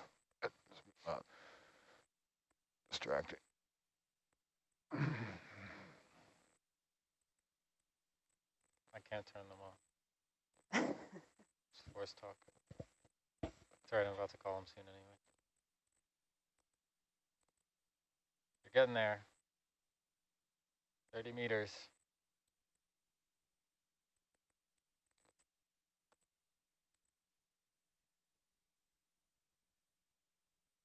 May or may not get it. I have to do a bump. So I was trying to figure out earlier, I guess. Or it's 500 meters plus or minus 15 meters on each end.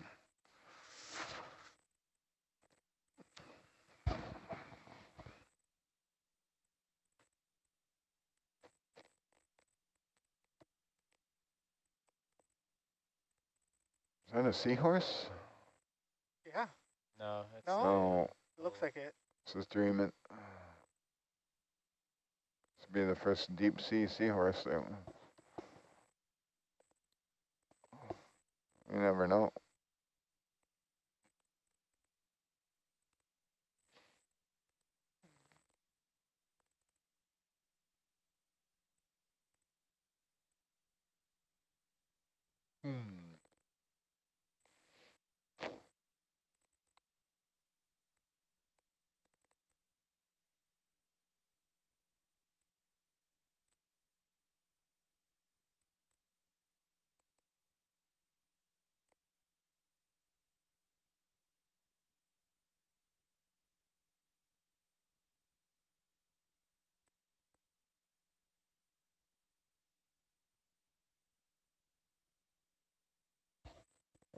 I'm going to come up a bit, Michael, now that we're swinging in.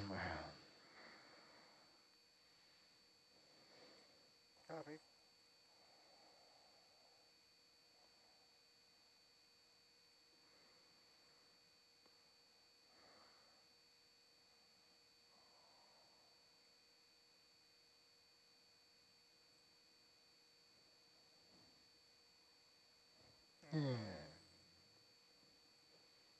Yeah, I think that was it. That's the end, right? Yeah, you're about at the end of your leash there. I haven't seen the camera move yet, but It's moving. yeah, that's it. End of transect. All right, let's mark the end of the transect. Okay. And if we could quickly zoom in on one of those black sticks on the bottom and take some stills, that would be... One of those what? Those black lines. Like going right there? Telestrate. The one right by Telestrate us. Oh, yeah, telestrate. Here we go. Yeah, right there. Number 5.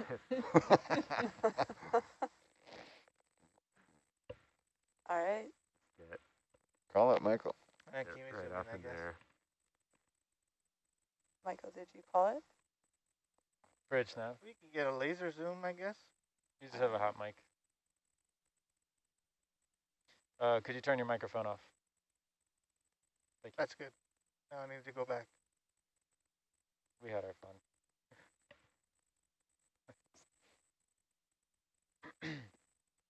Zoom out again so I can get it. Sure.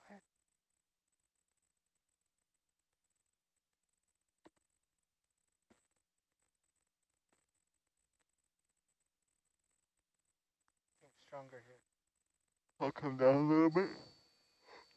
Excuse me, I'll come down a little bit and give you some more Please. slack. They're fighting it there. Please zoom all the way back in. Is that? Yeah. No, I mean out. I'm sorry. That was one of them. They look black because of the shadow.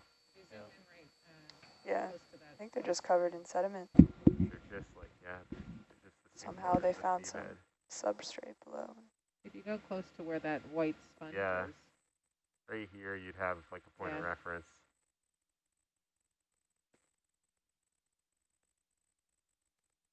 Zoom in.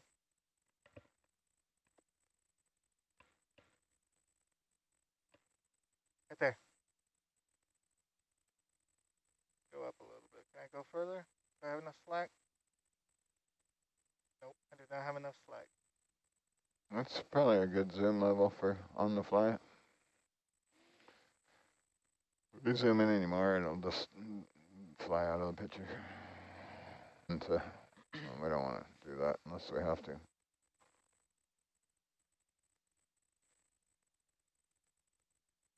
you want me to get the next ship move going, or just hold off on that? Yeah, I think we're ready for the next ship move. Okay. Okay, we're going 002, so we'll want to line up. I'll see if the scientists are happy first. Oh yeah, are you guys happy? You guys want to get started, or? So you guys aren't comfortable doing any more zoom than that while flying? We can try, but see how you go, Michael. I think I can maintain things while zoomed in. Sure. As we're moving, if that's what you want.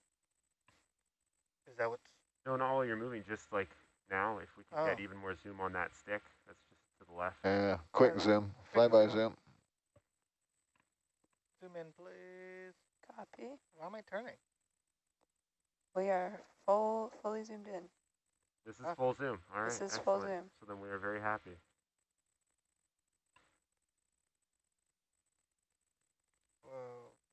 It's full zoom at that camera angle, which is our optimum transect angle.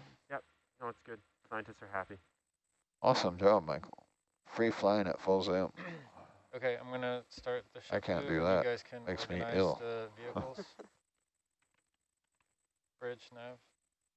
002 will be your new heading whenever you're ready. Nav, this is data. Standby data.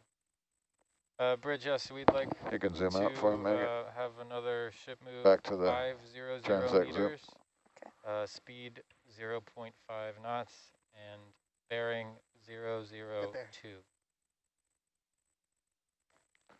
So you bring your head to 002 and off you go. Thank you.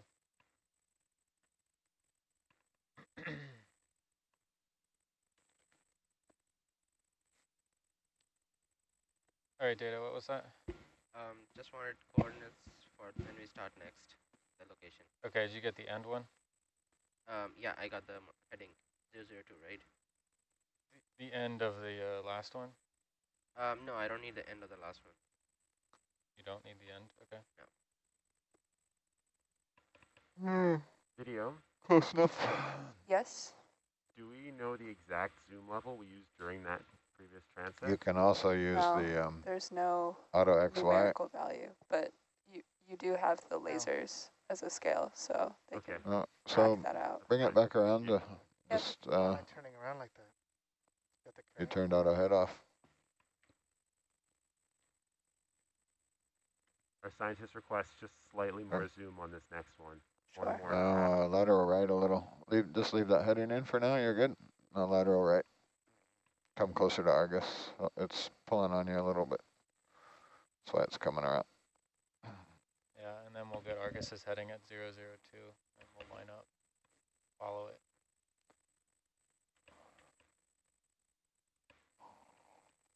Do the scientists confirm that they're happy with this zoom level? Yeah, I'll ask. Nav? Yes? This is data. Can I have the coordinates of the Oh, end? octopus. We have not started yet. Go look We're at the getting, octopus. Oh no, the end one. The end one, yes, okay. You got to put the lasers on the octopus.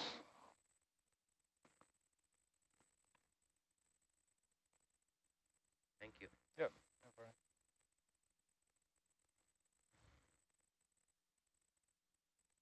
If you put it right below the lasers, we'll get a good shot of it.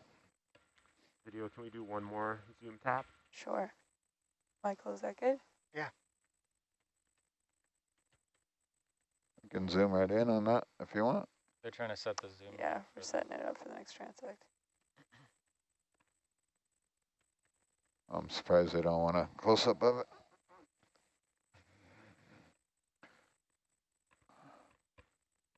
completely white. Yeah. It's crazy. So whenever we're ready. We're ready here. Well, I want Argus to go to. Yeah, Argus will come around. Start moving the ship. And then, but no, the ship is started. It's Is moved, it? yeah. Okay. But we need Herc to then lateral over right. So Well, Herc can. directly behind Argus. Yeah. Um, Sure. And this is the zoom that they want during the transect? We're standing by. Yeah, the zoom is good. Great. If you take off, Michael, I'll be able to bring the Argus's head around, so you have to fly forward.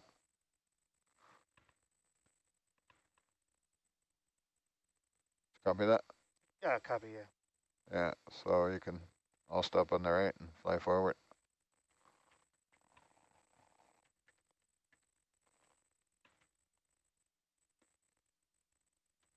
So you're tracking the ship again to the north, basically? Copy that. yeah, I just want to make sure Argus was behind it. Yeah, Argus next will to it. come around when he... If I come around now, Rennie, I'll lose him out of the picture, right? Well, I just mean in general, we'll be set up like this rather than like that. That's all right. Gives him a little more leash.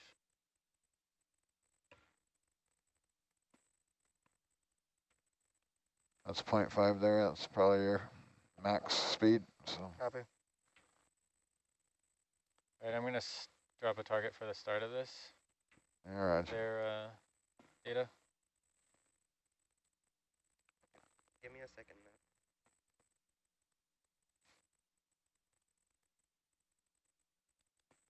Thank you. No, I got Yep. that.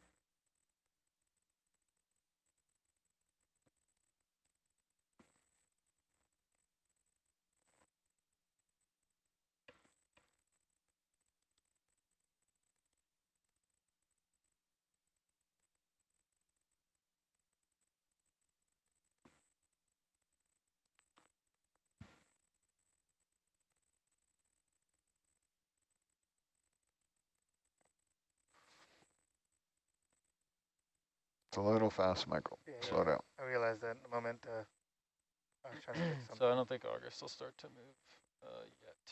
Take a little bit of time.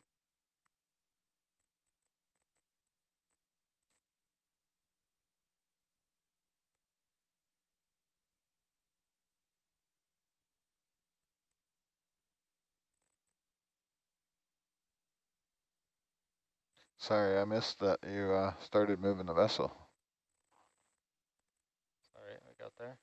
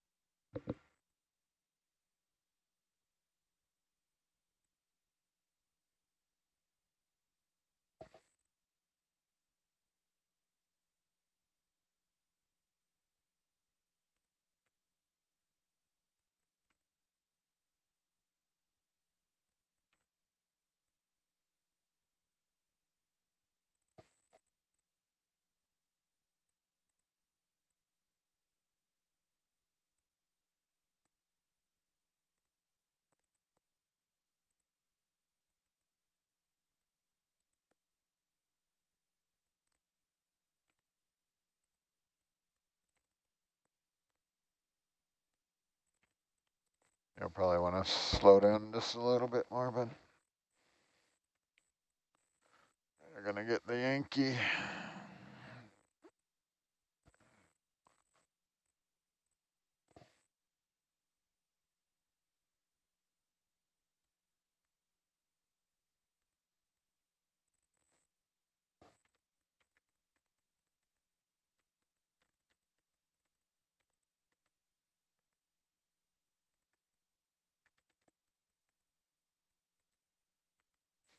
Do we have any tasks after this, back row? vertical transect? Just the vertical, nothing down on the seafloor anymore? No, there's nothing left to do on the seafloor. We'll do a partial vertical transect, and we just have to make sure we're back. Subs are on board at 8 p.m. local.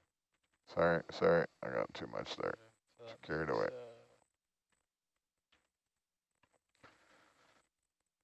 So I haven't been a very good example piloting them, tugging on Argus all the time, but it's usually because I'm impatient to get somewhere. And when not, what I'm doing when I do that is I'm sacrificing good video. So it's completely opposite what you're doing here. So I would be extra careful to keep my tether loose all the time, because anytime it starts to even get tight, the video will porpoise. And what the scientists are going to do is some poor class of students will have to watch all this video probably multiple times. And if it bounces, it makes it hard for them to count whatever they're counting or look at whatever they're looking at. So you want that's why they want a constant speed and a constant camera angle.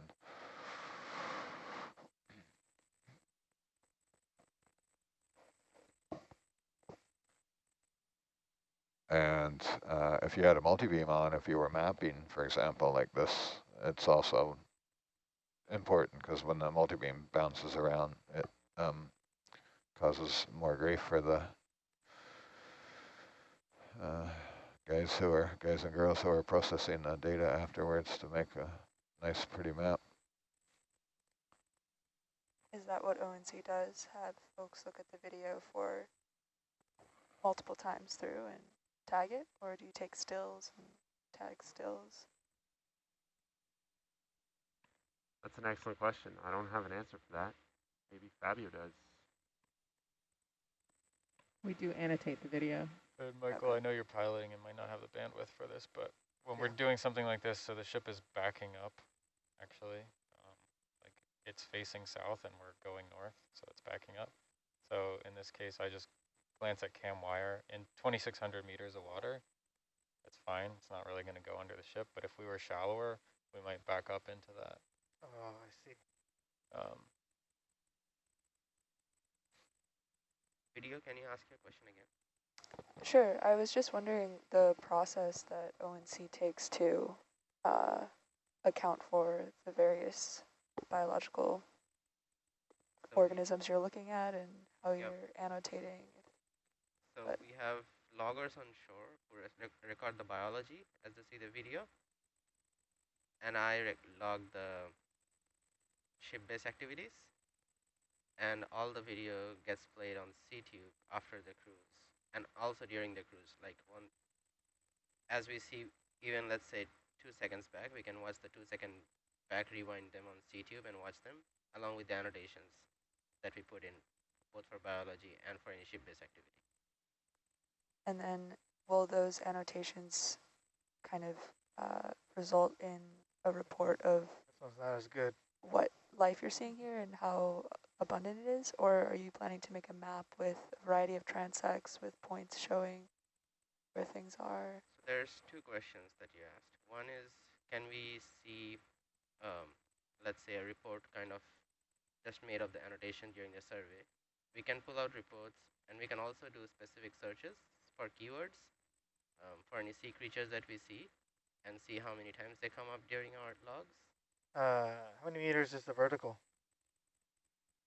And for any specific timestamp to It'll timestamp, be 1,000 meters. Pull out reports from our database. Might be all the way up, who knows? For the map of the transect, that's usually one for the That's why it was all the way down. specialists who get all the ROV data and lat long from our annotations to make those maps post-cruise. Does that answer your question? Yeah. And so do you have multiple of these transects in this basin? Or is this a new area that a transect is being done? I'm pretty sure we've done one here at this cork, near this cork a few years ago, but maybe I'm thinking of a different cork. We visit the same sites over and over again because our equipment's there, and I'm sure we do horizontal transects you know, occasionally at each site, but we're trying to pick random headings in order to provide some sort of better spatial, I guess, distribution of the biodiversity. Our scientist here has a few comments I can read. So Fabio says we want to measure biodiversity at various spatial scales. So the constant speed and altitude make it easier to calculate the area over the seafloor that we've covered. We can then identify how many species we see and how many square meters of the seafloor. So it becomes a quantifiable metric of biodiversity that is comparable to a similar area in another environment. He says we have time series of this location, several years worth of data. Thank you, Fabio. Awesome. And they're currently analyzing that time series data. I'm sure is a tedious and ongoing process. Rennie, what's our to-go? What's that? What is our to-go? Time to go? Are we there yet, Dad? Yeah, give me a sec. So we have 400 meters to go. You've done 100. Just getting So started. you'll be passing over. I'm doing to the next watch. like mental guessing. I'm like, okay. What was your guess? 120. Oh, nice. That's not so bad, huh?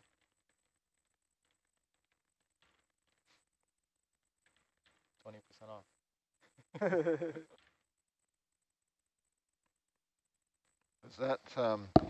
Is that data also available to other students at, for example, at UVic that want to study some? So all of our data, I believe, is freely available to the public. If there's some sort of extra analysis that's being done on it by a particular organization, then I don't know if that would be available to them. But all the video data and all of our annotations that Saurav was talking about is all publicly available. That's right. And most of your stuff is available from the network is available live, except for the hydrophones. Is that right? Yeah, that's right. Some equipment needs to be processed first, but otherwise it's all available in almost real time.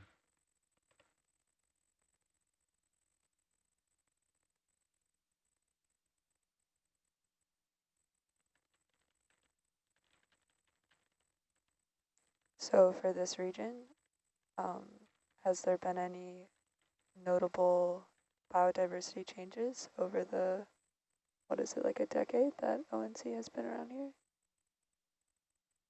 I guess that's a question for Fabio. Yeah, we'll see. I'll let you know what he says. He's got a bit of a delay. So we'll ask him our questions and then we'll see what he says. He confirmed that it's all freely available online, and he uses this video material in a class that he teaches at University of Victoria. Nice.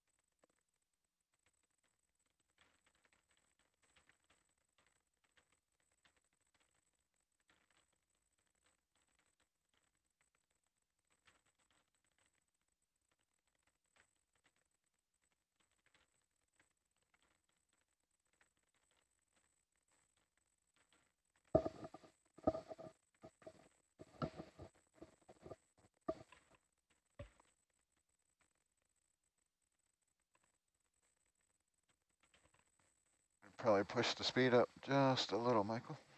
Well, yeah, I'm making sure you're fully caught up so I'm not like risking bumpage.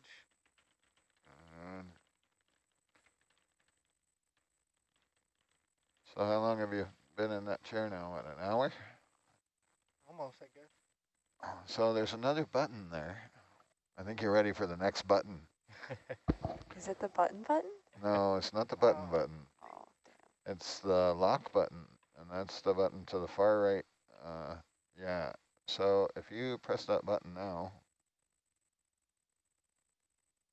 that will lock the current command of the joystick in. So you can now let go of the joystick.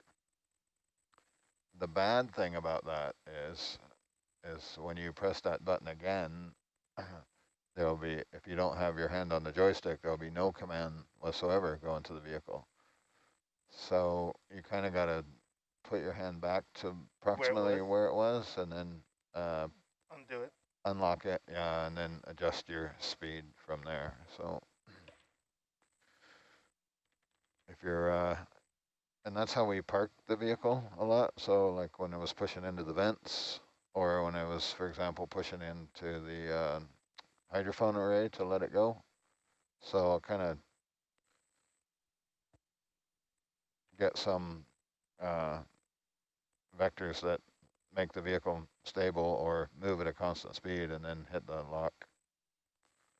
And that also locks in your vertical commands and your heading. So you basically can't do anything while that is locked in, which I have to remind myself of at least once a shift when, like, why is the vehicle not doing what I want? And the green light on that far right button is on.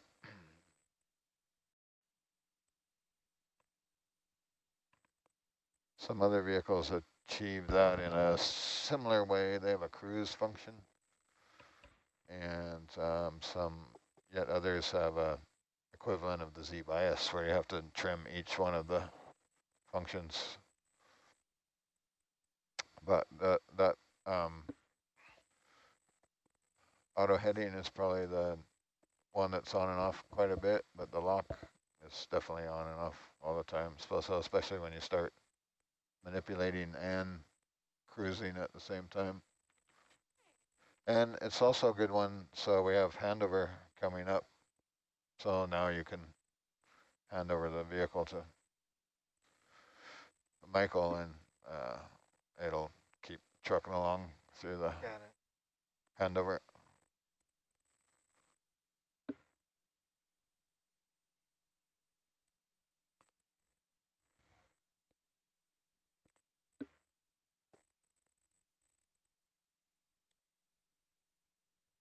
Man, I'm hungry.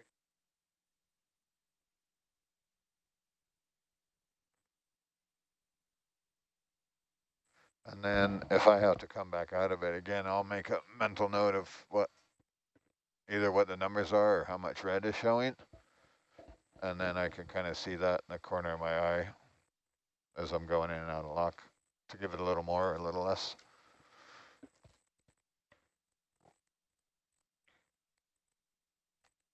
Megan, we have some answers for from your earlier questions. Excellent. So these transects do help the scientists to identify species that may not have been seen in the area or may represent new species to science. They recently discovered new species at Endeavour.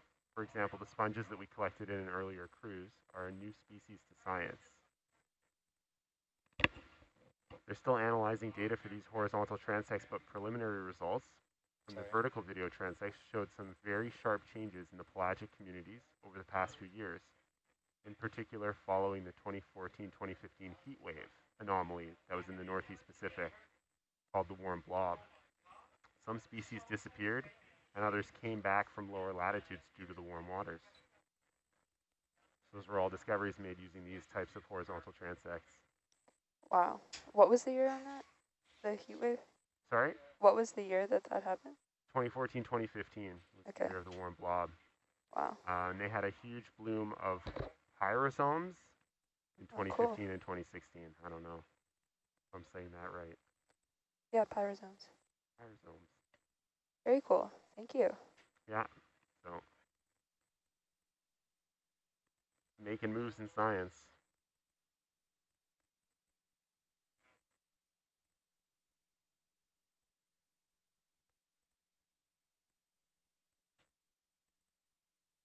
Nav? Yep. I just want to confirm that as Hercules sort of comes underneath the ship, that the heading doesn't really change. So right, so our heading's been the same, but we're going to have to adjust this bearing. The bearing of the line has been we're supposed to be going 002, and it looks like the bearing of Hercules is around 10. Okay, so I think we're probably happier keeping Hercules' bearing consistent. Okay. So I don't know how far Hercules can travel east of the ship. Hold on, Sam. Yeah, I'll just. I think we're going to be okay by the time we reach 500. Yeah. But if not, we'll just do a slight bearing adjustment. But the heading has remained the same. All right. And then Mike, we're actually not doing autos right now. He's on stick lock driving. Yeah. So that was for training mode. I think he was just driving it. Yep, that's correct. If you wanted to do that, you have to match what he was doing. It's been flat. You should be fine. The only thing I will say, though, is the ship is facing south, and we're going north. So I've been watching CamWire. We should be fine. We're like super deep. So we're technically backing up over it, but the arc, I think, is fine. But I'm going to go walk out there and check and just as a double check.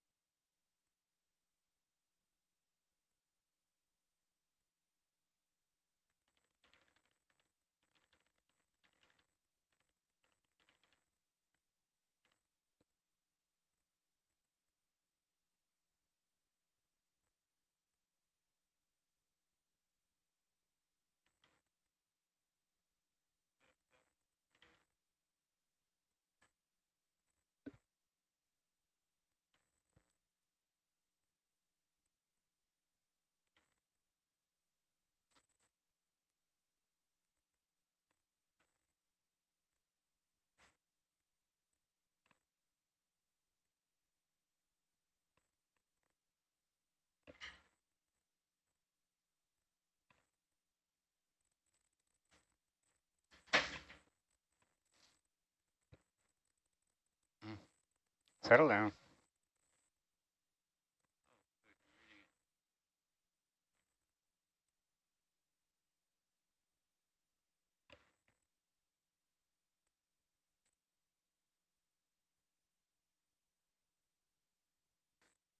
All right. Right, that.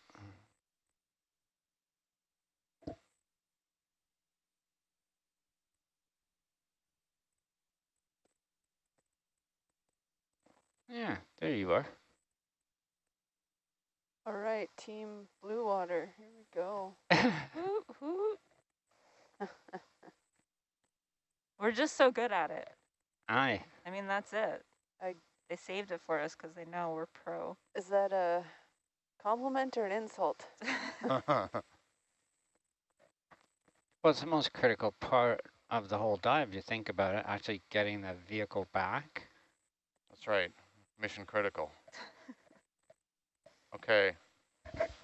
I'll try to interrupt this transect as little as possible, but we're on a bearing is slightly off. So just going to make an adjustment. I think we were just the most requested, maybe. No doubt.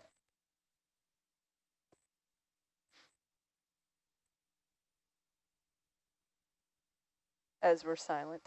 We have some very important things to do right here, Tabby.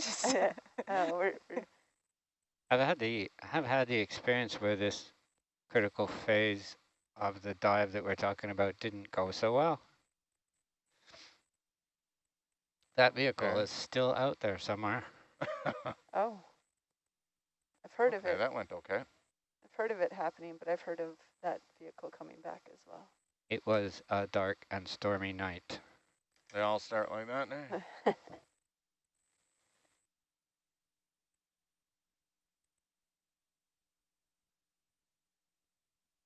That's a beer story, and we don't have any beer, so I'm not going to tell it.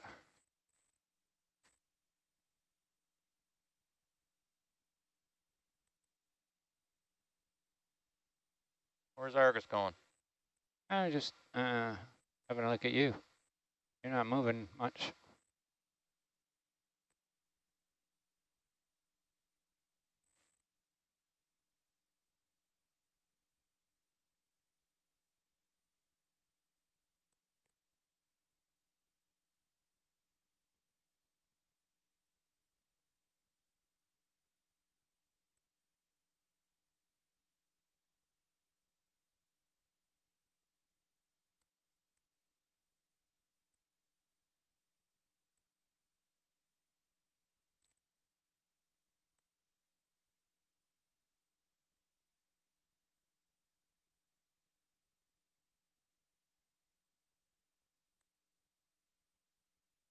I didn't copy the pilot handoff. What is it exactly that we're doing? Doing a horizontal transect. How far into it are we? It's We are, let me see, you are 252 meters. So the edge of the circle in high pack is 500 meters. So once we get Herc there, we'll be done. okay, we're halfway done. So we have 250 meters of this to do. Cool. We're backing down the ship, which is sketchy, but we're so deep, doesn't seem to matter. There's a wire angle. All right. Wire camera. Up there, Kim? Yep. So it looks okay from here. And then we're just trying to maintain this speed with the ship and the sub.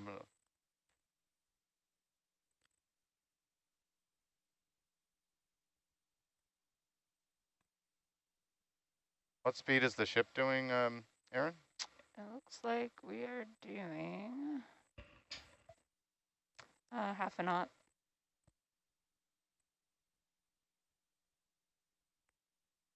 So when we're backing down like this, like when we get outside this circle, will we just wait and let Argus settle out before we come up, or will it adjust in the water column? I'll drag him out there. And then we'll come up. Yeah, I don't want to.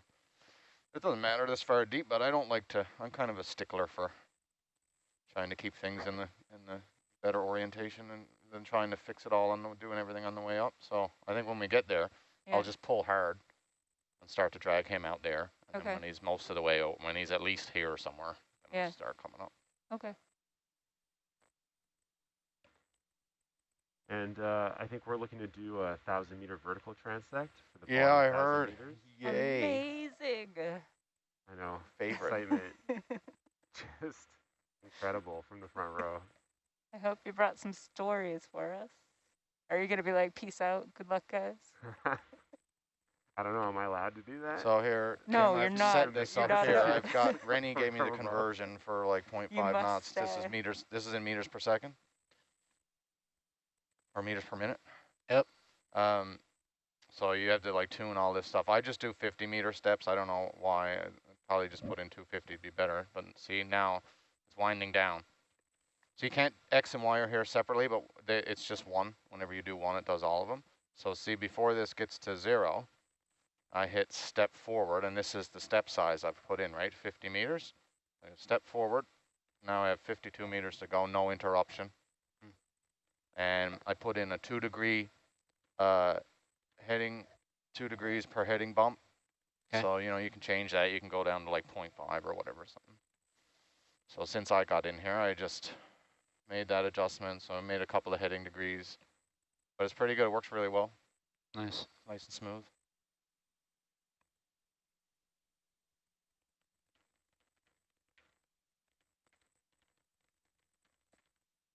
Video is breathtaking. This is beautiful Cascadia Basin, known for its excitement. Just think of all the deposition there, man. It is Yeah. exciting. You just got to think about it the right way. There's how many hundreds of thousands of years of deposition. Can we add, is the ship is doing 0.5? Yeah. Can you get them to do 0.4? Yeah. We What's the reason for that, Mike? Just, you see in the Argus camera there? Yeah. So Herc is just slowly getting dragged behind. I think the target speed is 0.5 for Herc. What's that? The target speed for Herc is 0.5. Yeah, I've got, yeah, there's always like some bit of slop in there. I think I got Herc going 0.5. Okay. But nothing's exact, right? The ship is not doing exactly 0.5 all the time. Right, right. I just start getting dragged behind. I just, rather than like Herc's nice and steady, just keep them going. Yep. And just adjust with the ship. getting yarded.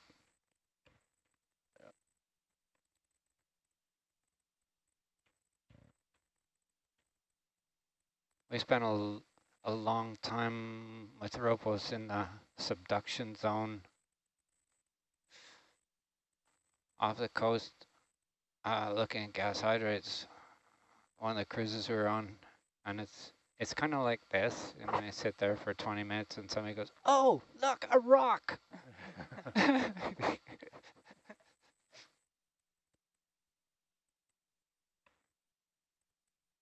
Some bio. occasional fun things.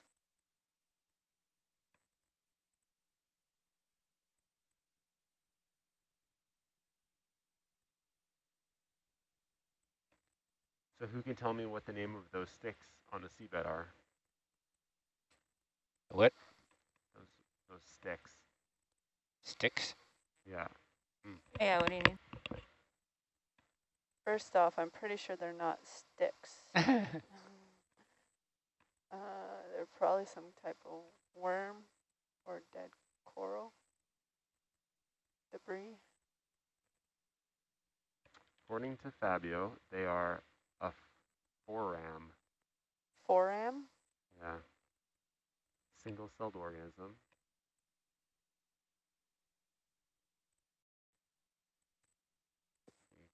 Is that all he said? Come on, Fabio, give us some more.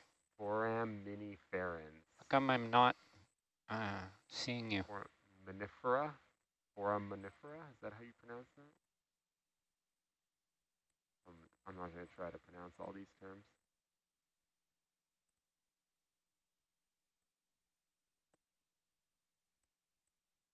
Right.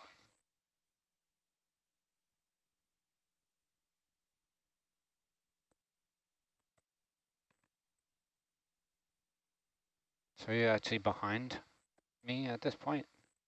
No, he just went under the view, so he's kind of under you and to the side. I don't think it's even close enough to being under you to see it in the Argus in the down cam yet. No. You see something in the down cam? Not really. No, but it doesn't. It's not like as soon as it goes out of here you see it, and it's not. There's blind spots. Holothurian.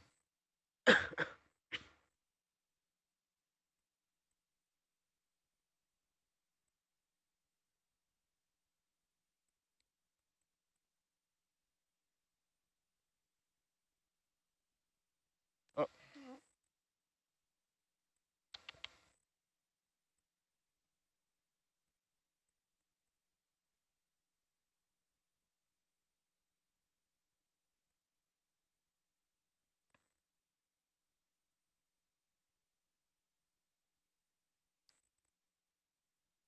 $156 to go. Roger.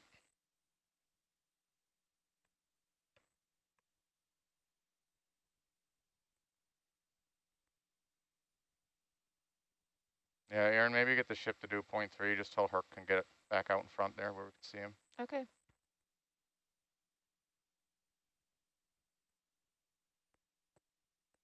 Can we reduce speed to 0.3 knots?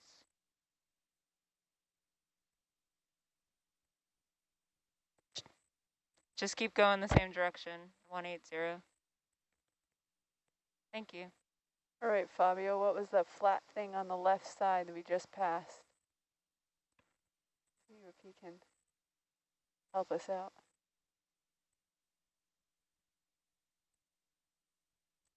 What's with the dark Ooh, patch? what's that? What's that about?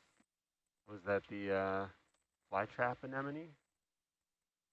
No, it was very flat, so I thought the flytrap anemone was tall. Okay. And like the see-through thing. Sorry, I wasn't paying attention. I don't. Disregard me. Right there, I think that's another one maybe. I can't tell if it's the same. Sand dollar? Do they have those this deep? I do not believe so.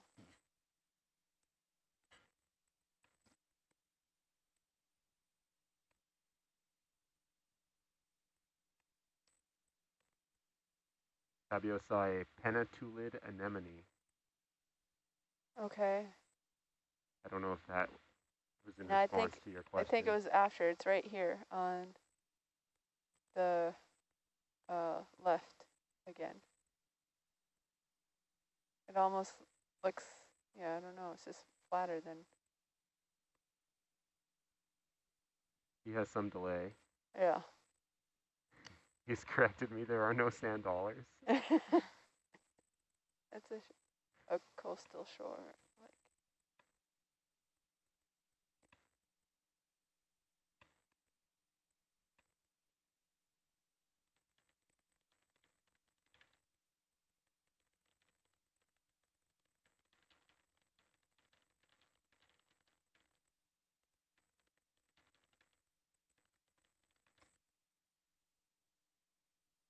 Fabio thinks the flat creatures that we saw are sea cucumbers. Huh. This holothurian, isn't it? I believe so.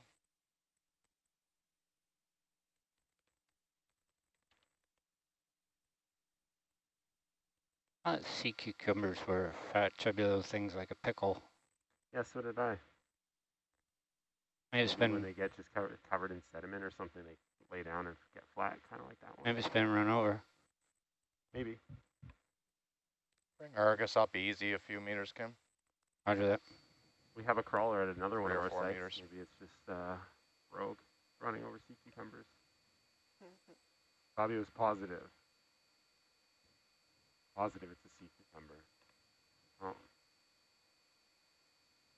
I can't refute him. No, whatever it is, I've never seen one before. But here Somebody comes singing to us? another one.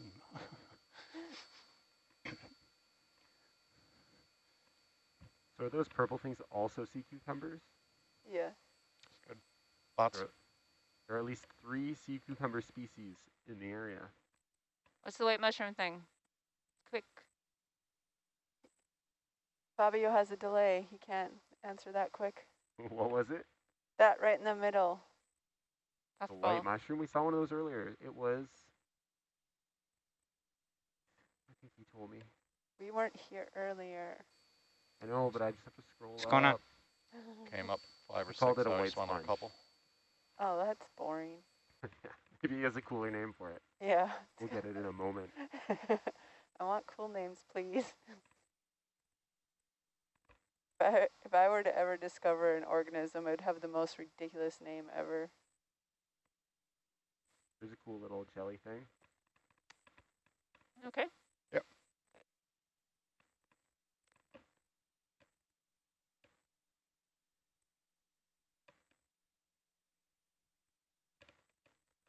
I wonder if it's required that the grad students who process this video data have to listen to the audio as well. I think at least once they should have to.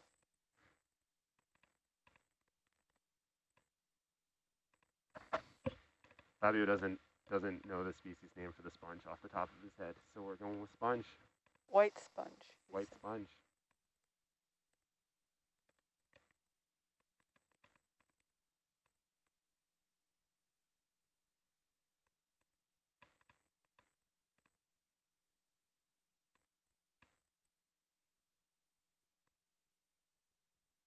He does appear to know a lot of species off the top of his head, so I guess we can let him slide on this one. Wow, that's very kind of you.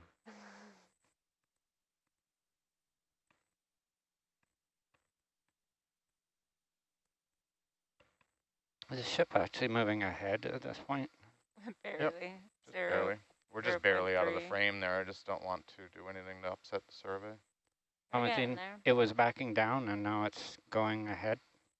Not going ahead. I think it is. It does look like it's going ahead, actually. Oh, something stirred it up here. What's happening? All right, Fabio, we're looking for Bridge the name nav. of that tree-looking What is? thing. That's cool. astern.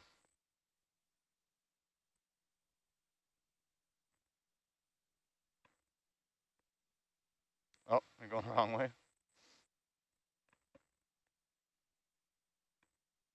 That's okay anyway. He's just dragging Argus here.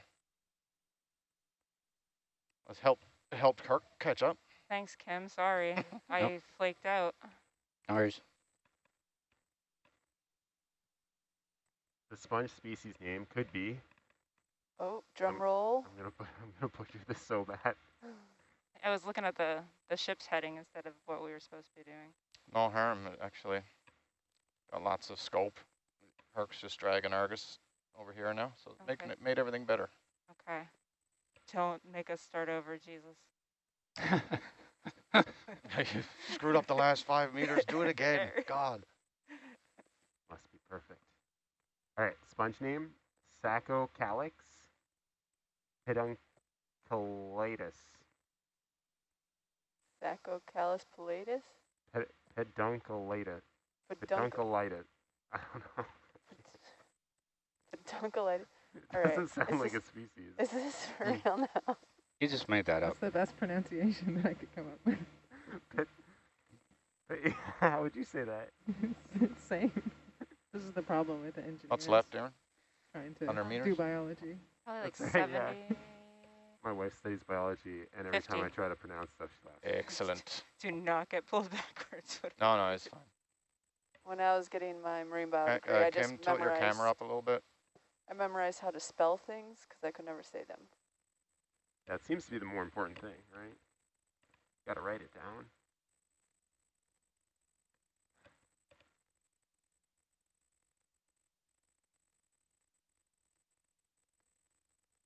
There was also a floating holothurian. Holothurian?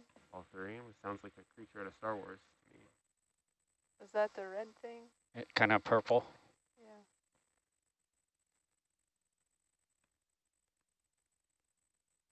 That's camouflage. Oh, is that like why it's hollow?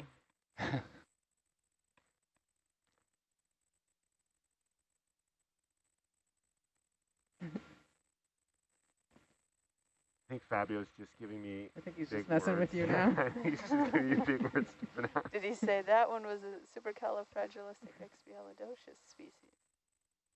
No, he hasn't said that one yet. Ask him if he could spell that. Yeah, Fabio, can you spell that for us? Without cheating, no spell check. I The ship just doing 0.3? So what do you think, AJ? Paleo Yeah, get him to do 0.5 again, where we lost that ground. Paleopatides. Bridge nav. Oh. No, I don't know. Purple. Can we increase speed to 0.5 knots and keep the same bearing, please? It's going to spin Argus's head around, Kim. Thank you. Do you want me to come down? Yeah, come down a few meters.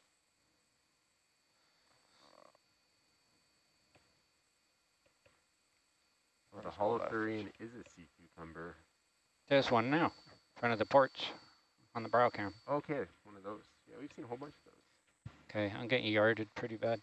Yeah, I just spun him around, leave him alone.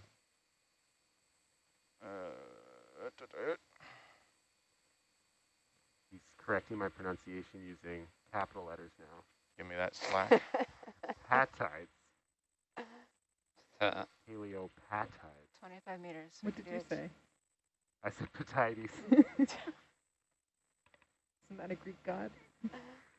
Yeah, I'm sure. Well, they could be a Greek god to the deep sea, I guess.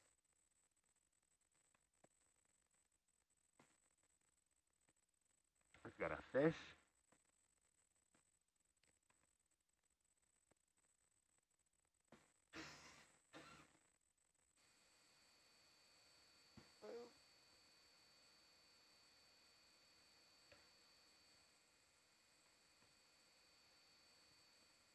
You getting pulled? Yeah. Oh my gosh, we're so close.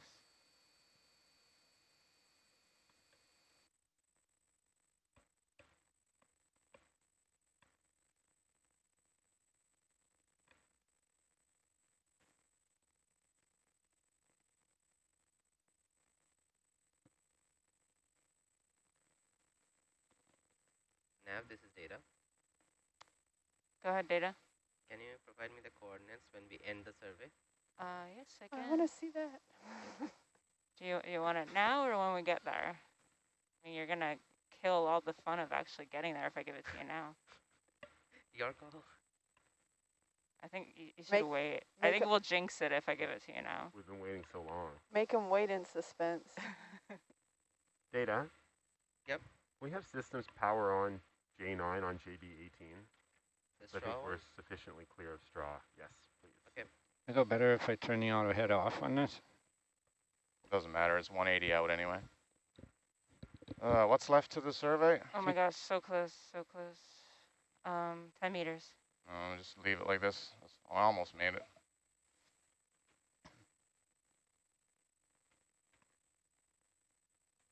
J9 on JB18. Correct. Okay, okay.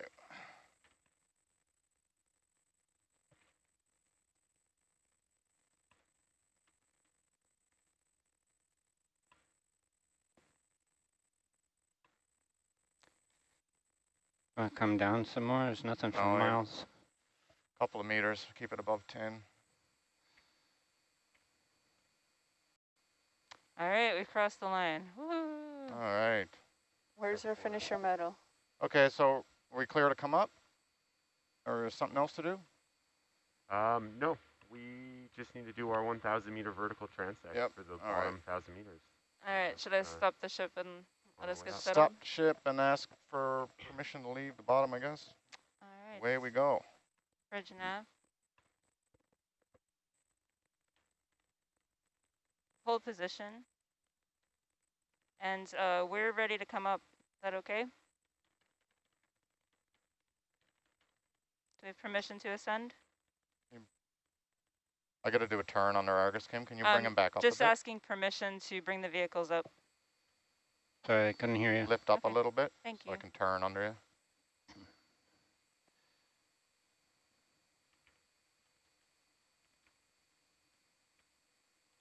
Anything else you need in there, Data? That's all. Thank you. Okay.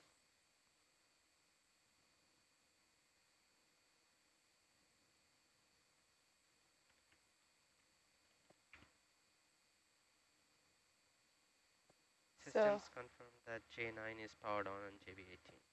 Thank you.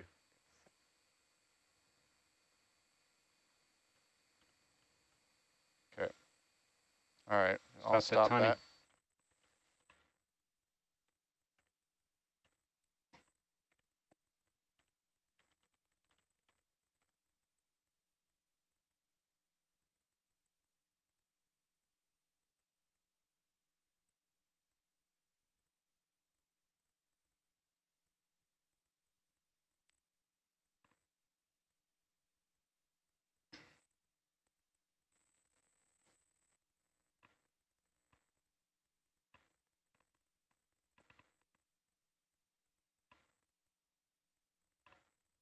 So,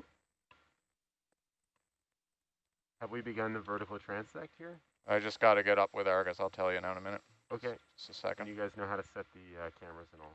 Yeah, it's 10 meters per minute, right? Yes.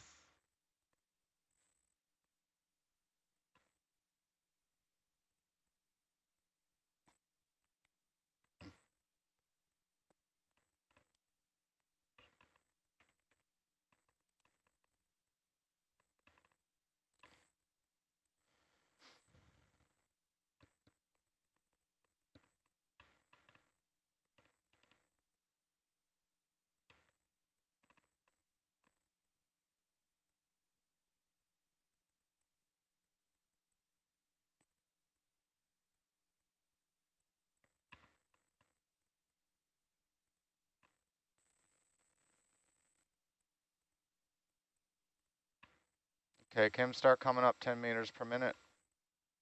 10 meters per minute.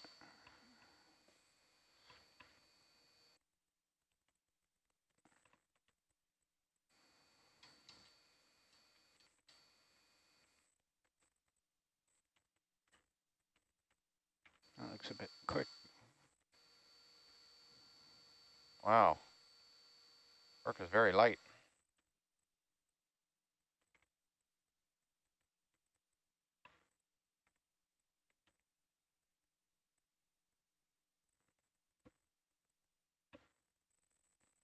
Hey, AJ, there's one more species for you on the chat. Nope. I don't see anything. We are doing the vertical transect. Have we begun, guys? Sorry? Have we begun our vertical transect? Just getting there. I'll let you know in a minute. So let us know, Data. Thank you.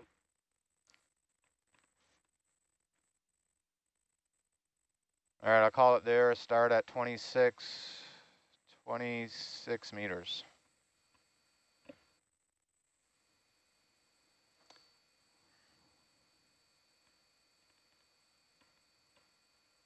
Inip. Are you going to try, Megan? Yeah. Inipni astus. How's that, Fabio? Yeah, that's how I would have said it. Astes.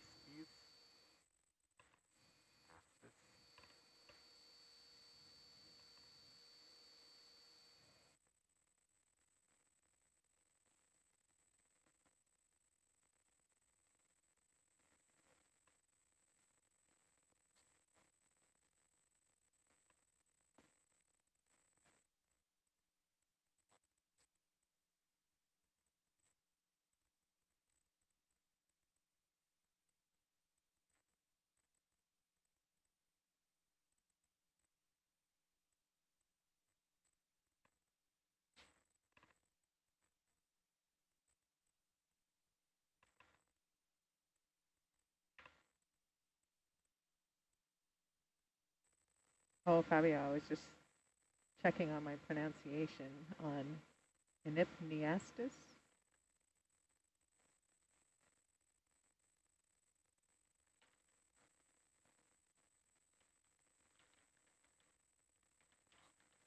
This is what happens when engineers do biology.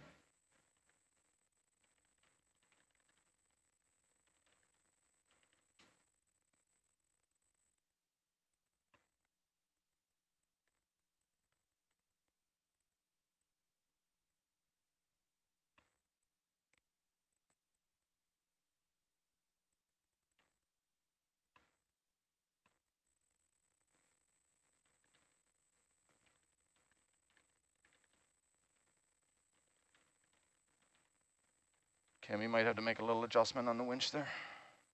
Roger that. Oh, thanks, Fabio. He says I pronounced it well.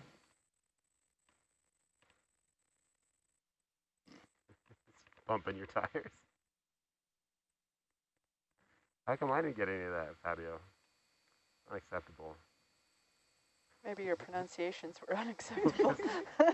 We're just gonna finish this vertical transect right now. Ooh, getting feisty back there. Oh. Yeah, that's right.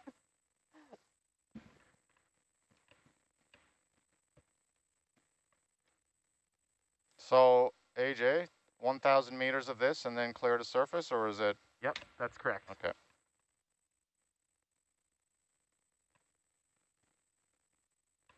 Can you confirm we're at 10 meters per minute ascending? Roger. 10 meters per minute. All right, confirmed.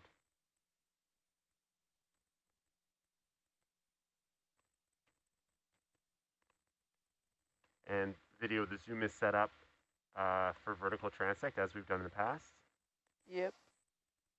All right.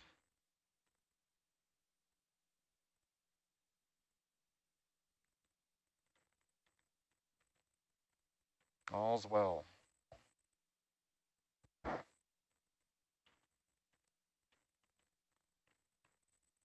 Fabio's right. He did say good job to me earlier. I'm being very critical.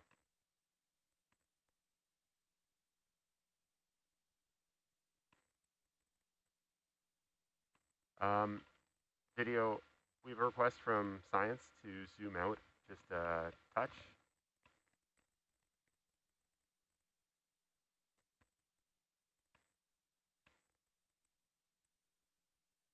Like that, or if I zoom out anymore, I'm gonna have. Yeah, no, I think that's fine. I think that's good. Like, what depth did we start at He's for the Transect? Yeah. So 2,600, 26 meters.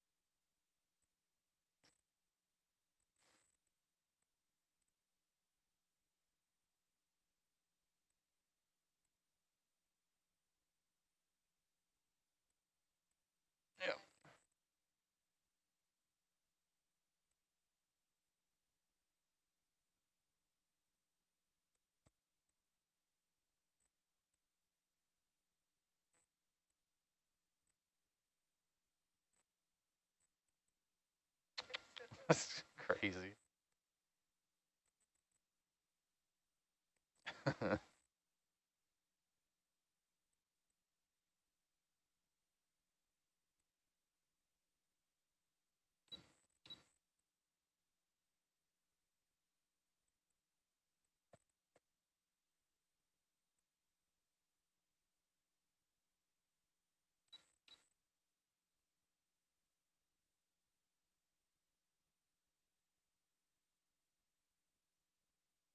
You don't know what that says. The craft does says 5.5, and the vertical says 6. And if you don't believe me, we can do this 6 and 5.5. That's amazing. Yeah. You get good at it. Unfortunately, yes. A lot of practice. My dad always said, never do anything well that you don't want to do again.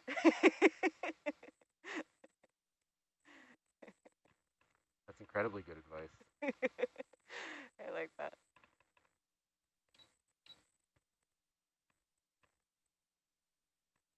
All right, that was underwhelming. Try that again. 6.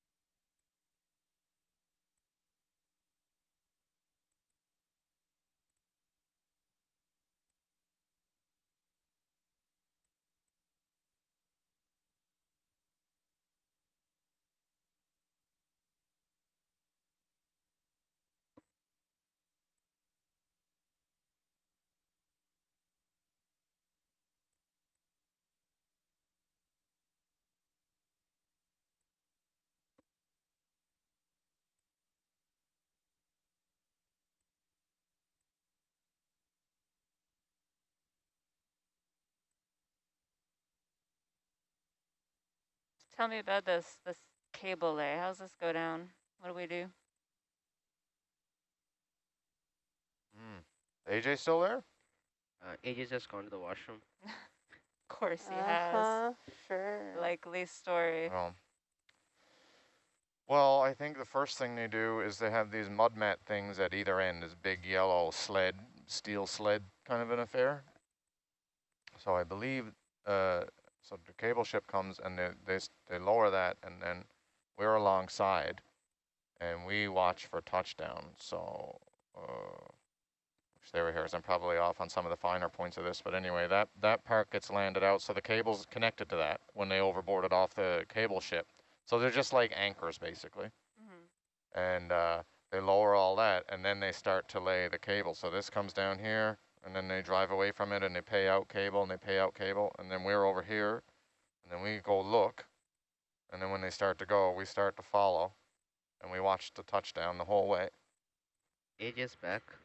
So do we have Argus facing backwards and drag it out? Yeah, I believe so, just to get us as far away as possible. Okay. Stretch it all out, yeah.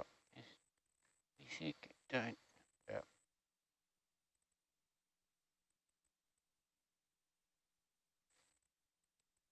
Get away on me.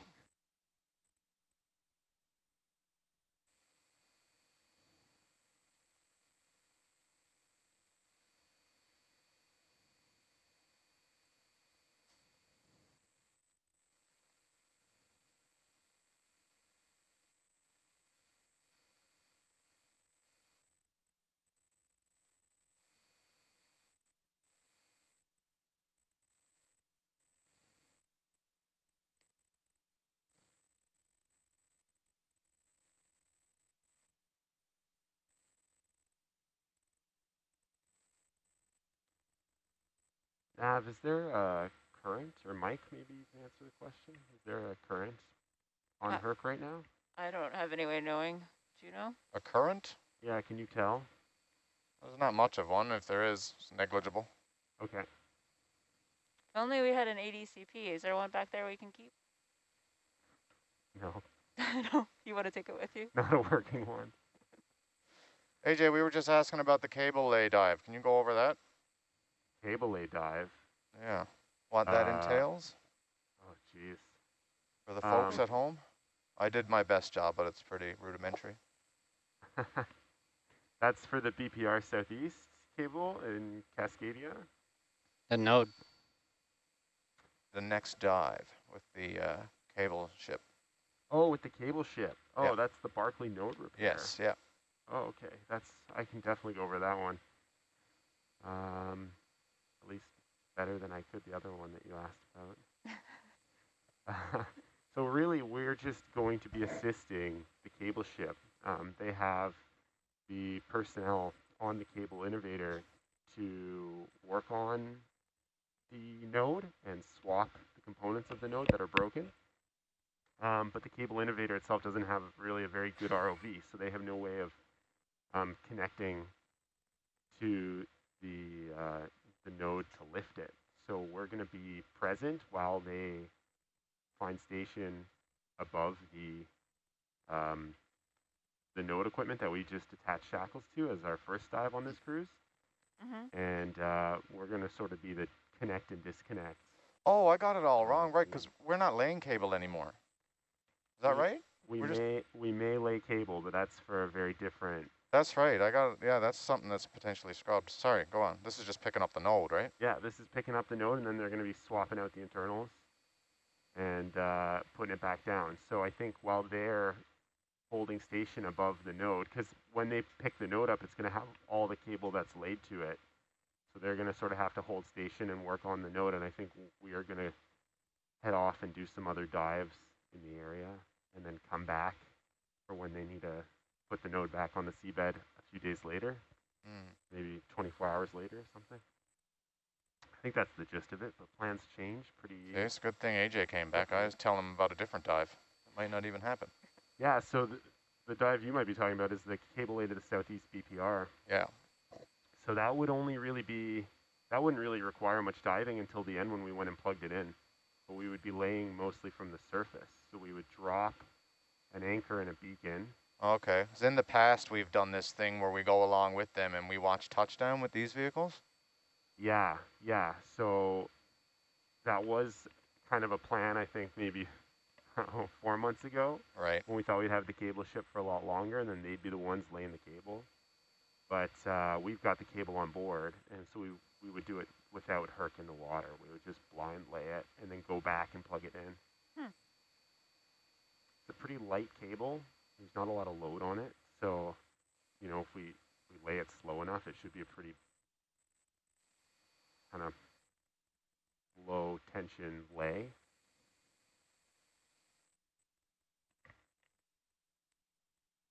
Well, that sounds okay. That's a lot easier than going we're alongside. right with that. Yeah. Still going to be really boring for the 19 kilometers. We don't find anything boring up here when there's two ships right next to each other. Oh, we wouldn't be near the cable ship when we were doing that, though. That would be a cable ship independent task. Well, I shall rest easier now. So do you have ONC people on the cable innovator that will be swapping out? We do, yeah. We have Deg and Chad are going to be on the cable innovator doing the legwork for us on that node. Wow. Which is a very high priority. As you can imagine, all of our Barclay sites are down when this node is down.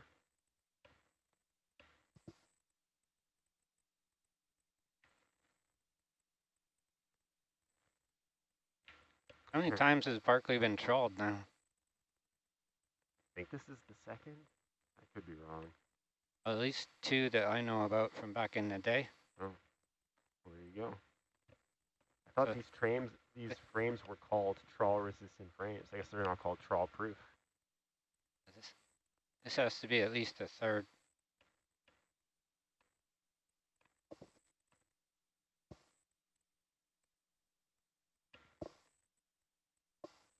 It's interesting to look at the science data from the tilt sensor on the ADCPs when the trawlers come through.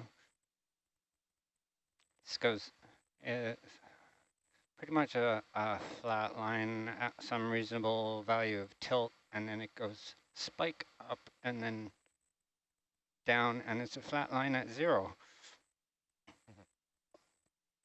When it loses connection. Yeah. Lost comms. Yeah, it was kind of fun looking at, I shouldn't say fun, it was interesting looking at the data like the DDL got, we think picked up by some crabbers or something, and listening to the hydrophone data as like a ship clearly comes over top of it. And then you can hear different things.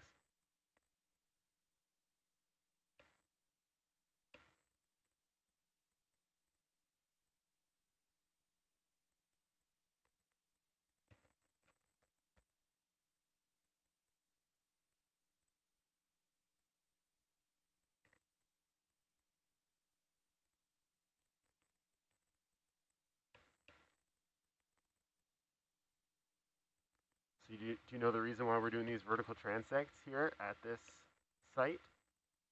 No. Tell us. Tell us. It better be good. Find out. No, I'm just kidding. Well, on the next cruise, we're looking to deploy a neutrino telescope to go alongside those 2 moorings that we looked at earlier. So this is called Straw B, which has some funny name. String absorption length in water, I think is the name. And they're these very, very sensitive light sensors that look to pick up this emitted radiation, this emitted light when a neutrino strikes or has a weak interaction with a, I don't know, molecule, a water molecule maybe? I'm probably butchering the science. Listen, this isn't my forte. But anyways, and so they need a very large volume of very dark, transparent medium for this light to travel through. So we're going to try and put this observatory here in the bottom of the Pacific. That's pretty cool. That sounds pretty And special. so I think they're pretty interested in sort of what's going on in the water column because you know, marine growth and bioluminescence is going to be really important to them. Fabio has another reason, maybe. I don't know if it might be different from the one I just gave, but I know I've been working with them, and they're very interested in the bioluminescence studies and stuff, so I imagine quantifying the water column is really important. Yeah, thanks. Fabio, correct me if I'm wrong. I take all the fun out of it.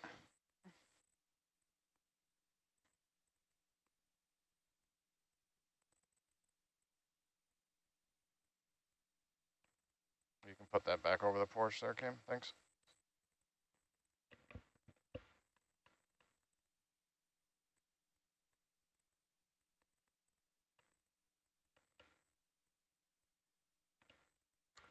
Fabio says we're also interested in bioluminescence as another research field. So we're looking to quantify the bioluminescence independently.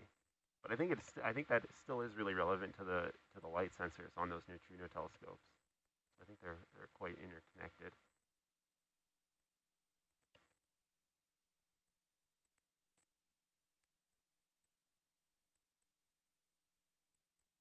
Yeah, and that's why we're focusing on the bottom 1,000 meters, because that's where these moorings will be. Okay. It'll be 450 meters is the mooring that's going to be installed. That's a lot of cable. I'm going to always now think about hauling the length of cable in that you described. Yeah, that's a lot of cable. Because now we know what was it, 250 feels 250, like? My gosh, you guys. Yeah. It's crazy. It just like filled the whole deck with cable. Yeah, I've got a bone to pick with Will about those mooring recoveries. I feel like there must be a better way. Surely. Surely with all the equipment we have. 10 or 12 people standing on the side of a ship hauling cable over. It's like whalers or something. Yeah. It was an amazing picture though. Like it was total teamwork. You guys were so in sync. I did have a thought at a time like this. Was this the plan? Was this what we were supposed to do? I was like, sure, something must have gone wrong for us to be doing this. Yeah, something. So crane is obviously broken. The guy that planned this obviously isn't here. Yeah. It's always a key component. Oh, just haul it up. No problem. Yeah, guys, don't worry. It only weighs a few 100 pounds of water.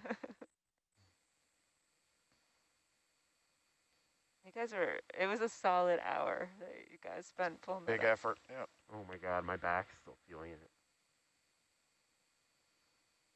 Some more comments for Fabio. We were trying to see which large pelagic organisms, including gelatinous plankton, would be the potential bioluminescent organisms, besides the microscopic bacterial plankton, which also produce bioluminescence. How are you guessing on their bioluminescence? You're trying to figure out what they are?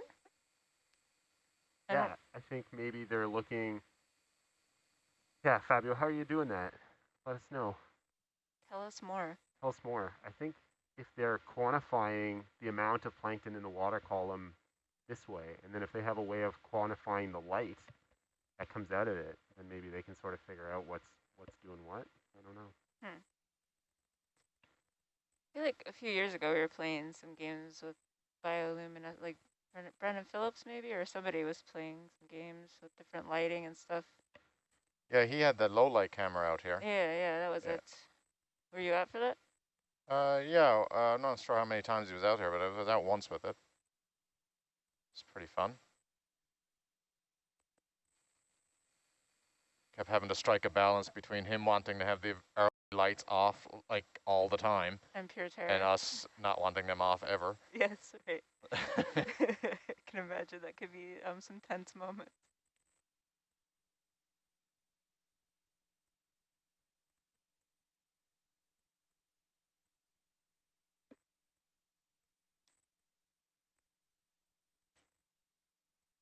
It's really a problem with the HMIs. You shut them off, take them 10 minutes to come back on. And sometimes not even then.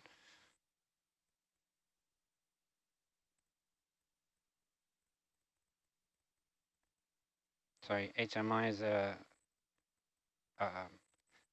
light technology. It's an arc light, fabulous light. amazing output, but they don't like to be turned off and back on again. Do they get used on ROVs a lot? Ropos has a cajillion of them, and well, sorry, 6. And the nice thing about them is the spectrum. I suppose everybody that does this knows that red drops dead in the water column, and DHMIs have a lot of red with enough power that it penetrates the water column at fair distance, so your color balance doesn't go pear-shaped a couple of meters from the vehicle.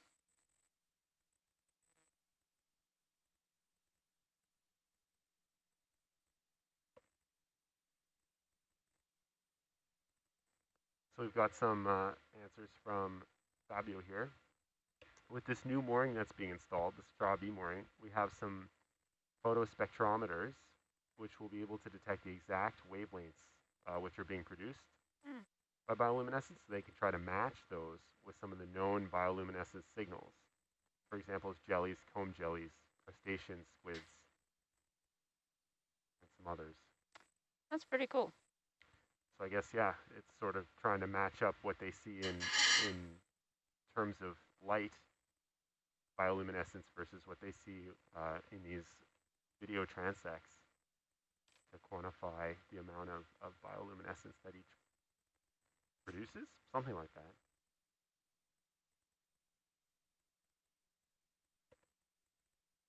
You came back for all the excitement?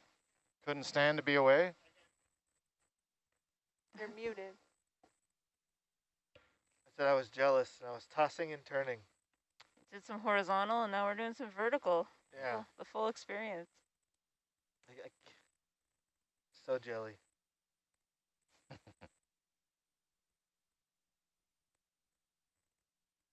Do you think the horizontal transects are more interesting? If I had to pick. Oh, by far. I mean, we saw sea cucumbers. True, yeah. Of different types. What else we see? Some sea pens, I think. A lot of sediments. White sponge. White, yes, the poofball sponge. The whatever. AJ. Yeah. AJ has the name. Of the white sponge? Yeah. I do. I just want you to say it again. Let's see. I gotta find it.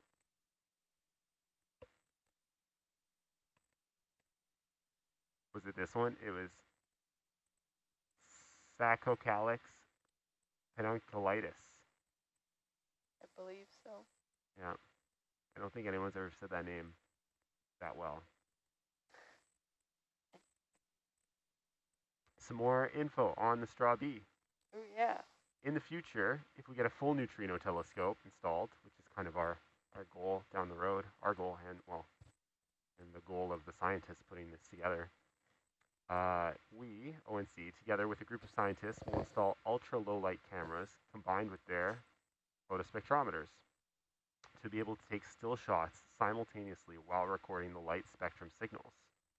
That'd be pretty neat, because then I guess you could use those stills to identify the species, and you would be able to get the light levels in order to tell how much bioluminescence is coming off of them in that exact moment. Wow, that's cool.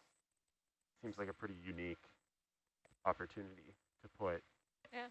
Yes. To study this stuff right next to this. Yeah, we can turn that off, yeah. Super into all that.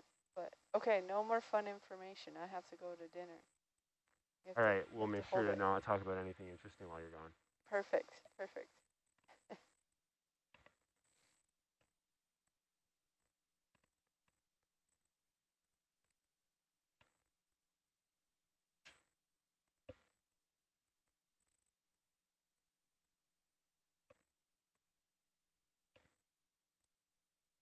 Mike, do you mind trying to adjust the wind speed to get the Perks delta closer to 0? Copy. Hey, I'm good, Dan. I should have told Kim. I'm fine. Yep. All right. What? No dinner? No. No, he wants a. No dinner. He wants as much as this transaction That's right. can get. Jeez, they're just. So, no, I'm only eating breakfast. See, there you go. You can have dinner. I'll have breakfast.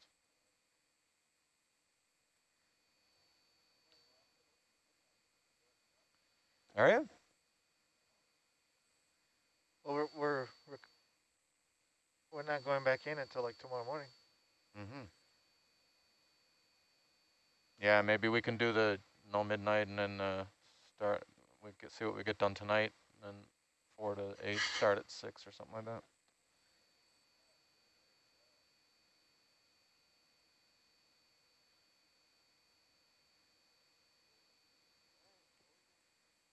Thanks, Dan.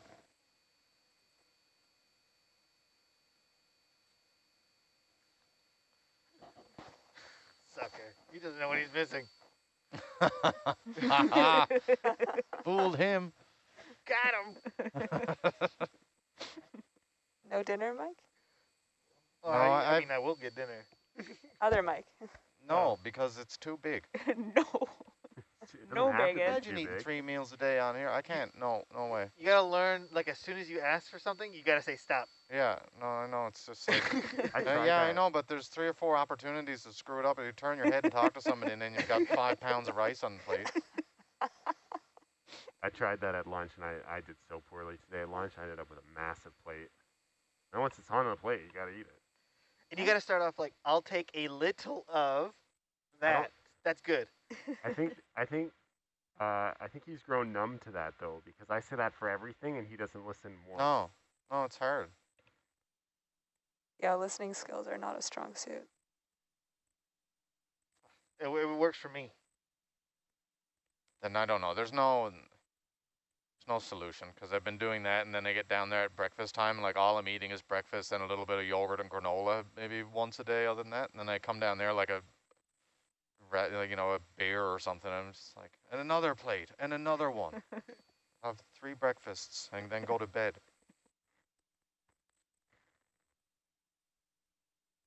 It could be one of those cultural things where, like, you're supposed to have some food left over. That means you're completely full.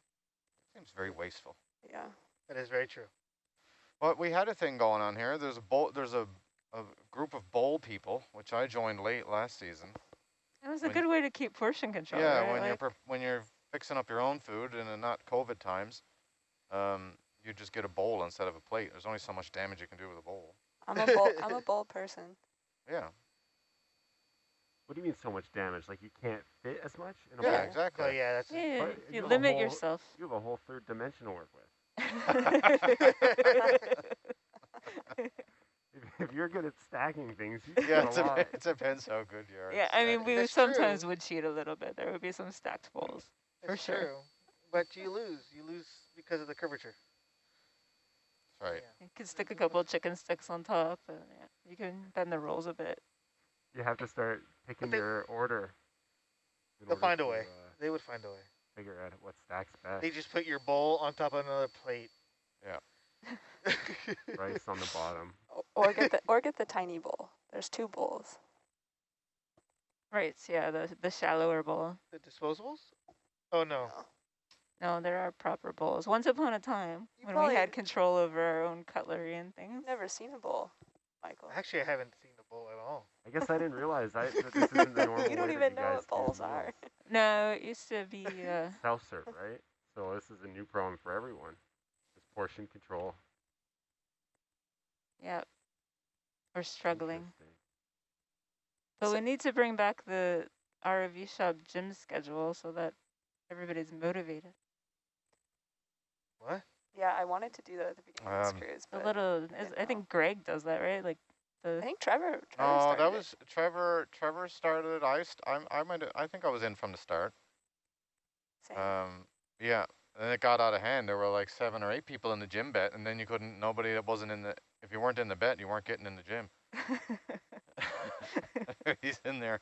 We had all these rules. You weren't Yeah, allowed to no. go more than twice a day, and if you were, but then the days when we were in port, they did count. So then you'd have to like double up your days before then if you wanted to go out. So some people didn't really understand that, and then they'd get upset. And like, oh, what do you mean? And it was like, well, did you go to the gym or did you go to the bar? I mean, what'd you do? I went to the bar. You made a choice. So did you. And I said, yeah, but I went twice yesterday. I didn't know I could do that. Tough, you're disqualified. I think I remember winding up in the gym at the same time as you, Mike, being like, dang, we got disqualified. So I think I just opened the door one time, and there were like 4 people, and then Mike, I think you were on the thing, and you're like, no. turn around. No room. Are you involved in the bet? I don't think I was.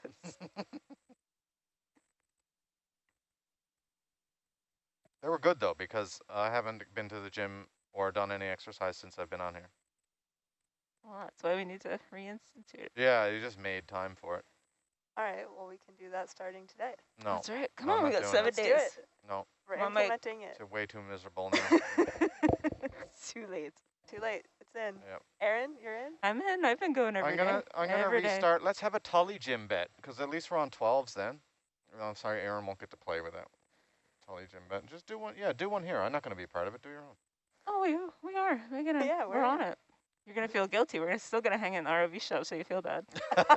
Just put Neither my of us name on are it. even Put your name with the big Clearly blank not going.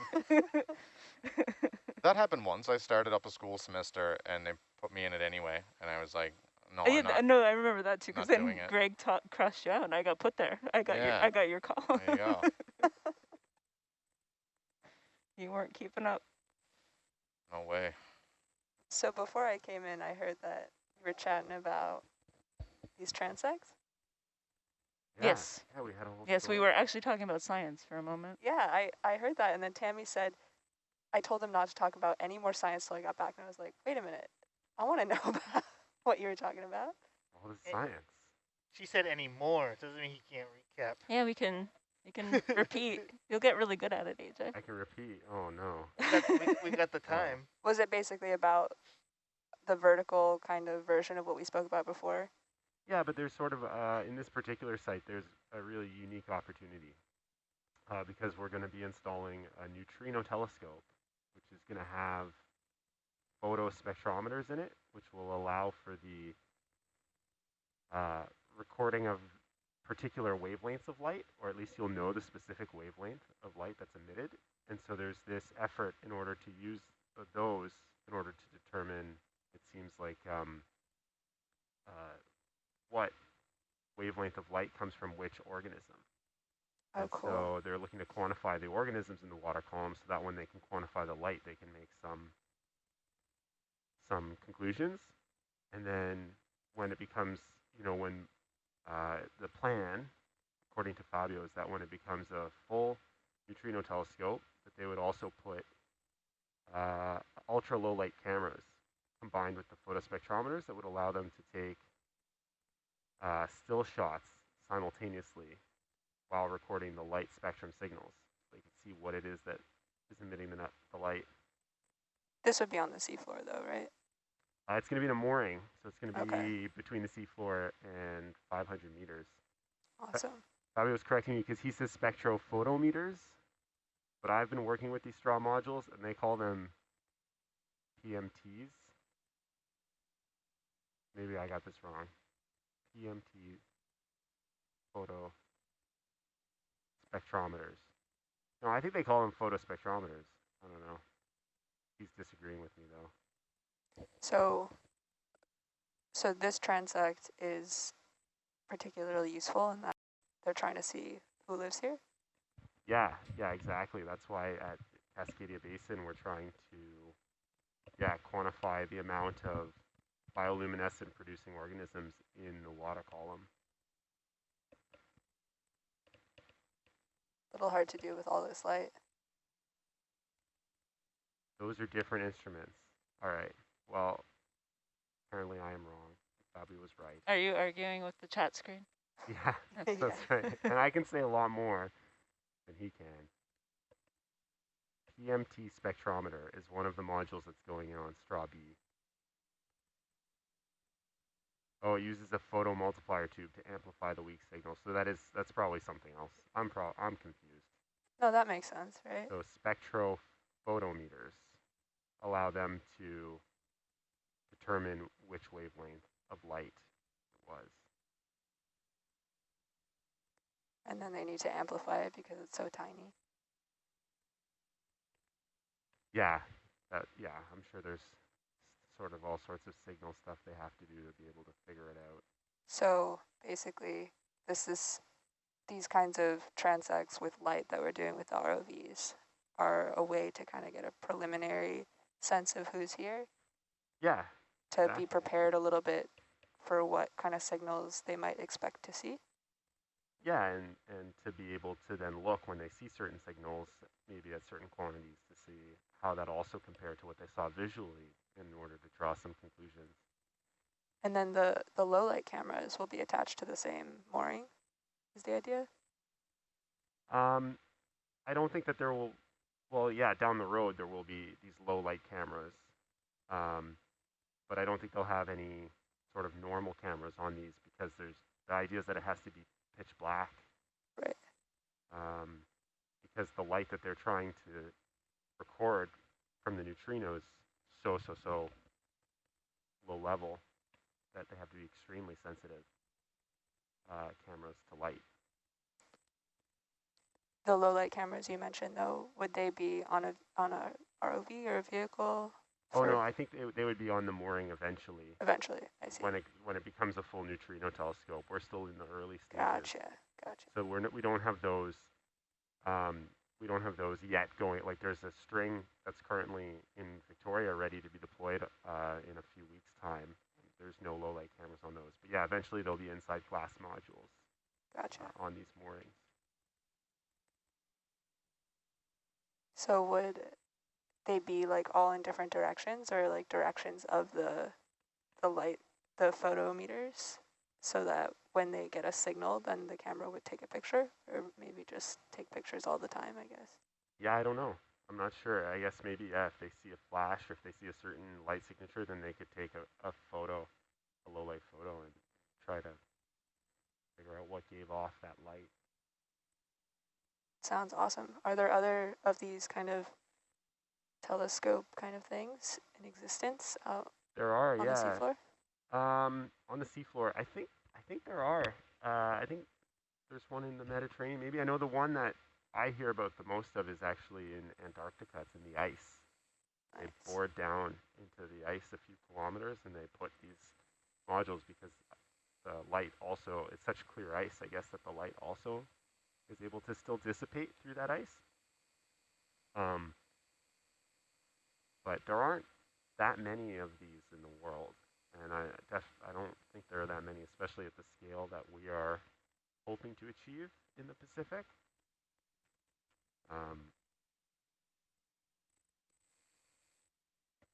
Yeah, Fabio says Antares, I think is one of these. Antares neutrino. So these neutrinos are kind of cool because they pass through everything. And they come from black holes and sort of star collapses. It's in the Mediterranean, this Antares telescope. So it would be similar to what we're trying to achieve here. Cool. And yeah, they pass through us, they pass through you and me and the whole surface of the Earth and everything, and then occasionally they'll have a weak interaction with a molecule, and they'll emit a tiny streak of Cherenkov radiation, which gives this kind of light that you can track. And so if you pick this light up as it streaks through space, you can sort of figure out the direction in which this neutrino came from, and often when you sort of look in that direction, then I guess you can sort of see that there were some sort of astronomical significance, like a black hole or a star collapse. So it's kind of cool that you're doing astronomy in the deep ocean, or like deep in the ice. Two very different fields coming together.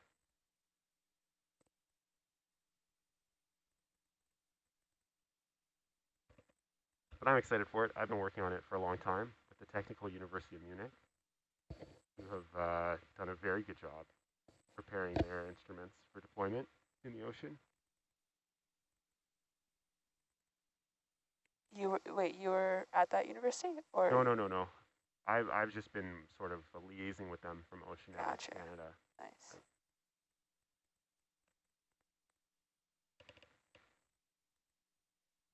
Yeah, we've had some low light cameras on Herc before.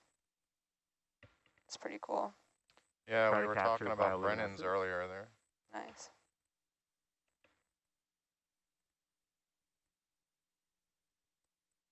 What do you guys use the low light cameras for? Well, the one that Brennan's that Mike just mentioned was for looking at bioluminescence. We did spot some other very cool sea creatures using it in the darkness, but yeah, there's some pretty good records of bioluminescence in that particular camera. I think it's a Sony, it's some kind of Sony off-the-market camera. Very, very, very sensitive. Very cool. Yeah, that was a few years ago. That stuff makes for such interesting footage. Definitely. Yeah, the bioluminescence footage from that particular camera was cool, but I think what was more cool was some of the larger sea creatures we were able to see in dark light, or in not dark light, but just darkness and very low light. It just made for very cool shots that we don't usually get to see using the standard Hercules camera. Do you remember what year that was?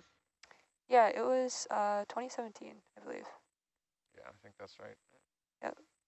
So I'm particularly referencing the Deep Staria enigmatica jellyfish, and there's a vampire toothus squid that we saw. The deep what? What? Deep Staria enigmatica. It's a very strange medusa jelly. It's very large. I think I talk about it probably too much because I'm just like totally infatuated with it. But it's wild. We had the low light camera going as we were descending, and it was totally dark. We were just putting a little bit of light on, and off in the distance we saw what I think looks a lot like a kind of like a Halloween ghost. This sort of like look of this bell, white kind of bell with like a sheet covering and an open base. And it looked small to begin with, but it was so far that as it approached us, it became bigger and bigger. Yeah. And it was dark all around, and the lights, we were able to turn up just a little bit. And it started kind of undulating and moving, and the bottom of it, it's almost like it had a cinch, and it's feeding the water column by having this open base.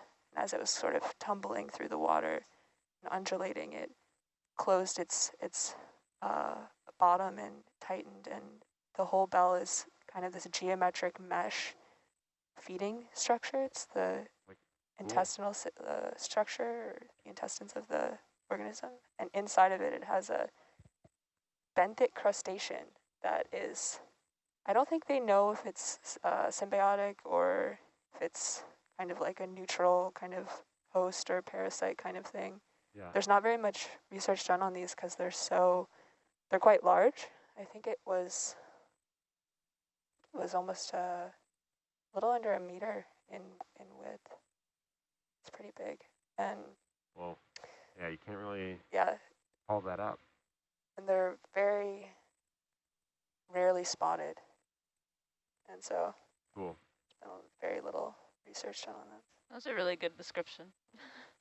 Could visualize. visualize Now I gotta go check it out. Yeah, there's awesome Nautilus highlights. Yeah. Well, we had it. That was the cover shot on the Oceanology or whatever that year. Yeah, the supplement, and that particular shot was taken by the Meso camera. Yeah, which is just a GoPro in a very fancy housing that I think I've probably mentioned on other watches being awesome still camera. But it was interesting in that particular area of the Pacific that was near the Rivia Hijero archipelago. offshore Mexico, we actually ended up seeing at least one or maybe two more baby Diphstaria enigmaticas that were being predated on by, I think it was like squat lobsters or some crabs on the seafloor. But it was the same exact kind of morphology. We have some great stills of it. So that particular region had several of them, which we happened upon 2 or 3. Nice. Yeah, it's really cool. That's awesome. That was all 2017? Yeah. What a year. Yep. Very cool. And without the low light camera, I think that that whole sequence, that whole footage would have been just much less beautiful, much less, just incredibly visually appealing.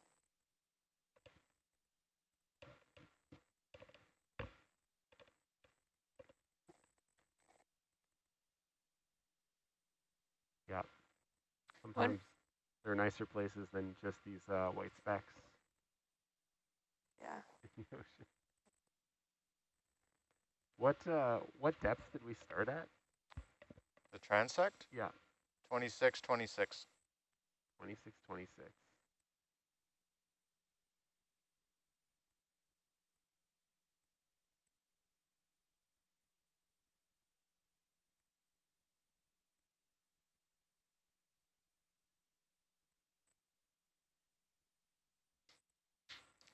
So Mike, can you bring me up to speed on everything that happened while I was at dinner? Yep. We've come up at 10 meters per minute. Since you've been gone, I don't know. Probably 14 meters. There was a lovely discussion about the low light camera and the organisms it sees, and the amazing. It's amazing when you think about the instruments. Like you talk about the like something putting a mooring in the water to look at neutrinos or to observe neutrinos or interactions and stuff. It's crazy. They were doing that flooding salt mine or something with water. I think distilled water, and they put a neutrino detector in the bottom of the mine.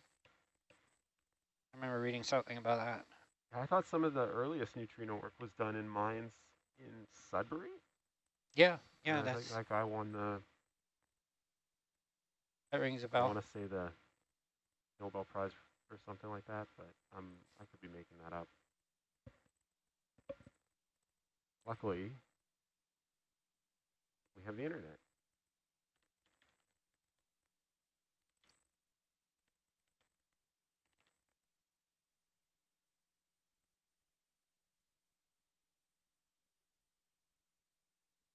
Here we go, confirmed. Art McDonald, co-awarded Nobel Prize in Physics for the experiment's contribution to the discovery of neutrino oscillation, and that's the Sudbury Neutrino Observatory in Sudbury, the Creighton Mine in Sudbury, Ontario. Cool. They had a large tank of heavy water in the bottom of the mine.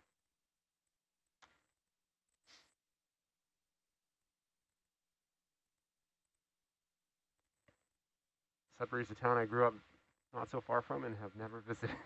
I think it was in Sudbury. Is there some really cool geology there, like some blast impact something? Oh, I can't remember. Remember a geology field trip, vaguely.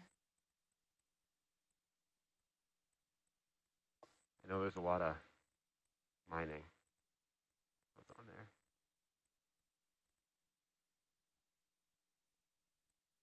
The two, I guess, would go hand in hand. Some geological significance. Yeah, I'm gonna have to something look it up because it was quite cool, but not cool enough for me to remember exactly what it was called. It was some kind of impact structures in the rock that was recorded. The metamorphic nature was due to an impact of some sort, and it was pretty cool.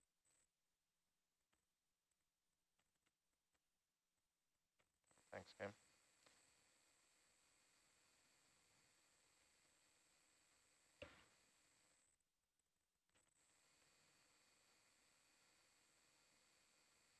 Trying to see if I can find anything on its geological impact.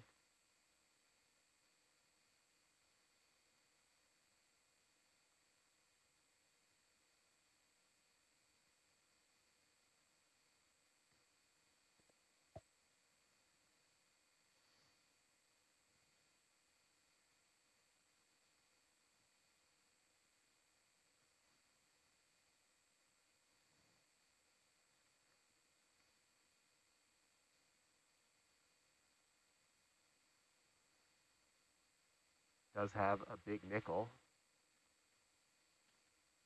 It's one of those great things that you'll find along the 401.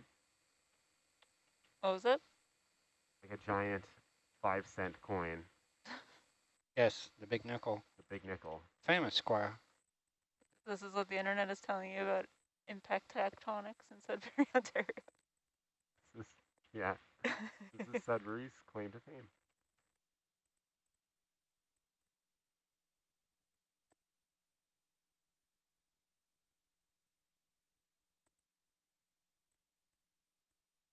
Yeah, Sudbury Basin, which are the remnants of a nearly 2 billion year old impact crater, long thought to be the result of a meteorite collision. Yeah. More recent analysis has suggested that the crater may in fact have been created by a comet. Primarily nickel and copper, also platinum, palladium, and other valuable metals.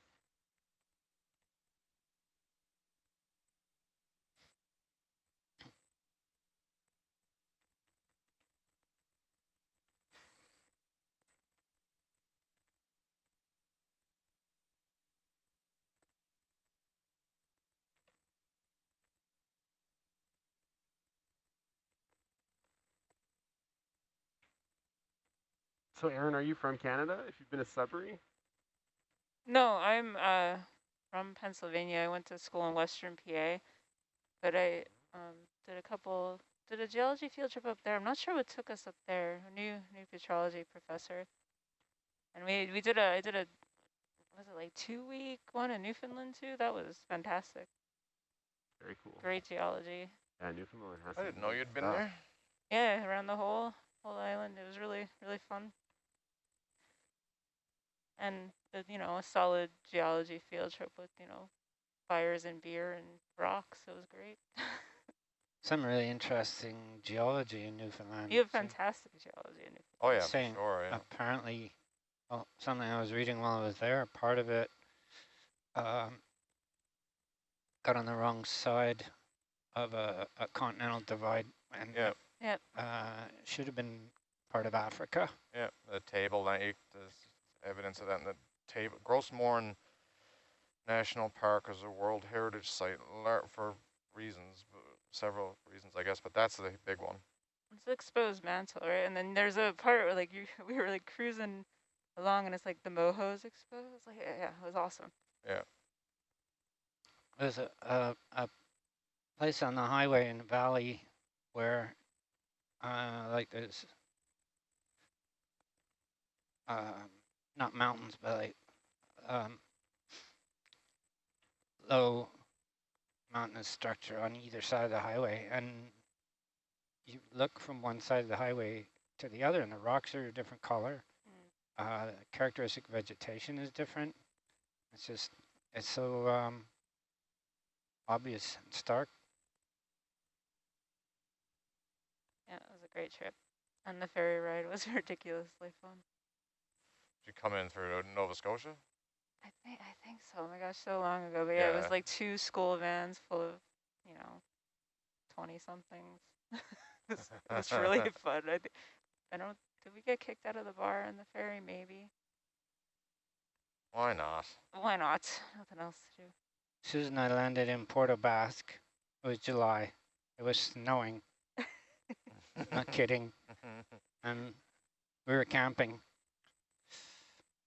I thought, maybe this isn't going to work. What a fabulous experience, though. We spent 2 weeks, all of it on the west coast of Newfoundland. The west coast is the best by far. Like the west coast and the northern peninsula. It's too bad that the capital is over on the Avalon, because it's so easy the weather is miserable there and everything, and it's so easy to think that the whole island is like that, but it's just that little peninsula, really. We found the Port-au-Port Peninsula, that area, fascinating. There's a lot of French there. Yeah, there's a lot of old French communities. We've mangled all the names. It's hilarious. There's like, oh my God, there's a Baie d'Espoir, which we call Baie d'Espair, which is literally the opposite meaning. And there's a town called Rencontre, which we call Rencontre. There's all kinds of them. They do that a lot in Nova Scotia. I found, Yeah. almost intentionally. Like it must be intentional. Yeah. Well, they used to be French, right? And then the English kicked them out of there and then Anglicized. mangled the names. Street names. Lamarchant Street. One of my favorites.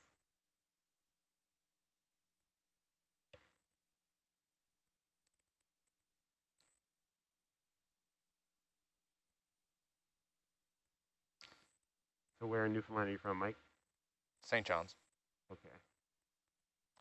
I think the best place to live, like in Newfoundland, is out in Corner Brook. There's beautiful, beautiful weather, and the ski hill is there. And then it's only like a very, very short run to get up onto the northern peninsula, which is where the Grossmorn Park is. There's beautiful stuff there. They have like 4 proper seasons.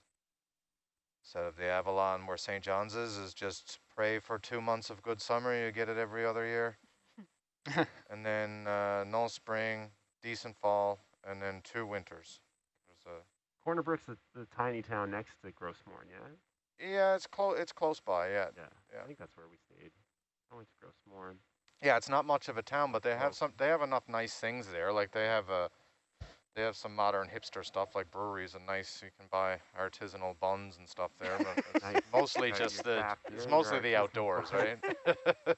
What else do you need? That's it. Yeah. Yeah. Artisanal bud. You can get a cloudy beer. They, what else do you need? Muffler shop. They have a really great muffler shop. That's right. We're in throughway muffler there and got the exhaust system put back on the Monza.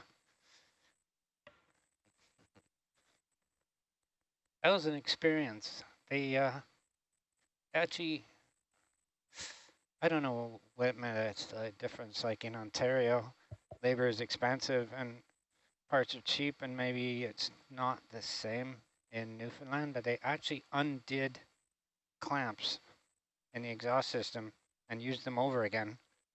Whereas if you took it into a muffler shop in Ontario, they get the torches out and cut the whole thing off and throw it in the bin.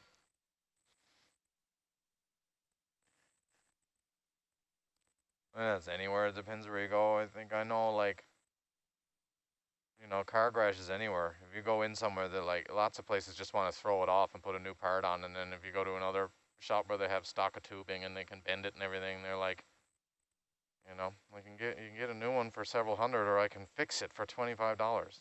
Yes. $25, please. That's what they did at Thruway Muffler in Corner Brook.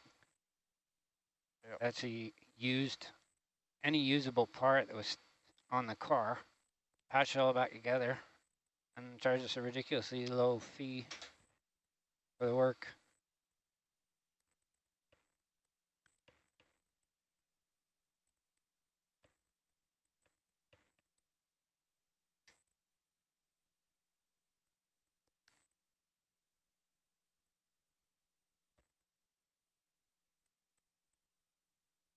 We were driving on the Port Peninsula, and on the map there was a road that went out to the coast, and we thought we'd do that. The Monza wasn't a vehicle of choice for doing that, but the road became more and more of a suggestion as we got closer to the coast. Yeah. And sheep all over the place. Susan's got her face buried in the map. I got it right out to a bluff overlooking the ocean. And I'm looking around, we're basically in the middle of a field. And I said to Susan, okay, now what? Without looking up, she says, turn left. I just collapsed laughing. She dropped the map and she looked out the windshield and all you could see was the ocean, right? Turn left, right? That I was driving in there that we ripped the exhaust system off.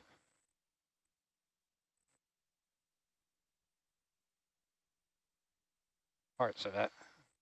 Gathered them up, threw them in the car. Do you get salmon up there? I just have this like vague memory of us buying a giant fish out of somebody's trunk. Salmon? Yeah, maybe it was something else. It's hard to get wild salmon now. The people, like, there's a salmon season. You can get a license and go do it. But to buy it is rare. You'd have to know somebody, like It was maybe. out of his trunk. Yeah, So. yeah. That's the only way you get it. Now it's all farmed. It's all. I mean, that's a whole other thing. That's not, you know, political football, I guess, but it's not. Yeah. It's not the same. We were getting gas down by the house out in, I think it was Lobster Head.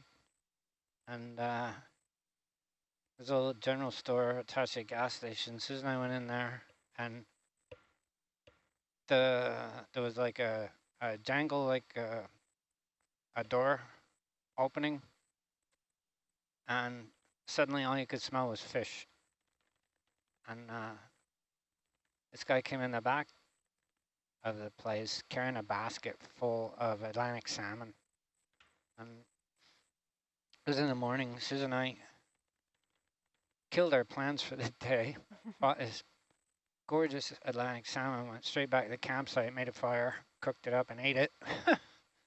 And I don't know, I think it's hard to beat Atlantic salmon.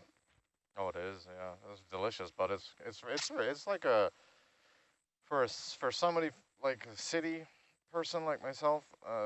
Unless you're into it yourself, like it doesn't come across like moose meat is always somebody's always giving you moose meat, but salmon is a bit more rare these days. People are not giving it away. I can't remember ever having a wild Atlantic salmon. Growing up in the city out east. And most people on the West Coast, their only experience of Atlantic salmon is farmed. That's the same on both coasts now. It's getting like that. Like it's all, our grocery stores is full of Atlantic salmon. Farmed, I mean, yeah. Yeah.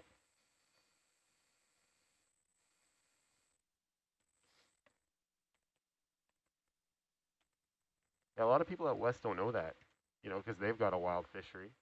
That's right, and yeah. So they just see on the label Atlantic salmon. It doesn't say farmed anywhere.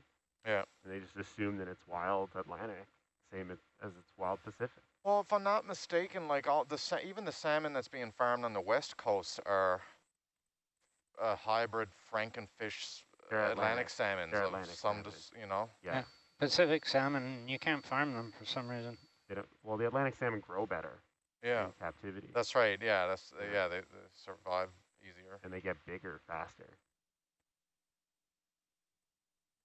But then they escape, and then you've got problems.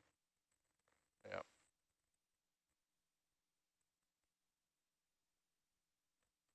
Yeah, it's such an interesting conversation around that. I'm not really for it, but there's a lot of misinformation on both sides, I think. It makes the conversation difficult. And I mean, a lot of people that are interested in it are trying to solve this, this problem where, there's just trying to find ways to like farm more food, but. It's an incredibly environmentally efficient way of generating protein. Yeah, that's right. Like you can point out all the negatives of it, but then if you compare it to like, beef industry or something like that, right? Yeah, it's so like on an energy basis, it's so much more efficient. Yeah. We look at the environmental damage on the seafloor where the fish farms are. Yeah. It's like, on a local level, it changes the ecosystem. It has to. I mean, that amount of nutrient, like how could it not? But from a sort of global energy, global warming kind of equation, you can make a case for it. There's a lot of fish farming around where we were around Guelph, Ontario. And it was all done with like a closed system. Mm-hmm. They're farming mostly commercially viable species like trout. Yeah, and this is the thing now, like in the industry, they always come back and say that that's not cost effective, but is it, or, Well, they're doing it in Guelph. That's right, like people are doing it in some places, so it's there's just this, it's so politicized, it's hard to determine like what is real information.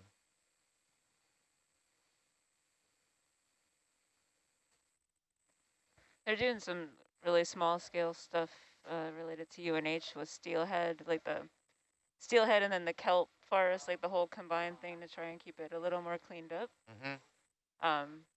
It seemed to be working pretty well, but it's very, very small scale. Yeah.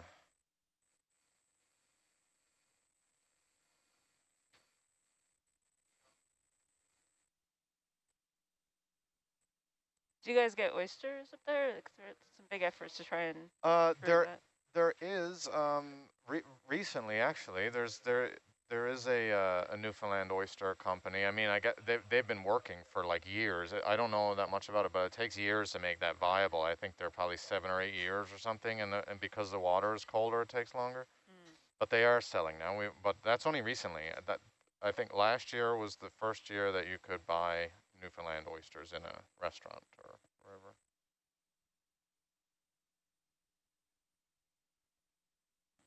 You can't buy oysters in a restaurant in Newfoundland? No, you can get oysters from wherever, like from Atlantic Canada or even from the West Coast, but there's Newfoundland farmed ones now. That's new.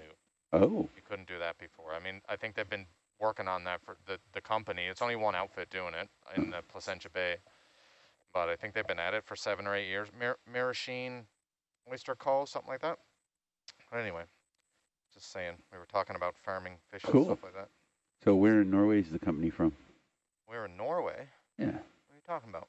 Well, the Norwegians, they own aquaculture sites around the world. Yeah, they're more like that's like salmonoid aquaculture. Talking about oysters. There's a huge Norwegian aquaculture project that they're trying to ram through in Newfoundland, also in Placentia Bay. The Grieg NL project would be one of the largest salmon aquaculture projects in the world, but it's very contentious. And yeah, especially because it's all farm salmon, not. Yeah. So I don't think it's going to go ahead. No. Newfoundland's probably going to go bankrupt anyway. Oh, how's the power? How's the dam going? The what? The dam, the whole hydroelectric project. I can barely hear you. You're a muffled man. I'm not muffling. I'm trying to be loud. You're loud and muffled. I'm loud what? You're loud and muffled. There's a huge hydroelectric project. Oh, the dam. The dam. Yeah, the dam is coming. It's years late. I think they're talking about first power next year. I think it's like the budget's doubled. From the budget? So it's gone way over. It's like, I don't know what it is, up to $12 billion or something now, instead of, I think it was originally projected to be between 6 and 7, something like that. Huh. But it's getting there. They've got the cables laid to New England though now, right? The power cables? Yeah, we brought, I think the transmission line for that went into Nova Scotia. Yeah. And then carries on from there. I think the Nova Scotia down to New England was probably already established. Not sure. No, there was a new one like from Yarmouth down to Gloucester or something like that. Yeah. Yeah, it's all, it's the federal government's having to bail us out of it because it's just too big a project. Wow. Well, got to spend it to make it. Look at Quebec Hydro. Look how they did. How's that Fortis doing? They're doing well. I don't know. I got Fortis stock, man. So do I. Doing all right. Yeah. It's interesting, right? Because it is hydroelectric energy. It's good in that sense, but it's not. It's complicated. Like the runoff for it runs into estuary. Lake Melville is is right in. There's indigenous communities, Innu and Inuit communities that use that river for food, so they're going to have methyl mercury levels rise in that. Now, why is that? It's produced from not clearing out the reservoir adequately. All the vegetation that you flood produces methyl mercury, and then it chains up in the food chain, right? So it stays. It goes in a beer that eats the fish and all this stuff. Gotcha. And it's for, what is it, 1,400 megawatts? So it's not huge. Mm-hmm. So. Yeah, I worked on a project in Quebec, Manic 3. If you look from Google Earth of northern Quebec, you see this big lake that looks like a donut. It's all man-made. size of, almost the size of France, what they flooded up there. Mm. But yeah, it's hydroelectric power. Let's talk about good stuff. So here we are doing a vertical profile coming up in the water column. Indeed we are. We're at 1,834 meters. Yep. That's just about 200 to go. Just about 200 meters to go. And we're doing the bottom 1,000 meters, and it's looking to identify what sort of critters you would get to see. I'm not as skilled in that, being an engineer and being able to, what the marine biologist would say.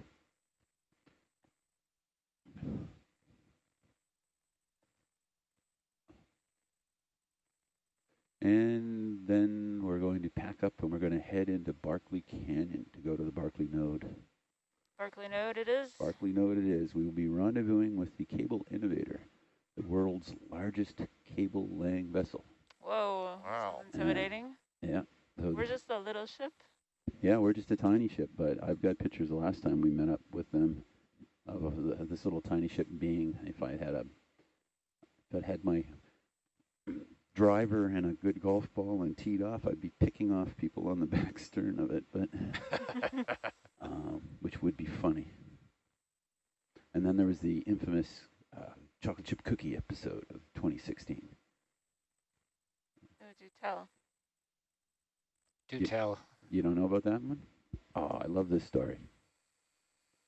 So I got on the Nautilus, and having worked for quite a while with Ocean Exploration Trust, I brought a big double bag of Costco chocolate chips to make my special chocolate chip cookies, which you mix all the dough up and then you freeze it, and then you make these balls of cookie dough that are frozen, and then the cookies end up being pretty good.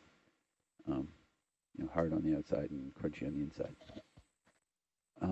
Anyway, made up like a whole batch, but what we quickly discovered after we sailed was that in the stores order had been kind of messed up, and there wasn't a lot of butter, so we used up all the butter on the boat. And we used up all the chocolate chips that I had brought, and there were no other chocolate chips on board. So we made this super big, quadruple batch. Well, not more than that anyway. Giant, a couple hundred chocolate chip cookies anyway. Froze them all, put them in bags in the freezer here on the ship, and then the first batch, the next day, the cooks on board, they cooked them. They made a batch of the cookies, but they took them out of the freezer, let them thaw, which you're not supposed to do, and then they cooked them, and they were kind of hard and crunchy. So I was a little bit disappointed, so I said, well, let me do it. I'll do the cooking tomorrow. And that was agreed upon, but in the morning we had to transfer 2 USBL beacons from us to the cable ship. So we grabbed a Pelican case and put one in one case, then with the second Pelican case, second Pelican case, sealed them up. Pelican cases float, tied them with a line between them, and then one of my colleagues said, hey, we should send some chocolate chip cookies over to the cable ship. And I thought, yeah, okay, that would be really nice. So she came down with this bigger Pelican case and handed it to me just as we were getting ready to drop this line with a float at each end. And they were downwind behind us, the cable ship was. And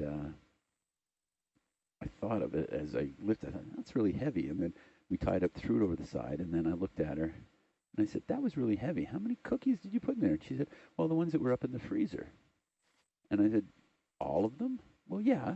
I said, but that's all of them. Well, so you can make more. And I said, no, I can't. There's no more butter. There's no more chocolate chips. That's all of our cookies. And so there was a couple of hundred cookies that went floating over to the cable ship. And we had the video link. We had a video link between internet video between us and the cable ship. And so that afternoon and every other afternoon when we laid the cables, all those cables that we laid in 2016, they would call over and say, is the chief scientist available? Yeah. We'd just like to thank you. And then they would send a picture of them all eating chocolate chip cookies. Well, at least they got to eat them. I thought you were going to say they sank. No, they didn't sink. It was worse. Well, yeah, it was worse. I mean, it was bitter sorrow because the British officers over there, they were not used to those style of cookies. Turns out the cook on board decided that he preferred to make bigger cookies, so he took the dough and defrosted it and then made jumbo cookies. Anyway, it was just... So they didn't even, like, treat your cookies properly? They didn't treat my cookies with the respect that they deserved. Terrible, yeah. Terrible. So that's the 2016 Wave Venture, different cable ship, and the Nautilus. There's some great videos of that year as well. We were out at Barkley Canyon, and it was flat calm, just... and still, like a small lake early in the morning. You would, if you threw a rock into it, ripples would have just gone off in every direction for miles. But and we had 3 days of that while we were working on the Barkley Canyon node, repairing it from the last time it got trawled. But this time it's a little different. We had a card or cards inside the node that have failed, and the node's about 10 years, more than that now, 12 years old. They're supposed to last 25 years, so it's a little bit surprising there that we've had this failure, but this was the one that actually was repaired after the trawling incident, so we'll try to figure out exactly what went wrong with it, but we're swapping out our spare node again for the node that's down there, and that's all going to start at about 5 o'clock tomorrow morning. Something we were trying to figure out earlier, Ian, you might have some insight into how many times has Barkley been trawled now? I can remember 2 from back when I was there. Yeah, 4 times. 4 times? Yeah. So we're in the process of attempting to hire a company that monitors through AIS areas, and so if you can put, for instance, at Barkley Canyon at Upper Slope, we have a virtual AIS there that shows up on your charts. So anyone using AIS, which is required in Canada, they would see this thing says danger, CCG, Canada Coast Guard, high voltage scientific equipment between the seafloor and surface. And we've had guys. We had one guy that said he saw the AIS, but someone had told him that it was no longer there, and he was using it as his waypoint for making his turns while he was trawling. Jesus. And he was not supposed to be trawling on the bottom, but he was. Another guy, I don't know. In his case, he was trawling a very smaller, considerably smaller vessel than the first one I'm talking about. But in that one,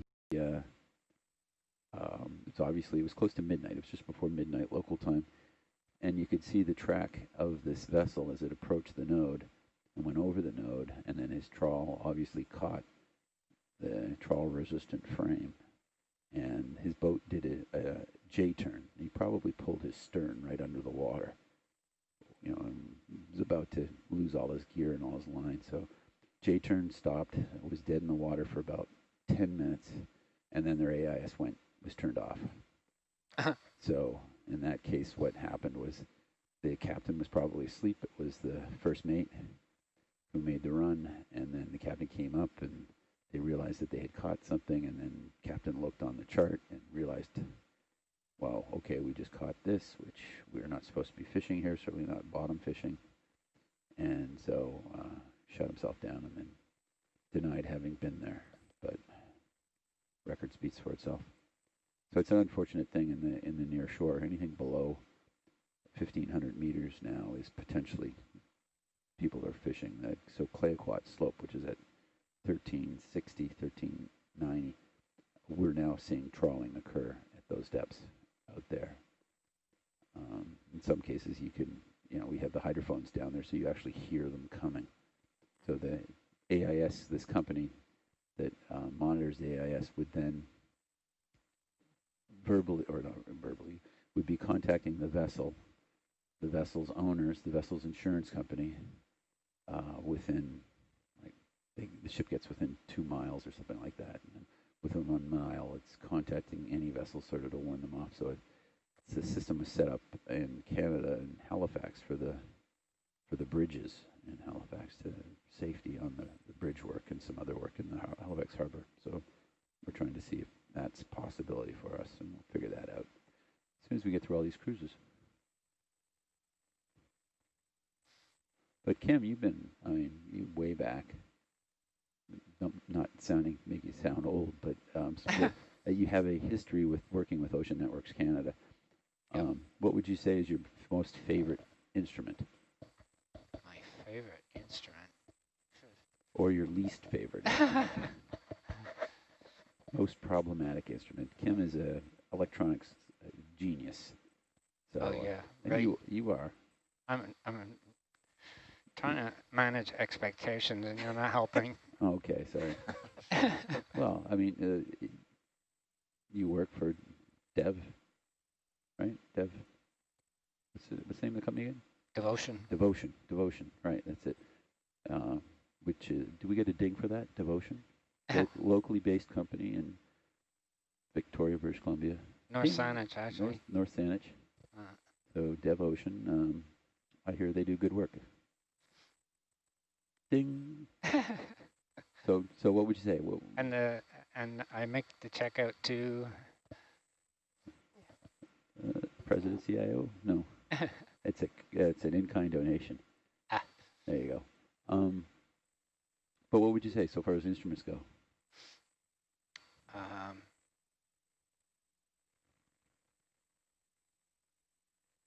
In terms of interesting, I think Tempo Mini is right up there. But it was also challenging, not least of all, because when it showed up in our shop, all the IP addresses they gave us were wrong. So it's sitting there like an inert block of very expensive silicon, and we couldn't talk to it, couldn't start it. Eventually, I figured out that we have an idea that you twiddle with something, you test it, and then you leave it alone. You don't test it and then twiddle with it. But apparently, after they got it all working and fully tested and it was signed off, somebody else decided they were going to have a look at it and went in and changed everything. But we did get that sorted out. Favorite. From a technician's point of view, you tend to be fond of instruments that don't cause any trouble. Do they exist in the submarine world? Please tell me which ones those are, because I haven't found them yet. The workhorses that are reliable. Yeah. The big ADCPs are pretty good. Yeah. They're really well designed. And they're actually called workhorses in some cases, aren't they? They're all over the materials technology and corrosion mitigation, and they seem to just work. I mean, they're configurable to a point where, with very little effort, you can configure them so that they don't work. But I mean, that's not. You can't fault the manufacturer for that. I think part of the problem we had with those was they changed the production. They removed lead. Was that it? Which? On the ADCPs, within the connectors, was that within the, I think what connectors were those? Was the CCON connect? No. One of the connectors that we buy, they removed, it used to be made, there was lead in it, and they took the lead out of it to be environmentally friendly. Oh, yeah, that was it. In the U.S., they brought in all these ROHS initiatives, reduction of hazardous substances. And Impulse had a howl around with that. That's it. It was the Impulse connectors, yeah. Some of those hazardous substances are really helpful in stabilizing polymeric compounds and let you take them out. And yeah, that proved to be problematic. It was, when I was working at URI, the Scotch Guard, which we use here. ONC uses it a lot of places. I mean, it's a great compound to use, but I think there's only 15 states in the U.S. where you can actually buy Scotch Guard legally because it's basically napalm. I mean, it's a highly flammable substance that you basically paint over connections. I mean, it seals it greatly, but it works really well. But it's also highly flammable, very dangerous if it's used the wrong way. It's a tough environment. We're talking about Scotch coat? Scotch coat, that's it. Yeah, Scotch Guard was for your furniture. Something you sprayed on the couch to keep the cat Scotch from... coat, yeah. sorry. My mistake. Scotch Guard is an interesting story in itself. It was 3M produced it for years. It was supposedly totally inert. It was non-toxic, etc., whatever. And 3M spontaneously withdrew it from the marketplace with no explanation, and they couldn't get. No one was ever able to crack that, not find out why 3M withdrew this fabulously successful product they've been making for 30 years. Something to do with the fact that it didn't break down in the environment ever. So they figured that all the Scotch Guard that they ever produced is still out there somewhere. Wow. So, Michael. Yes, sir. How are we doing? We're almost done. What's our target? 1653, and the target is 1626. 1626. So this is 1,000 meters, the bottom 1,000 meters on our recovery. And we're going slow. We're going at 10 meters per minute up, keeping the field of vision in front of us. And this is for the scientists looking at what we'll see in the water column as we come up. So someone will sit back and play this, stop and freeze frame and look at every little bug and creature that they can see. We haven't seen a lot of biology this trip so far. No. You know, we had, I think in June, Mike, we had some seals that were coming and playing around the ROV during recovery and launch. Mm-hmm. Yeah, that's pretty cool, eh? Yeah. Hercules has had and that's in the Hercules highlight. So quite a few years ago now, 4 years ago, a juvenile sperm whale came right and circled around the... Oh, was that this expedition? No, it wasn't here. That was down in the Gulf of okay. Mexico. All right. But, I mean, depending on where you are, you get to see some very cool things. Up here we had, I mean, one year we went through, I forget what kind of fish they were, but near surface, huge. What are the big flat ones, the momoas? The flatfish? Like the big vertically flat ones that we sometimes see in the water column. I don't know, not a biologist. The sunfish? What was it? Sunfish? Yeah. Gosh. They're pretty cool. Lindsay, where are you at on this one? Tell us what it is called. Video. Why can I barely hear you, Tam? Yeah, that's right. I don't know. 'Cause you're mumbling. Your video 1? I got you turned up to 6 decibels. Yeah, but I'm not talking to you. I'm talking on SPL. Yeah, but... All right. Oh my gosh, we're so close. Everybody pay attention. Okay, so Mike, once we hit that magic 1,000 meters, just coming right up, and Mola Mola. Mola Mola, that was it. Thank you. Mola Mola. Thank Lindsay. Thanks, Lindsay. Sunfish. 2. 2. Trying to do a countdown. It's so slow, you don't even know what I'm doing. you forget what you 1. were doing. What were we doing again? 16:26. Ooh. So we're going to increase right. our recovery speed for the last 1,600 meters to... Boom. Pedal to the Lightning metal. speed. Yeah. To what speed, Mike? Let's see what I can get here. Pretty light, so it should be good. We've got 5 cores on board, 3 Niskins, 2 turtle doves. And I'm doing 15 right now and rising. So we were doing 10, now we're up to 15, so an increase of 50%. Should be able to get it to 20, although it's not going up anymore. If I can't get it above, I'll toss a plate. Yeah, you can do that. I actually gave Josh 3 plates back the other day. What do we don't have any big like rock samples or anything on board, do we? Nope. And we didn't, we're far away from the actual node now and all that, right? We went way out in the middle of nowhere.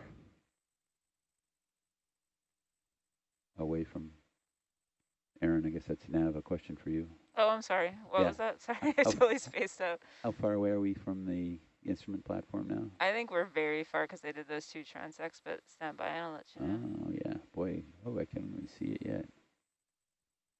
Like a couple of 100 meters, at least. Yeah. Oh, there we go. Okay. Like miles.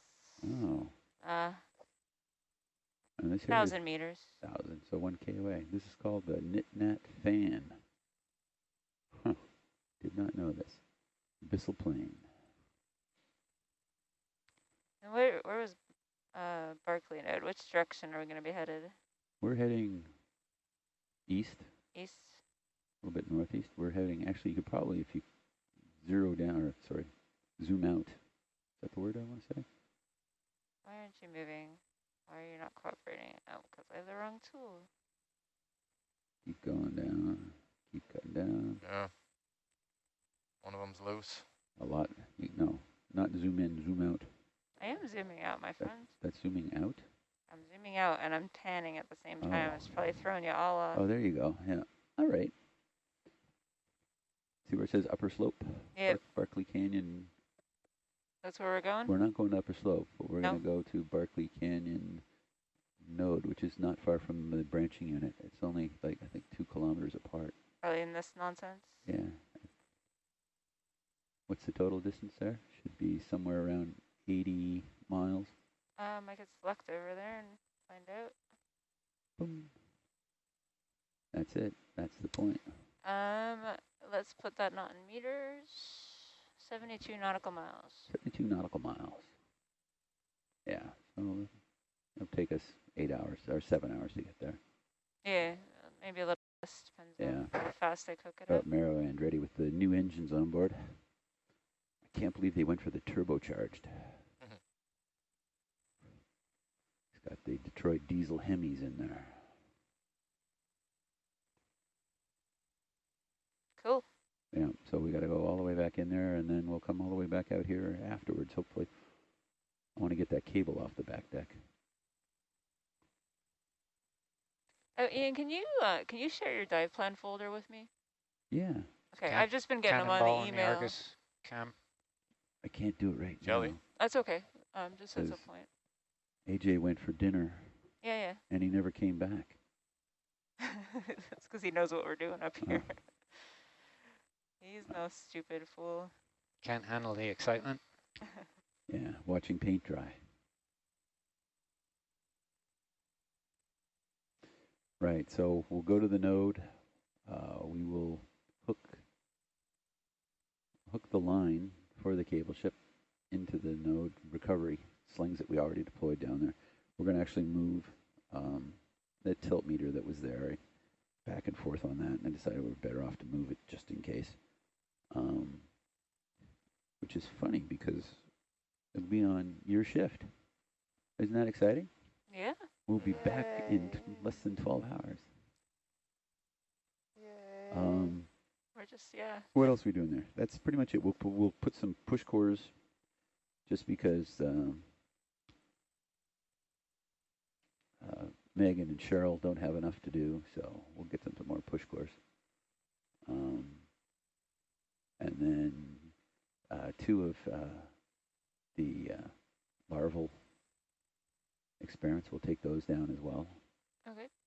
Leave them, deposit them down there. Make some more space in the lab. And what else are we going to do? Sounds fun. I mean, we are pretty pro at blue water, though. I don't know. Yeah. We might want to specialize in it. That'd be fun. Or, and we'll watch them actually lift the trawl-resistant frame up off the seafloor. We'll do monitoring for that. I don't think that'll happen before your watch ends. Actually, I can tell you it won't happen before your watch ends because... What's the depth there at Barkley? I think it's maybe about 682 meters, but I'm just guessing. Shallow. Nothing. That's something I learned years ago. You're going to make something up. Go for extreme accuracy, and people never question. Yeah. 626.3 meters. How much is it? No, I was just making it up. See, it works. Works every time. AJ's back. Yeah. I can't hear you. We were talking about you, AJ. You're talking about me? Yeah, oh, yeah. Watch the winch speed, Kim. All good. It was all good, though. I'd imagine. It was all good. How was dinner? Good. Did you have a pepper? Yeah. Yeah. That was pretty, I didn't know what that was. I just kind of had to go for it. It was a stuffed pepper. It looked very well. Oh, I love stuffed peppers. Man, I picked the wrong day to skip dinner. I'm sure there'll be leftovers for you. Yeah, there will be. That's all right. I picked the wrong day to give. There's always something I give up one day. I always pick the wrong day. It'll be next week and the week after. I don't eat it today, but they make good stuffed peppers. I also caught wind that there was cheesecake. It's what? There was cheesecake in the fridge, and I'm really hoping that there's a piece still left. Oh, cheesecake. There was cheesecake in the fridge? Yeah, it was but now of course, now that I've said it, it's all going to go. All right, well, it's been great talking to you guys. I'm going to go down below. Does anybody need anything? Cheesecake? Cheesecake? No, thank you. I'm good. Enjoy. Last question. Anybody need anything at all? Cheesecake? All right. Ba-boom. Ba-dum boom. All right. Enjoy the rest of your watch. I will be watching from down below because AJ has this all under control. She is. If I had it under control, you wouldn't have to watch from down below. I will be watching closely because I do not trust him. No. I'm working on dive plans, actually. And emailing Aaron. Oh, yeah, I got to share that folder with you. No worries, I'll do that. Thank you. Who was I talking to about a caricature of John Delaney? Not me. What is that? Mystery circle. Must have been Jelly.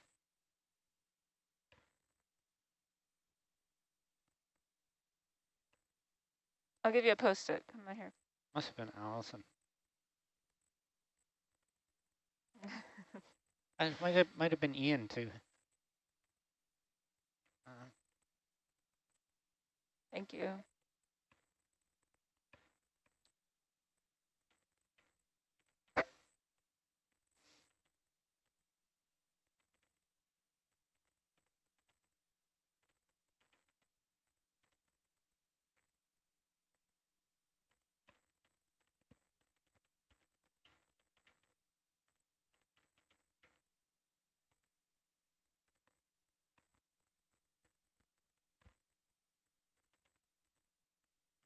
Bridge nav.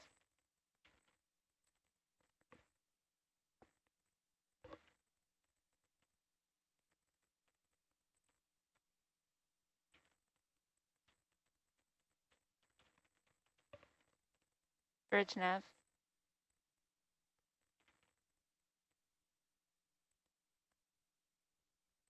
We're about 90 minutes from the surface.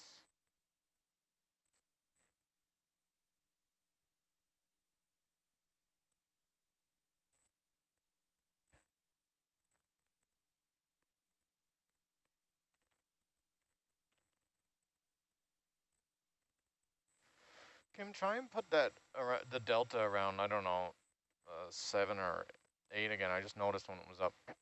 It'll increase Herc speed a bit, I think. What's that? Plus 7 or 8? Hmm? You want the delta at plus 7 or 8? Yeah, I think it speeds Herc up a little bit.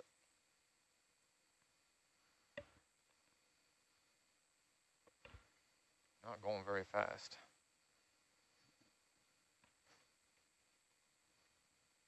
Oh, I missed a sunfish? No, we were just talking about cool things that we see in the water column occasionally. Oh, I would have loved to see a sunfish. They're so creepy. I don't know. They just like sneak around, looking all shady. Have you guys seen that video? Jeb, I don't know if any of you know my coworker Jeb showed it to me. It's a guy with a Boston accent finds a sunfish, kind of off, like floating on the surface while he's on his boat. Has a pretty great reaction to it. I think if you YouTube Mola Mola or something, it comes up. But profanities are involved. I feel like Jeb might have mentioned it to me, but I've never looked it up. My wife and I quote it a lot now. It's become part of our canon. Yeah, it's another couple of meters a minute out of it. So if Argus is over top of you, does that help with your ascent rate? I mean, is helping. But you don't want to get too aggressive with it. But I think 7 or 8 meter delta is fine. What's the limiting factor on recovery? Is it the winch itself? It's just Herc's vertical speed. Oh, so you don't want to pull Herc off. No, you don't really pull them up. That's what we're talking about up here. You can have Argus a little bit higher and like assist. Yeah. But we don't really like pull them up with Argus. Gotcha.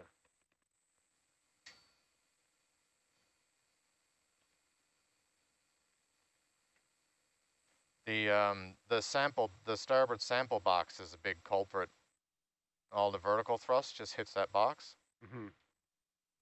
So if we didn't have any push cores, we'd What's be that? flying. We didn't have any of those push cores?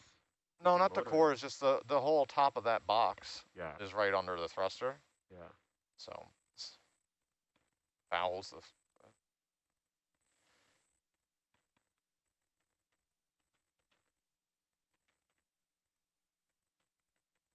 18.5 is tolerable. What we're doing now.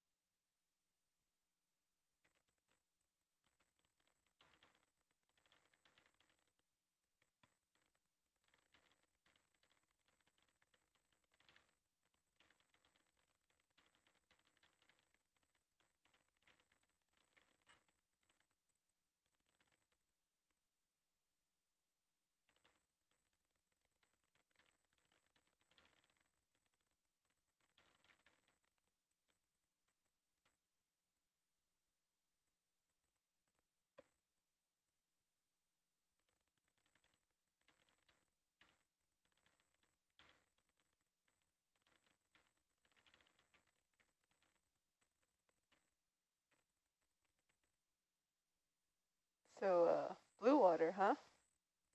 Hey.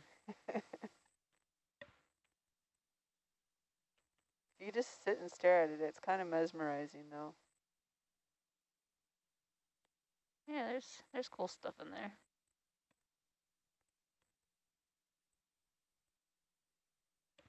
So, ROV, Ian asked Kim about his favorite instrument or anything he's dealt with, but what is like your favorite maneuver or something similar to that, or instrument you had to put down that you have dealt with? Situation. There's this really amazing top hat. I don't know if you remember that. Raz. Definitely the Raz. Mike's top choice. I like doing the bars, actually. They're pretty fun, challenging. Oh, and the Titans are fun for the most part. I don't like the dredging part, but I like all the rest of it. What's the Titans? We've got a Titan coming up. That's the seismometers. It's a big evolution of like you have to dredge a hole and put this case on green culvert tubing in the ground, and then continue to vacuum and you get it. You work that into the ground, and then you put the Titan in there with you empty out all those glass bead bags in there.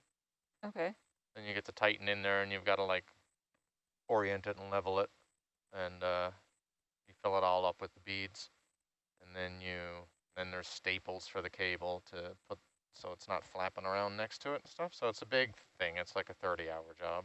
Yeah, that sounds cool. I think we've got a Titan. I don't know if we're going to get around to it. We definitely brought one. But I think because we're swapping out a Titan, we don't have to do as much vacuuming. Hopefully. Right. I think that's what I've heard. That's the pretty boring part. Vacuuming the hole. Yeah. It is kind of like a sense of accomplishment, though, when you're done and you get it all leveled, and then you're putting the beads, like all the beads in.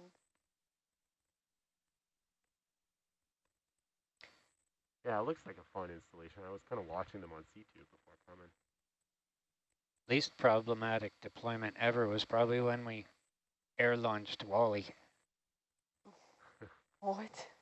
I heard about that as well. Yeah. Little crawler on the seafloor. Yeah. We spent hours meticulously rigging this to go down under the vehicle so we could place it on the seafloor. And hook let go under the vehicle, and it's just there you went. Bye-bye. You had to go find him? He landed shiny side up on his tracks without a scratch. Wow, just like a cat. Yep. So what does Wally do? Essentially, it's plugged into a node. And I could tell you about one. it's remotely operated, usually by some kids from Germany. Yep. Which I think is totally fascinating. There's somebody in Germany operating a remotely operated crawler that's crawling around the seafloor off our coast. Technology. Yeah, AJ, go ahead. Tell us more about Wally.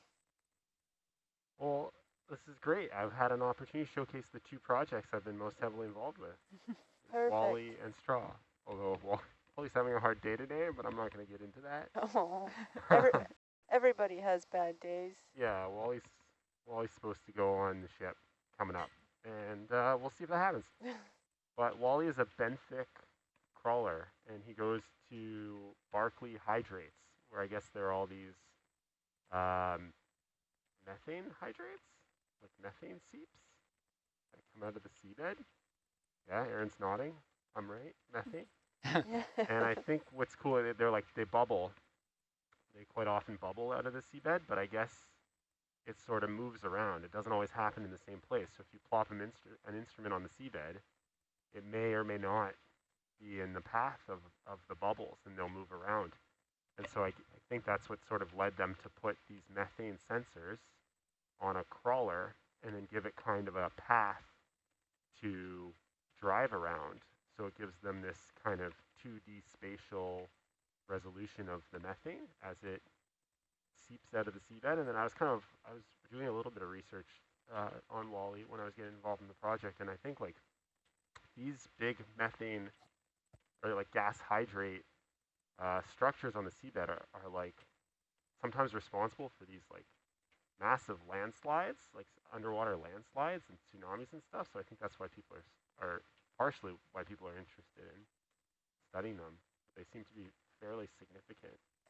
So it's like the crawler has like methane sniffers or something on it, and it's like, is it actively changing its position based on what it senses? No, I don't think they they fly off book. I don't think that's like, I think to be maybe more like scientifically diligent, they have a very regimented schedule in where they drive Wally.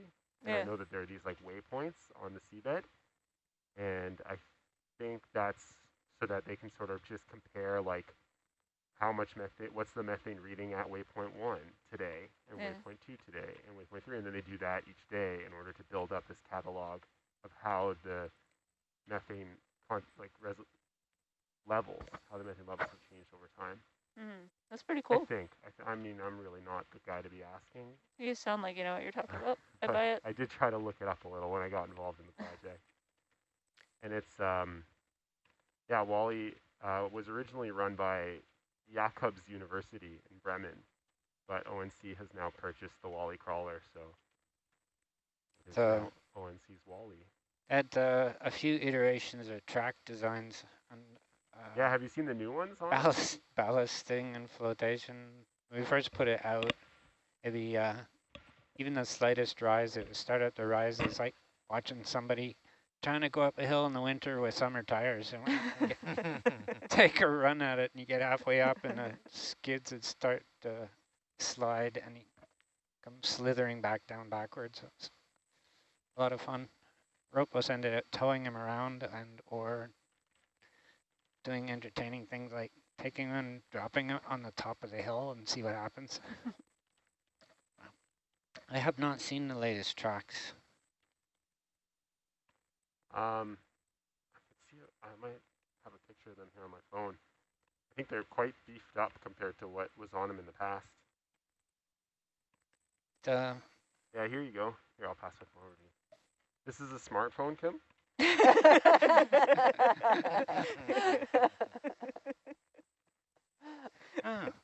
Very cool. Looks like there's some engineering involved. I don't know.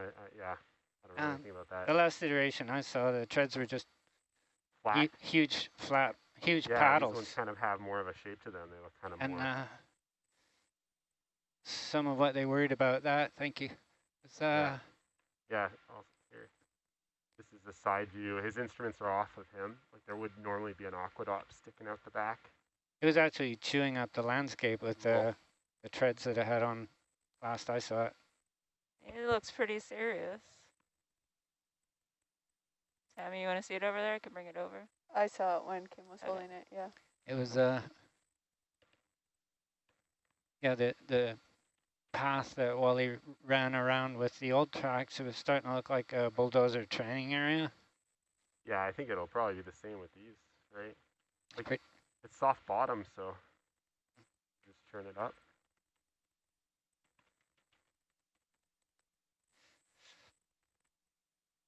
The things you don't say when you remember you're on mic. I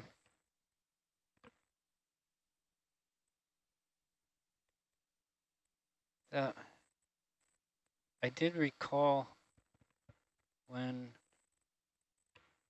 Ian was asking about favorite and least favorite instruments, I was thinking, how badly can you slag a manufacturer on an open mic?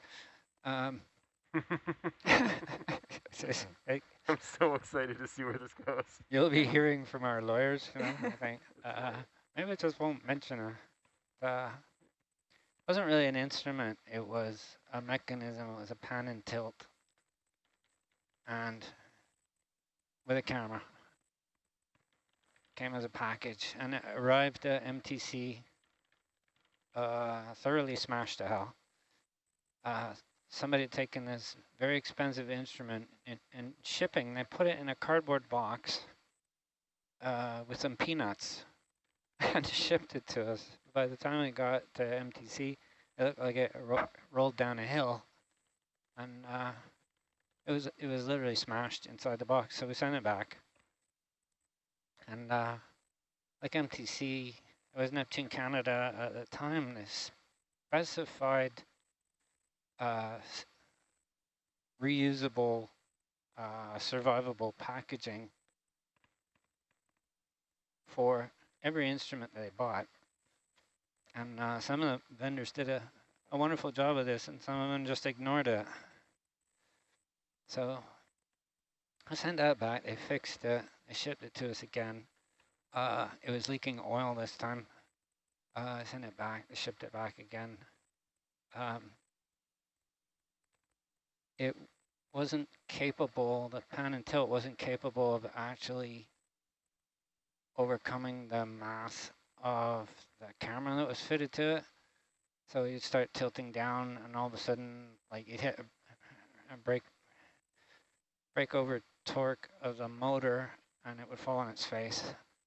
Anyway, that was probably the most traveled piece of kit in certainly in the history of Neptune Canada. It went back and forth to manufacture probably 8 or 10 times. We finally got it through our test regimen at MTC. We took it to sea, deployed it to the seafloor, and it flooded. Okay, I give up. I don't know if it was ever recovered.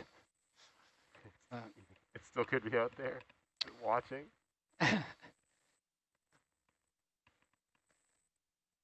The whole oceanographic equipment, though, like, it's such a small market, right? So it's like everything is tweaky and weird. Or like nothing actually works poorly easily. Documented.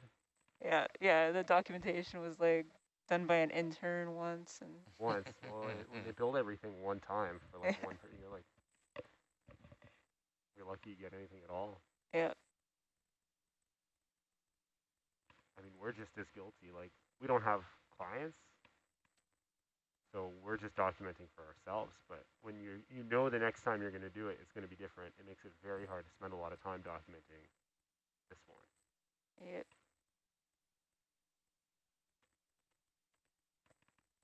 It's like that UCTD is our nightmare, our mapping nightmare out there. There's like, I don't know, 5 of them in the world, maybe. Everybody has horror stories. What's that? The UCTD that on the back corner, the what side is it? On the starboard corner, it's the, we haven't used it on this, but we use it to do sound speed when we're mapping. Okay. Instead of an XPT. Yeah. It's an underway CTD, so it's on a winch. Oh, yeah. And it's just like, every time it goes out, we just like hope and pray, you know? Do you like yo-yo tow it? No, you can. I just read that in the manual. You can yo-yo tow it, but no, we either do it, you could do a free drop where you put a lot of line on it, and then it just goes straight down and then continues to pay out. Or you could just do a straight drop, but you can't get as deep. Right. And it's just been like this learning curve. It's like you can wrap 600 meters of line on it, but then the chance of it turning into a rat's nest on the way up is like 90%. So we've been like trying to feel it out. And if you rat nest it, then you have to stop the ship, and like all of us are out on the back deck. Yeah. Pulling through line. Yeah, it used to scare me. I'm getting a little more comfortable with it, but it's like every time it goes out, you're just waiting for disaster. Yeah, I have a friend who was developing an instrument for his postdoc, and it was kind of like I don't know what it was, but it was, you yo-yo towed it was the idea, and it's on a fishing line, and he spent years developing this instrument. He has 2 of them, and I think they went out to tow the first one to drop it underweight, profiling, and it must have snagged some fishing gear, and he lost that one instantly. That's so sad. The heartbreak. Like, you're never getting that back. Yeah.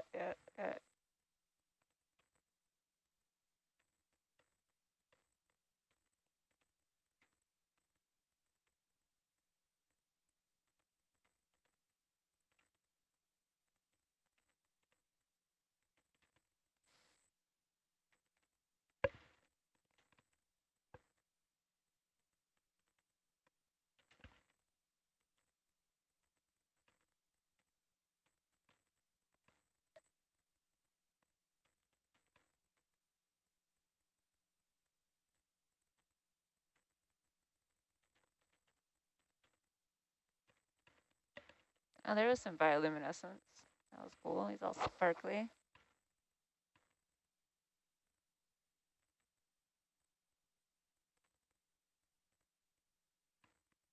It looks so bright down there. And then you remember that's just from this quick slice. How's it going, Mike? Going slowly.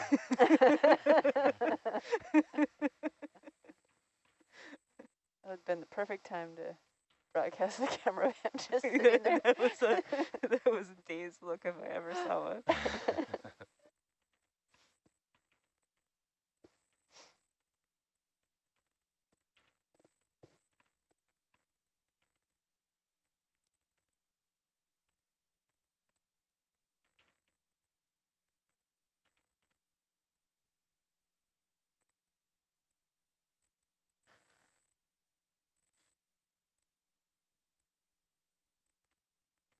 Tammy, while you were away, Megan and I decided we're going to start a little gym competition list.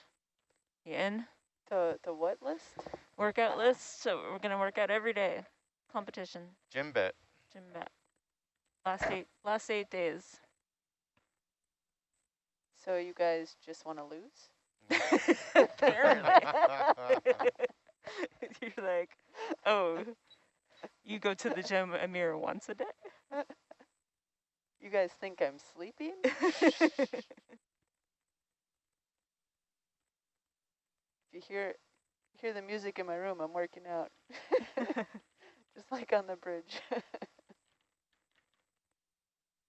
He's so, like 2 years ago on the way out to Hawaii, was the first time I really worked out, and I was working out on the monkey deck. And I was doing it for like 2 solid weeks every day before Bosun came up and explained to me that when you jump on that monkey deck, it shakes the whole bridge. Oh, no. So he was like, he comes up, he's like, you! And he drags me down to the bridge and made me stand there while he went up and jumped. And he's a big man, right? Like 300 pounds, and he was jumping. I was like, Jesus, Vitaly, like, why didn't you tell me? Like a jerk. I am telling you now. He probably just laughed at you every time. He's like, it's okay. What do we think that is shaking around behind that comp there? What? Where? Oh, I see what I mean. Camera.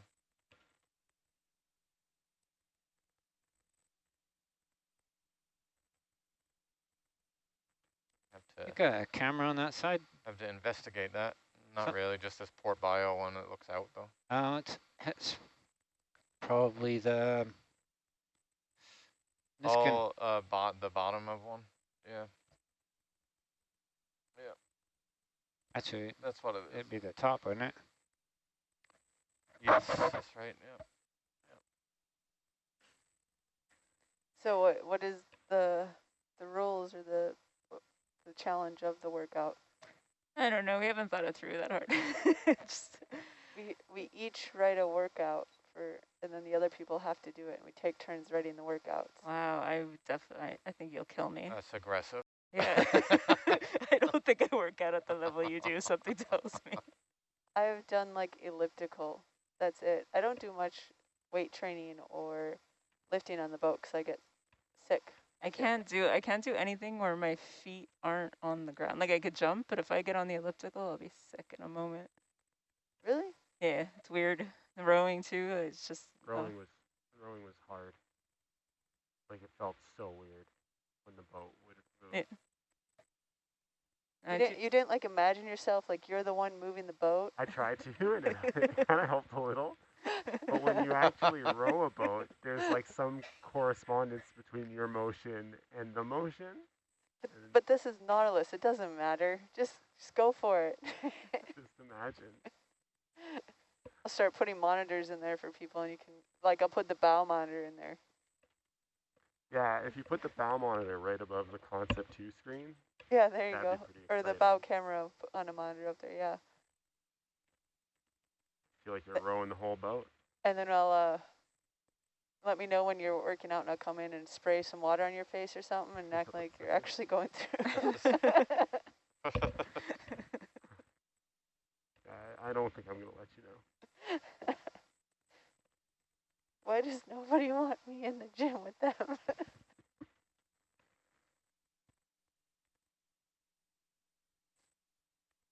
Is the old rower still in there? I just totally didn't pay attention today. Yes, it is. Rennie would have a fit if it disappears. he's thrown some threats around when he saw the recumbent bike with the built-in rower. It's not good enough, apparently. Which I find kind of funny that it's a recumbent bike, because usually on the boat with all the sitting and the way your hips move and everything with the boat and the balancing, you have back issues. Yeah. And so the recumbent bike, yeah, it's good for if you have back pain, but also because of the environment, you need to be using your stability muscles and everything. So I was a little puzzled by it. I think it was just a safety and to fit in. And I just do like mat work, mix of like strength and cardio. But gosh, I used to watch Martina would always be on the treadmill when I was in there. And it's like running on the show. I would die. I would hurt myself. I get flung against the wall. Well, I don't like treadmills to begin with. They scare me. I just always, like, the whole time I'm ever on a treadmill, I just think, don't fall, don't fall, don't fall. Yeah, that's exactly me too. I'm like clinging desperately to it. I'm so uncoordinated. It's not safe. I told this to a coworker once, and he was like, what, how, you're a runner. How can you ever think that about a treadmill? I'm like, well, I'd prefer to run outside, but I'm very nervous that I'm going to trip, I'm going to step on the edge, or I'm not going fast enough. I just have this fear of falling. And he's like, oh, I've never had that, never had that. 2 days later, I see him like on the treadmill, all of a sudden he's bumping up it more and more, and then 2 girls come next to him, one on each side, so he bumps it up even more, and all of a sudden he turns to look at one of the girls, and he just flies against the wall. Serves him right. And he just went down and started doing push-ups, you know, that very typical, like stereotypical video you'd see.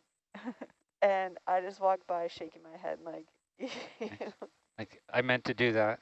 Yeah, yeah. Like I watch people have conversations on treadmills. That blows my mind. I couldn't. I'd be dead. That's actually a form of a test. I don't really do the treadmill as much. I make people do steps or stairs or something like that. And I make them have a conversation with me so I can, when they're new clients. Yeah. So then I can see kind of where their level's at.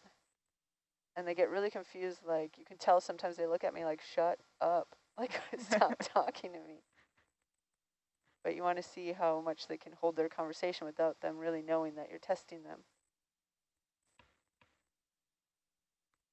Testing their language skills? No, you're testing their breathing. Yeah, Can I they? know. Oh, I was like, well, if you heard our conversation. Repeat after me. That was your small talk.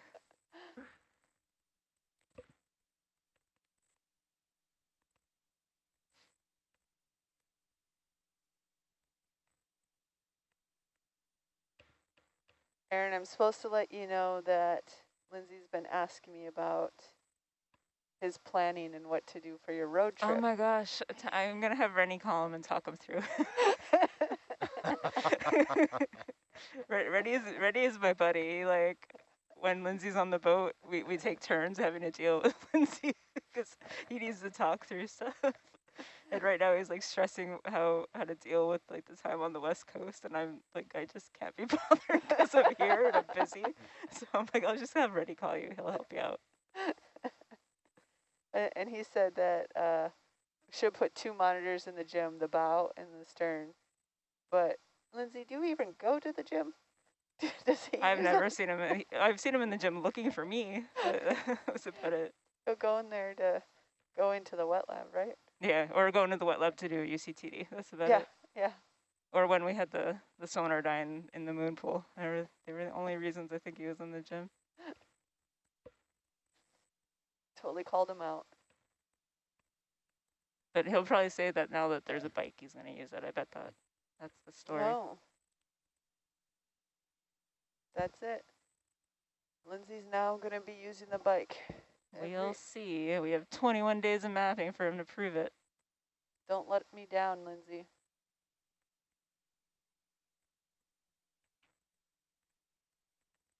Oh, so Mike, are you still doing your plyometric yoga, whatever? No, I haven't done anything since I've been out here, but I was when I was isolating and stuff, and I intend to on the Tully, because we have 12-hour ops, it's a bit easier. Yeah. I just gave up. I was only out here for, if I was out here for longer, I'd have tried harder to make it work, but I figured it's 2 weeks, just gonna plow through it. We'll keep talking about it. Make you feel bad. Yeah. How was your ROV neck or shoulder? ROV shoulder? What were you calling it? Yeah, not bad. It was, I have like chronic neck pain now. It's really crappy. It was really flared up before I came here, but it's been okay. But sometimes if it's like there before a shift, I'll just take a leave, and I've got like a lacrosse ball to roll it out against the wall. Doing that. Mike, I have a special message here. Mark Rankin would like to say hi. Who? Mark Rankin. Mark, you're saying hi to him and not me? He said Rude. he's going to come to Newfoundland when the pandemic is over. Yes. There you go. He also said he's coming to Seattle. Wow, he's making a whole lot of promises. He says hi, everyone. He doesn't, he doesn't want to oh, now he's got to go. Now he's got to go everywhere. Oh, okay. He says, oh, Tammy, hello. Only Canada. Only. Mark. Yeah, everybody come to Newfoundland.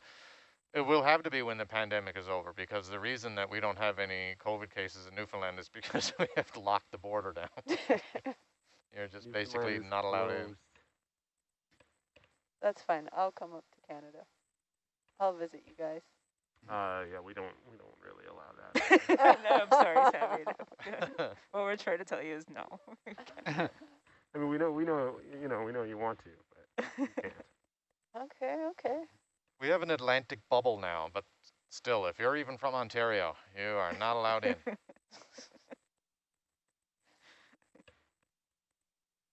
I'll remember all this, guys.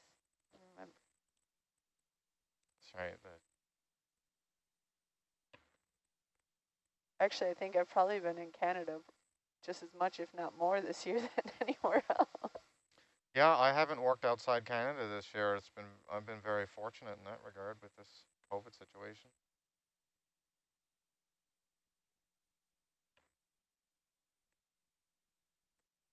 I'm just gonna buy like a second home in Sydney or Victoria.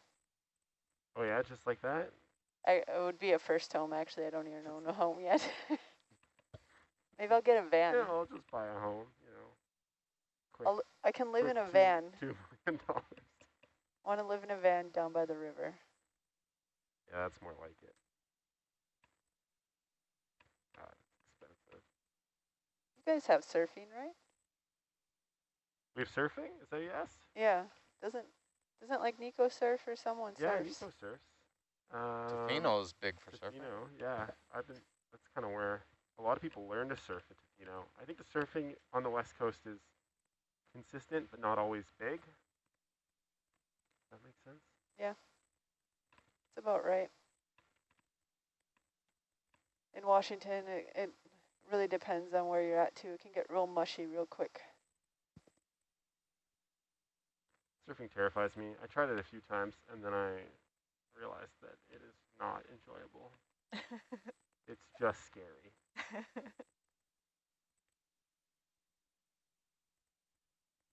She'll try it someday, but it's going to be somewhere like warm and inviting, for sure. Well, Tofino is a great place to learn because it's just kind of like the beach. It's kind of, I don't know. It's just nice. It's like the waves are small. It's a soft sandy beach. It's not freezing cold. But the water's cold. It's not freezing cold. You get a wetsuit and then you're fine. No, I'm thinking like Hawaii, dude. Yeah. I don't want to wear a wetsuit. See the waves that end up in Hawaii? Big waves. Well, I would learn on the child's beach, like the baby beach. I'll bring you to Hawaii. I'll show you where to. I'll teach you. Did you hear me say how uncoordinated I am? Like I wouldn't sign up for that. That's fine. I don't want anyone I know to witness it. I'll pay somebody who's a complete stranger to try and show me. I'm a very patient person.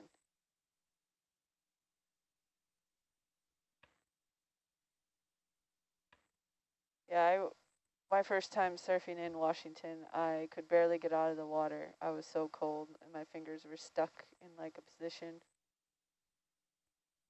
Did you have a wetsuit? Yeah. People are surfing in Newfoundland now. It's like a thing. Yeah, people surf in Wisconsin.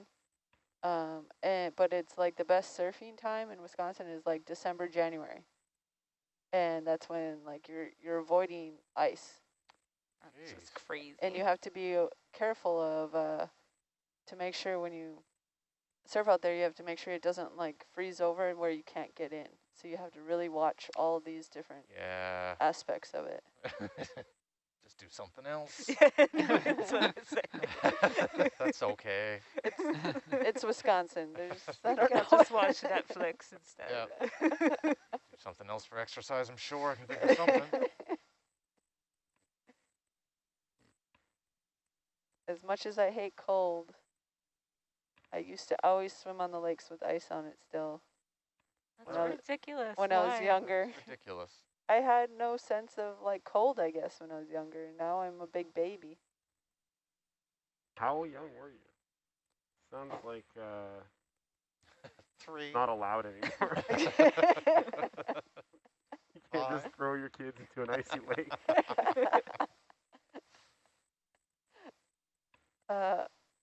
I grew up in northern Wisconsin, so I moved out to Hawaii when I was 19, 20 years old. So, and then I realized how ridiculous it was to live in Wisconsin in the cold.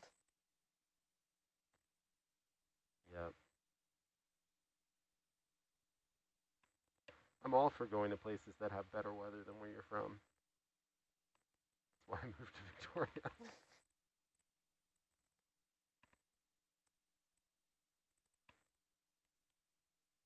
But you still have to experience it all.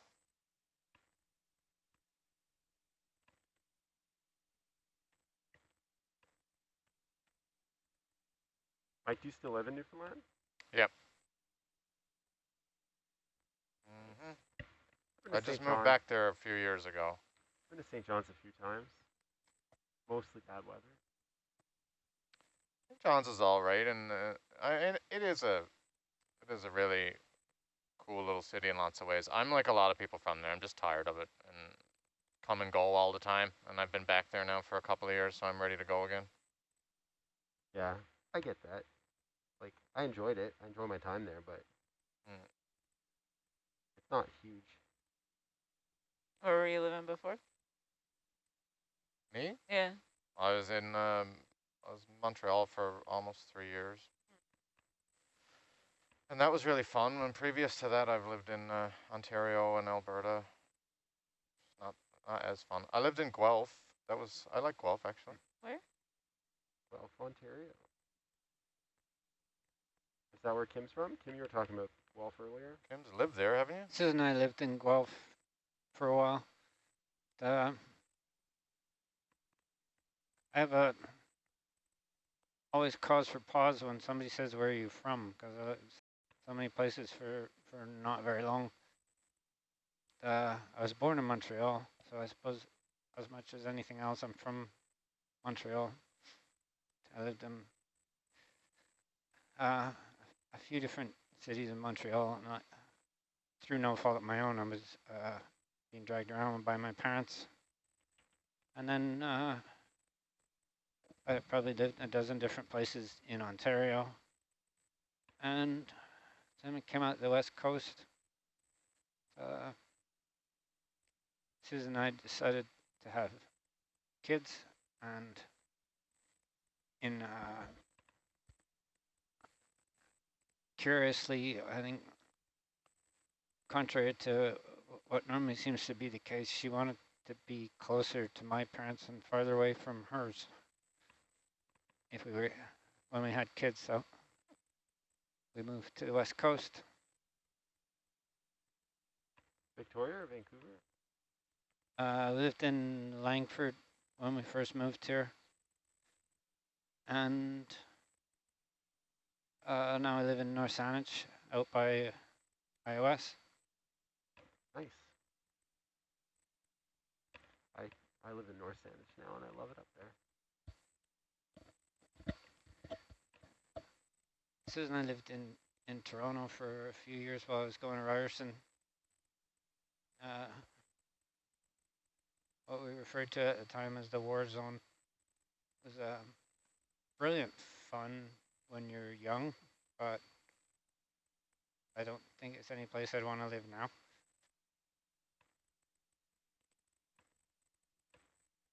All my family's in Toronto, and a lot of my friends are, and I don't know. We were at Gerrard and Jarvis, so it was a bit of an interesting neighborhood, to put it politely. Yeah, it's a different lifestyle. One of the brilliant things about it was you could eat any nationality of food you could pronounce within a 2-minute walk of where we lived.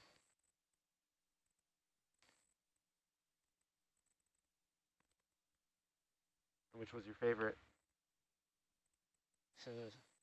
So, on price, France spaghetti. Plate of spaghetti and a beer for $12. Can't beat it. Pretty awesome. Favorite restaurant in Toronto? It's probably gone now. Used to like Fisherman's Wharf.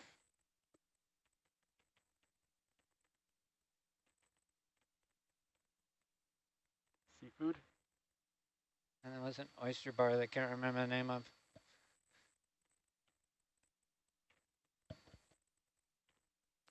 So, is it oyster place at Fisherman's Wharf? Yeah, I'm trying to think of the name. What's that?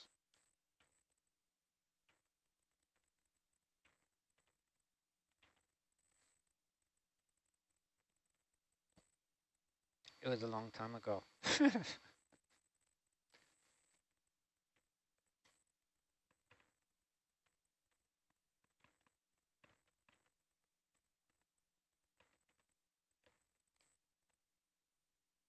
I used to come out and visit my mom and dad on the West Coast, and always came the last week of July and the first 2 in August, and we thought that Victoria was the most amazing place, and wouldn't it be great to live there? When we finally moved here, we realized they didn't tell us that it rains for 6 months.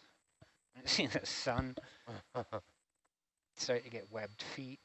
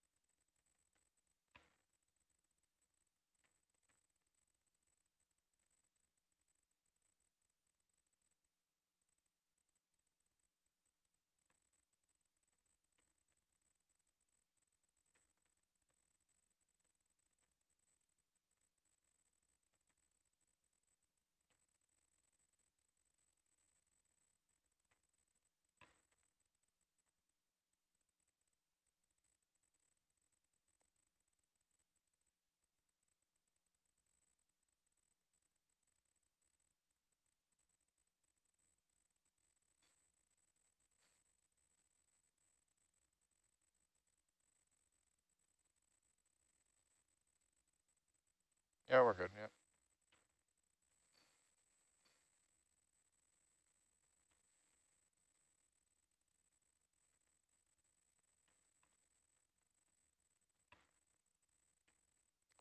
Well, you're asking the bridge that, weren't you? I was, but you can tell me your opinion as well. Yes, they're fine. They're fine. Sorry. It's all right. At least you know he's listening to you, Aaron. What? At least you know he's listening to you. At that moment.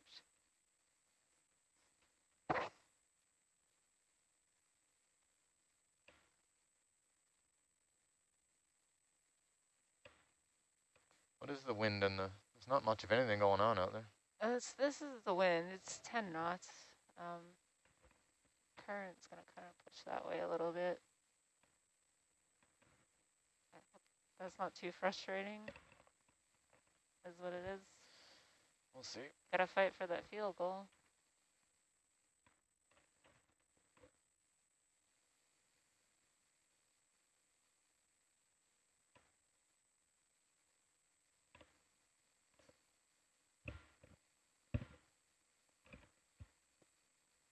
Get Damien strolling in with 30 minutes left. Oh, cool. What's that about? Just in time for a story.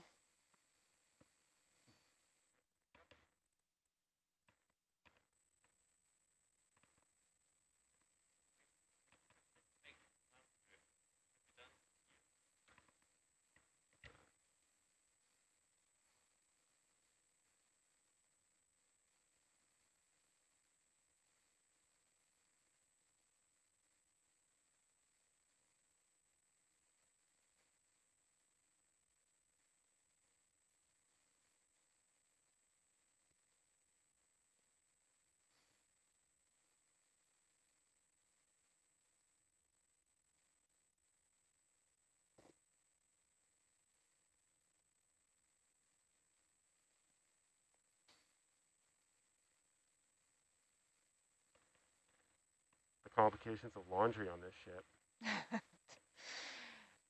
It could be a little trying sometimes. I set my laundry yesterday and it said 60. I assumed that meant 60 minutes. And then I came back to it. I came back to it 60 minutes later and that number 60 still said 60. And then I went back up to the mess and Allison was there. I said, how long does laundry usually take here? And she laughed in my face. She said, what cycle did you set it for? I said, I don't know, cotton? She's like, some of these cycles are about 4 hours long. Yeah, you gotta do the sport wash. Yeah. Unless like you have a lot of time on your hands. Yeah. I was not aware of the sport wash. Yes, trick. it's the only reasonable one. If like there's nobody else on the ship, oh, that's a cool jelly. Yeah. I sometimes do a longer one, but otherwise, yeah, you'll never see your laundry again. Yeah, I don't understand these machines. Like a 4-hour wash cycle. What's that about? I also don't understand the dryers. Like they're either wet, I think they're just spinning around, or they're cooked. I don't know. I can't figure it out. I was gonna look up what all the little symbols meant, and I got like lazy. The dishwasher at home too is like, there's cycles you can have it going for 3.5 hours. Why? What's it doing? I don't know. Why is it on all night? Is it crazy? Michael, I thought you didn't like dishwashers. I don't use it. No, well, this clearly, you can tell I don't use it. I mean, you're standing there, it's going to take you 20 minutes to do the dishes, and then you're looking at this machine. Oh, I'll just run this for 4 hours instead. I haven't had a dishwasher in 5 years. We're going to get one. I'm so excited. Oh my gosh. We'll just buy more plates. I will never wash another dish. Oh my God, I changed my tune pretty quick with a couple of kids, I'm sure. Mark Rankin wants to know how the food has been and what was for dinner tonight. He always wants to know about the food. He's jealous about the food. Well, apparently there's cheesecake. Right? He likes food. That's what he says. He says, I like food. I like food. Tonight for dinner was stuffed peppers, and they were stuffed with some sort of rice and beef sauce. I don't really know. The stuffed pepper was brilliant. It was like an au gratin potato that was good too. Scallop potato. It was really good. Yeah, there's so many more options. And usually you think you eat a lot on the telly, you eat probably twice as much here if you let them serve you. Mark says, better than my craft dinner and hot dog. I think it was probably, Mark. Sorry. Yeah. Sorry to brag about that. There's also just a box of marshmallows. You know, like a box, like a tray full of marshmallows on the tables. Like, are we just supposed to eat? Wait, there was? Are you sure that's not the garlic? Sure, No, I ate one. It's a marshmallow. Wait, Why are there marshmallows? I wanted marshmallows earlier today. Well, like, is that something you do? Is just eat plain marshmallows? People do this? I do. I find that strange. I like my pure sugar. Seems like a strange form of sugar. Maybe they gave us the Hershey bars yesterday. Maybe we were supposed to try and make s'mores in the microwave. We had to save over 3 days. Like tomorrow we'll get graham crackers. Maybe they're testing us. Like who's patient? Yeah. Who can who can figure it out? Who deserves the s'more?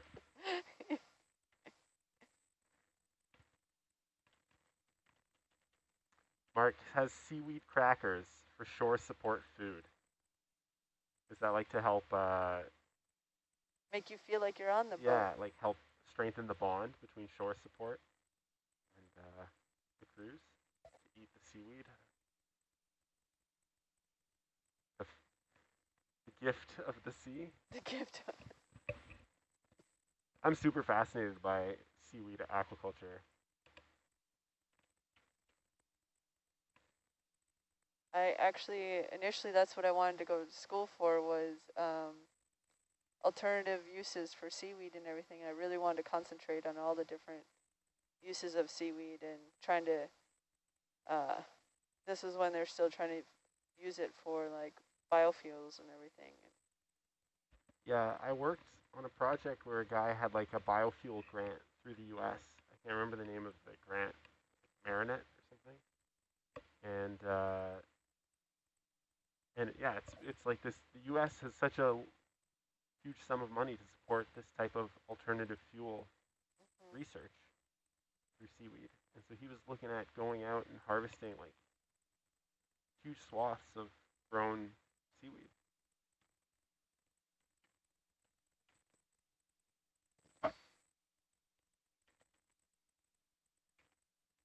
Mark Rankin says there's an algae lab in Victoria. They were featured in Douglas Mag. What? I want to go to the algae lab. I know that's super weird, but I want to go. I know there's like a guy at Bamfield who grows seaweed and sells it as like a superfood. Yeah. Seaweed as a snack is also delicious. I think, yeah, well, that's what, you need more people eating seaweed, and then it'll become more economical to grow. We need more people like you, Mark, eating seaweed crackers.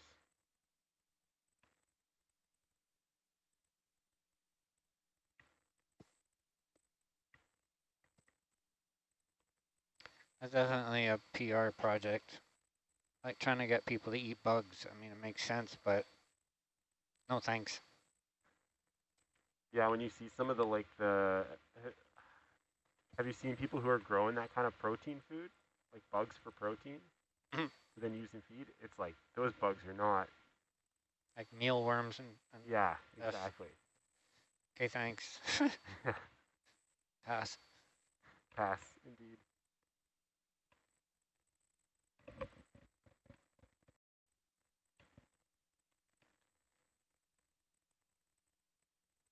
Mark Rankin only eats foraged food. Foraged? Foraged. He's like an avid mushroom forager. Oh, I'm thinking like dumpsters. That's Jeb. I don't know if you know Jeb. We call him Dumpster Dexter. Oh, poor Jeb. Poor Jeb.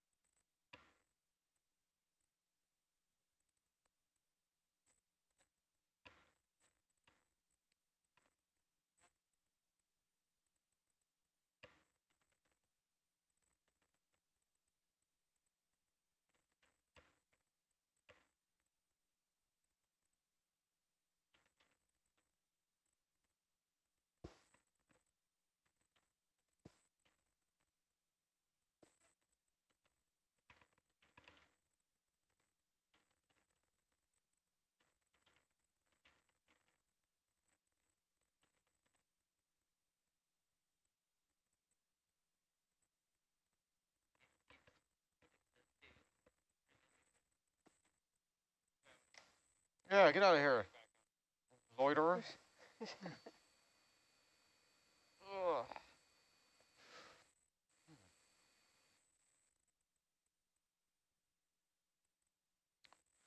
Hopefully Herc will come back when you start dragging.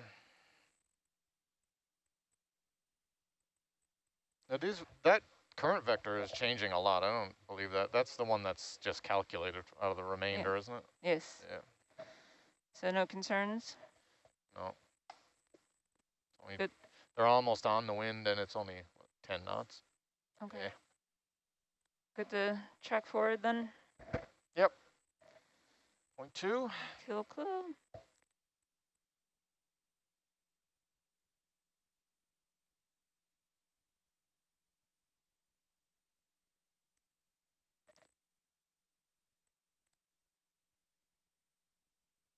Of the way Dan checked the gauges, right?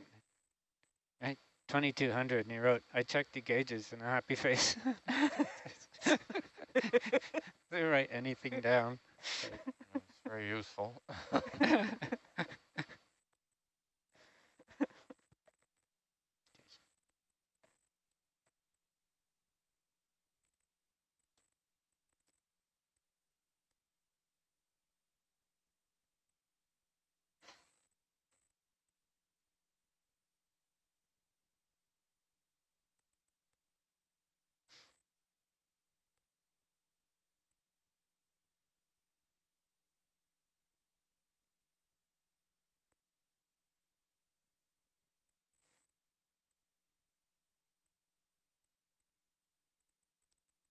Bridge nav.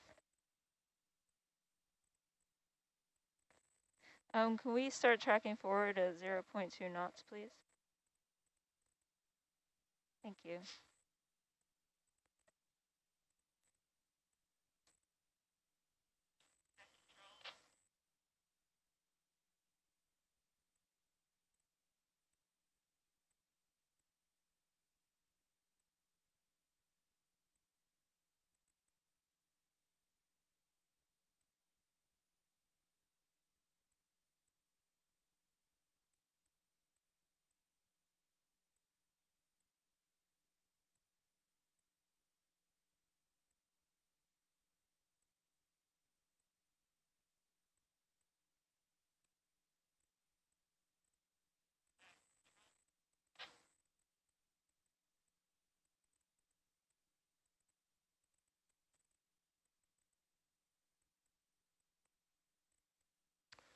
Is the ship moving ahead now?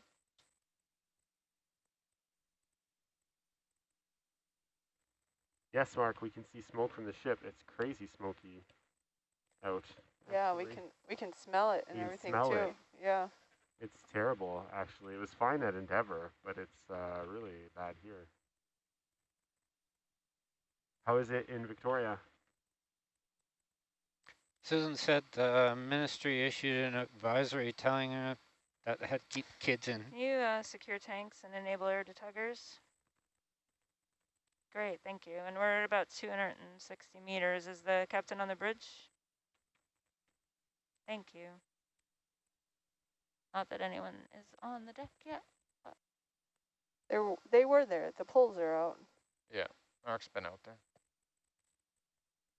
It's apparently some kind of air quality scale that they use, and 10 is supposed to be lousy, and it's 10. Susan works for a provincial daycare, a VHA daycare, and the ministry told them to keep kids inside. Susan said driving downtown one morning, it was like fog. Wow. But it makes for beautiful sunsets. Yeah. Portland is getting that all-day red hazy glow all over. My mom sent me a picture. And they're being advised, if they have to go outside, to try and put a filter in the mask that they should already be wearing. Great.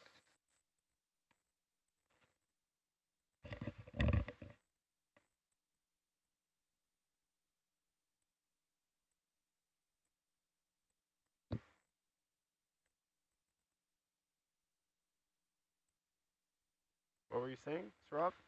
I was saying everyone's in Victoria and Vancouver talking about the smoke since the last week or so. Yeah. Been pretty crazy, air quality wise, I guess. I don't know. Mark's been saying, how did you see the smokes on the ship? Can you see the smoke from the ship? Yes. I replied, yes, when someone smokes. I was faintly surprised because, you know, I think the wind here is prevailing westerlies, and we are west of the coast. So I asked my daughter if she could find any satellite shots of the smoke, and she sent me a shot, and plumes from Oregon are going straight offshore, like right out into the ocean. I'm thinking, how does that work? I don't get it.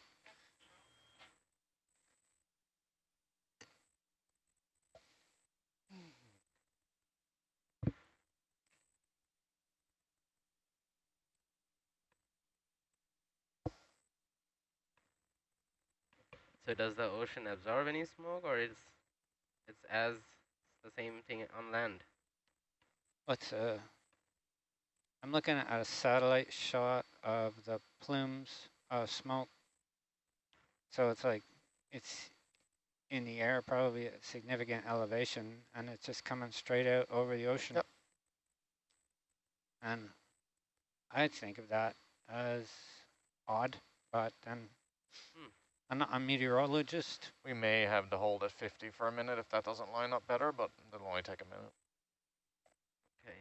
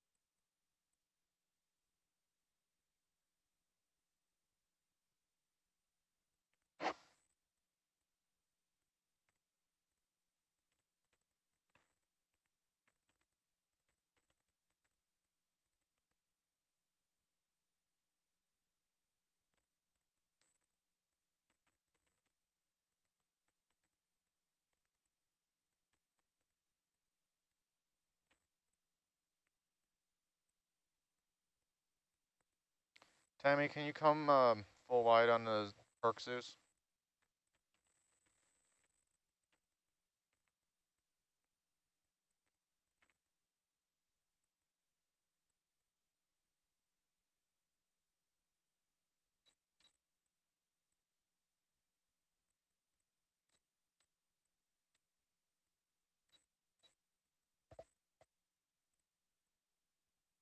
I don't need that there, that's fine, Kim. I'm just tucking the camera back for recovery.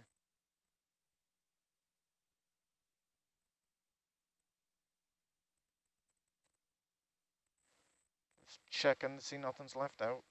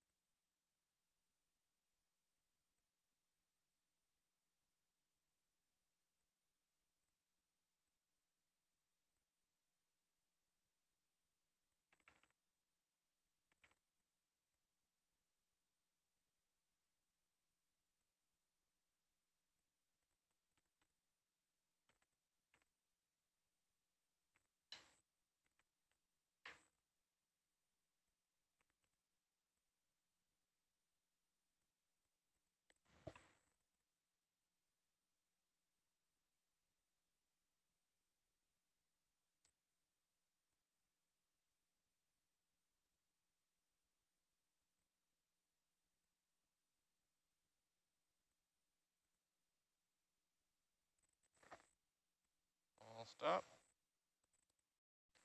Deck control. Roger. We're at 50 meters.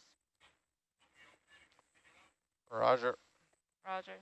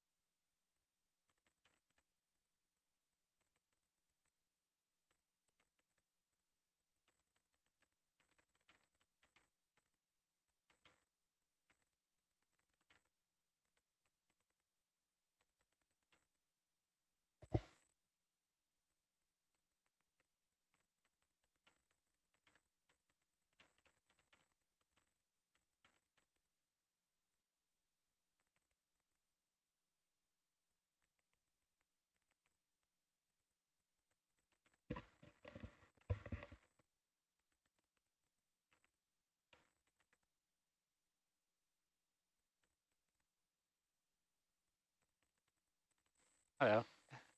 Wait, shut the Argus Zeus off as it comes on board. Okay. Yeah.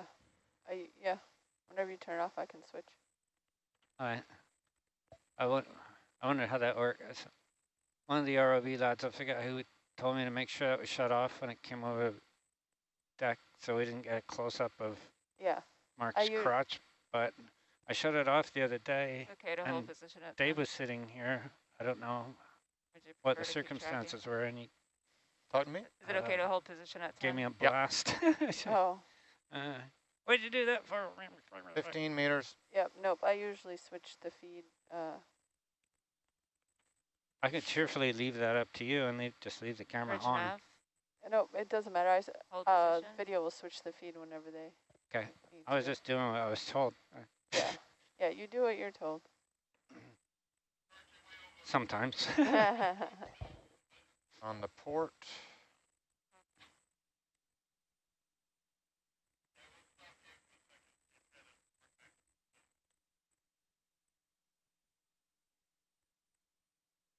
Anybody see Herc?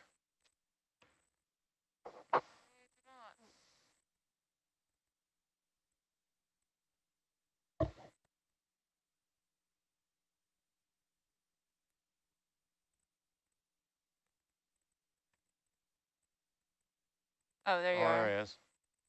Wow, what's he doing over there? Do you want a ship move? Nope.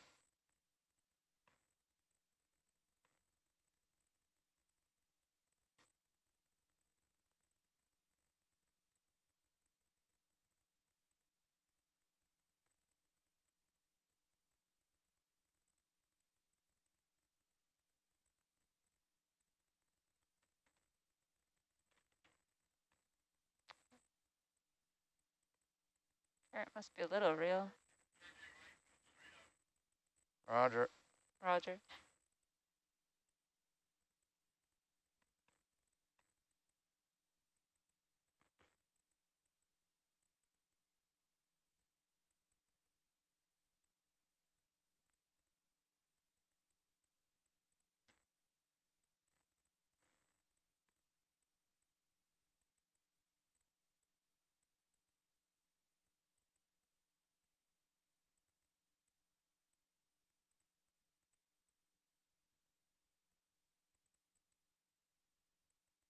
Okay, to stop the meso.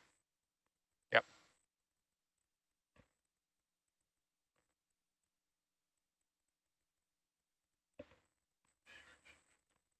Roger. Roger.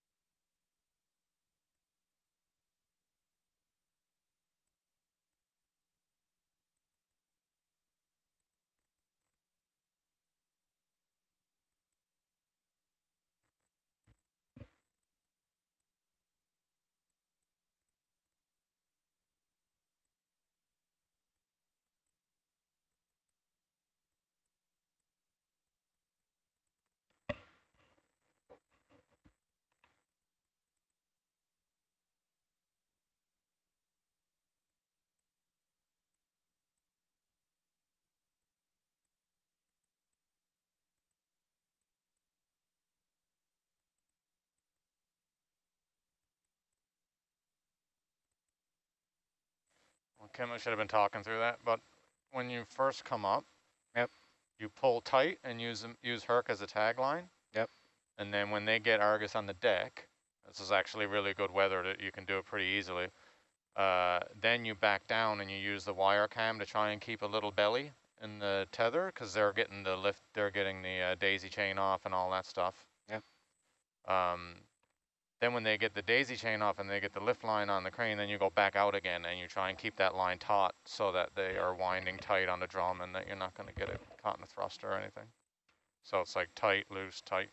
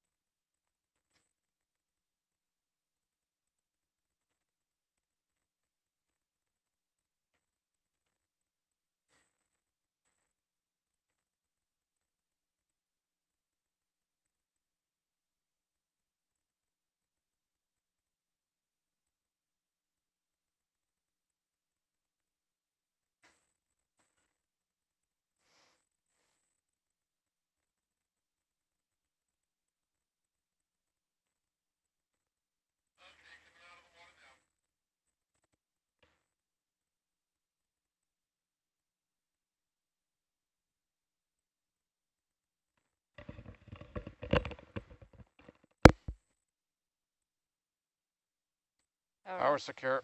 Secure.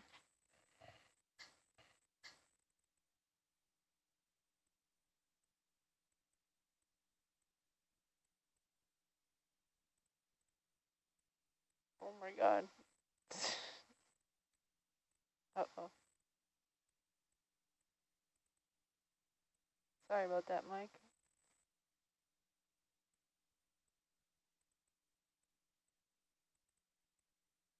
Lost power to the camera control.